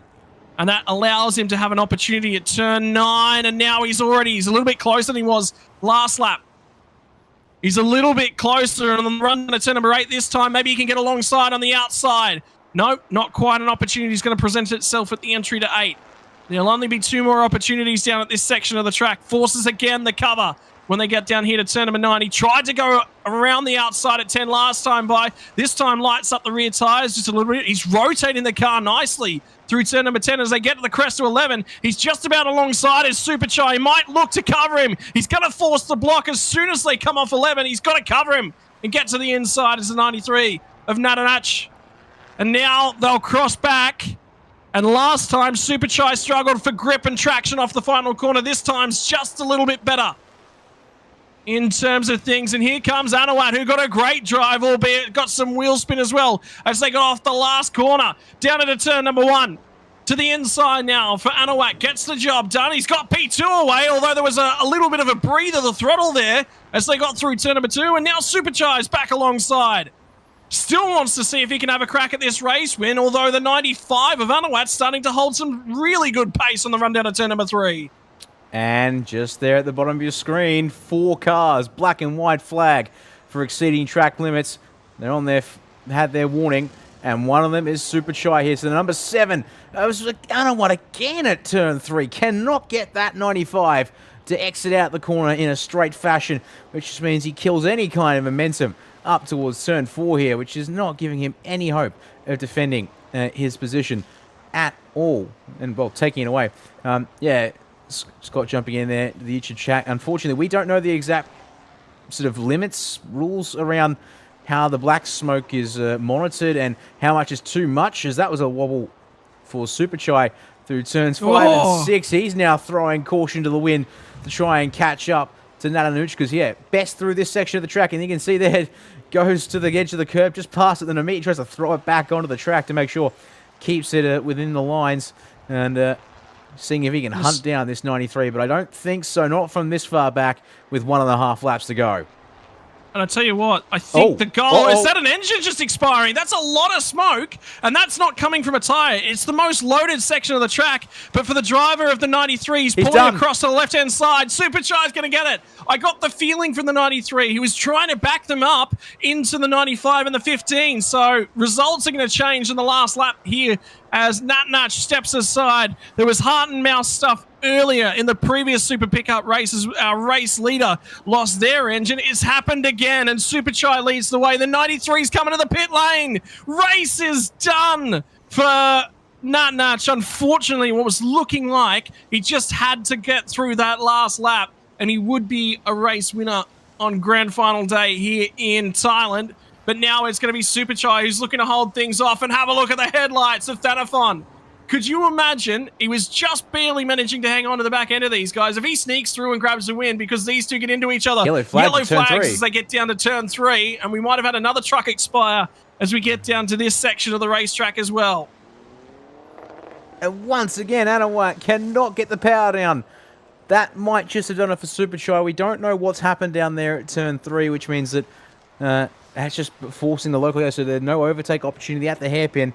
And now we're coming up to half a lap to go for Superchai. In through turn 4 now as he leans on the right front tyre. Keeps it inside the track limits there to make sure that he isn't going to run afoul of any issues here towards the end of this race. It might as well be on here between Anawat and Tanapon for second place, because here now the strongest section for Superchai for the most part when he was chasing for the race lead here as we focus on second and third. As they swing through turn 7, Anawat's going to run all the way past the green almost, and Tanapon might just follow him there as well through turn 7.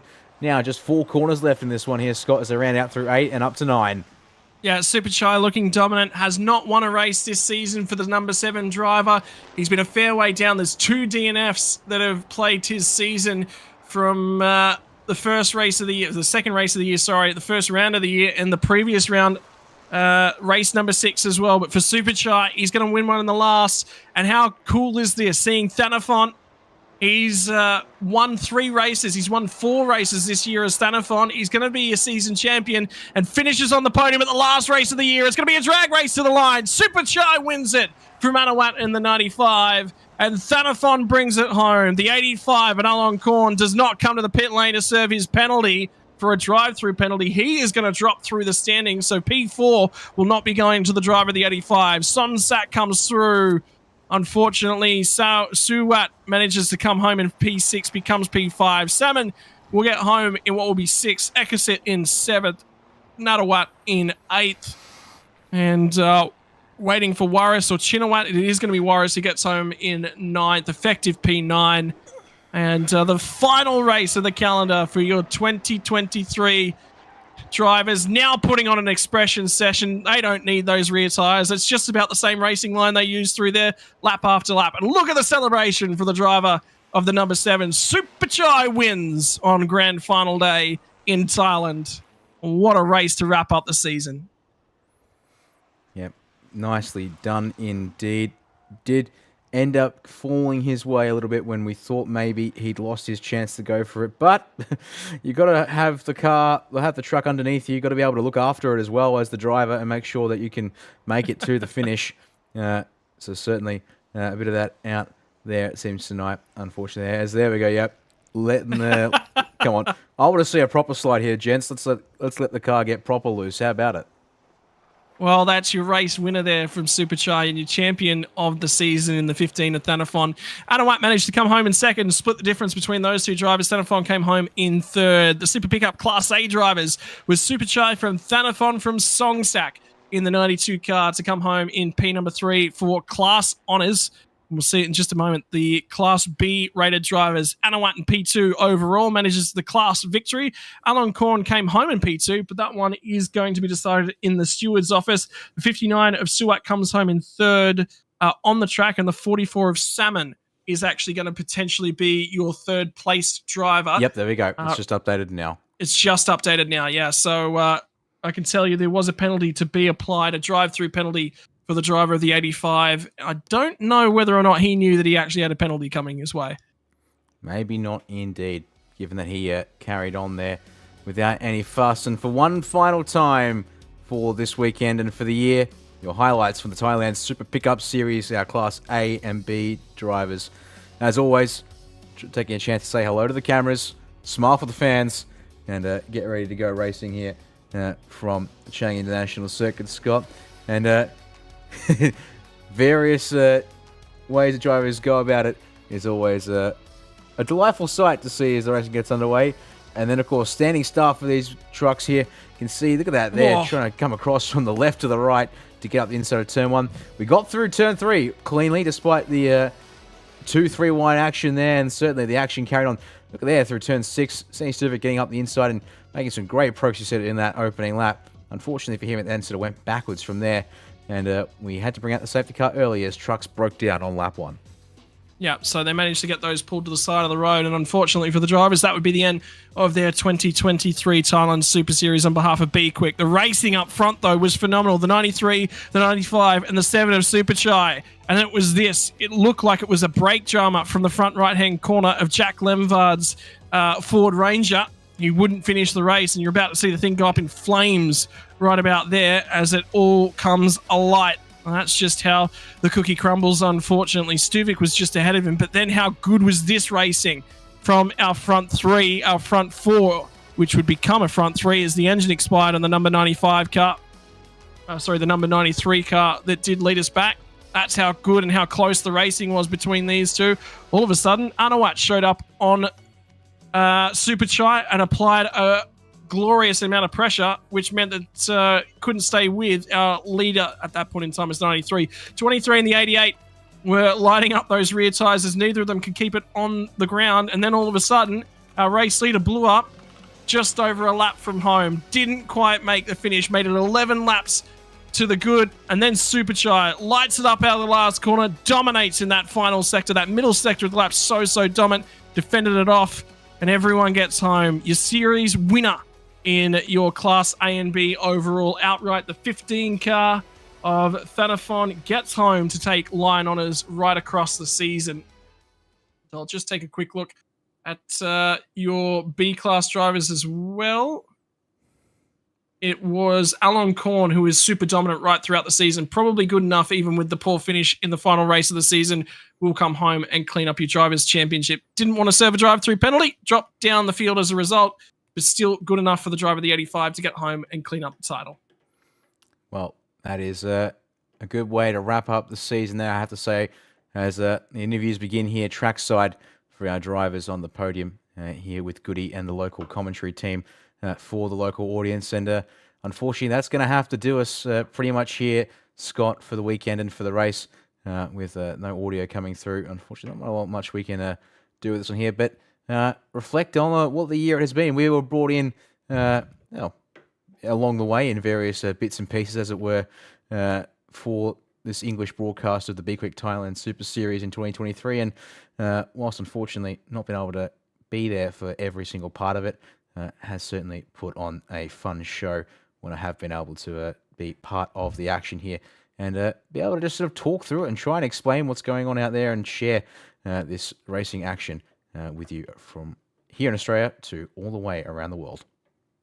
Yeah, I tell you what, it's been a phenomenal season from lights out to go. We joined a little bit during the proceedings. It's been a pleasure to communicate and chat with a lot of the fans out online. Your support always amazes us. And the love of the Super Pickup class to finish things off, I can't think of a better way to finish off the 2023 racing season. I have good news for you, ladies and gentlemen. We will be back to bring you the coverage yet again next year of your Thailand Super Series. To keep your eyes out on the social medias for that. We'll be back with the English language broadcast coverage. Other than that, on behalf of myself and the entire English broadcast crew, on behalf of everyone over in Thailand, it's been bringing you the racing this weekend. All the drivers and everyone that have made this possible, we hope you have a very safe and happy holidays and tail end to your year, and we look forward to seeing you in 2024. It's been a pleasure to bring you the racing action, so it'll be bye for now, ladies and gentlemen. We'll see you in 2024 on behalf of B-Quik and the Thailand Super Series. We'll see you then.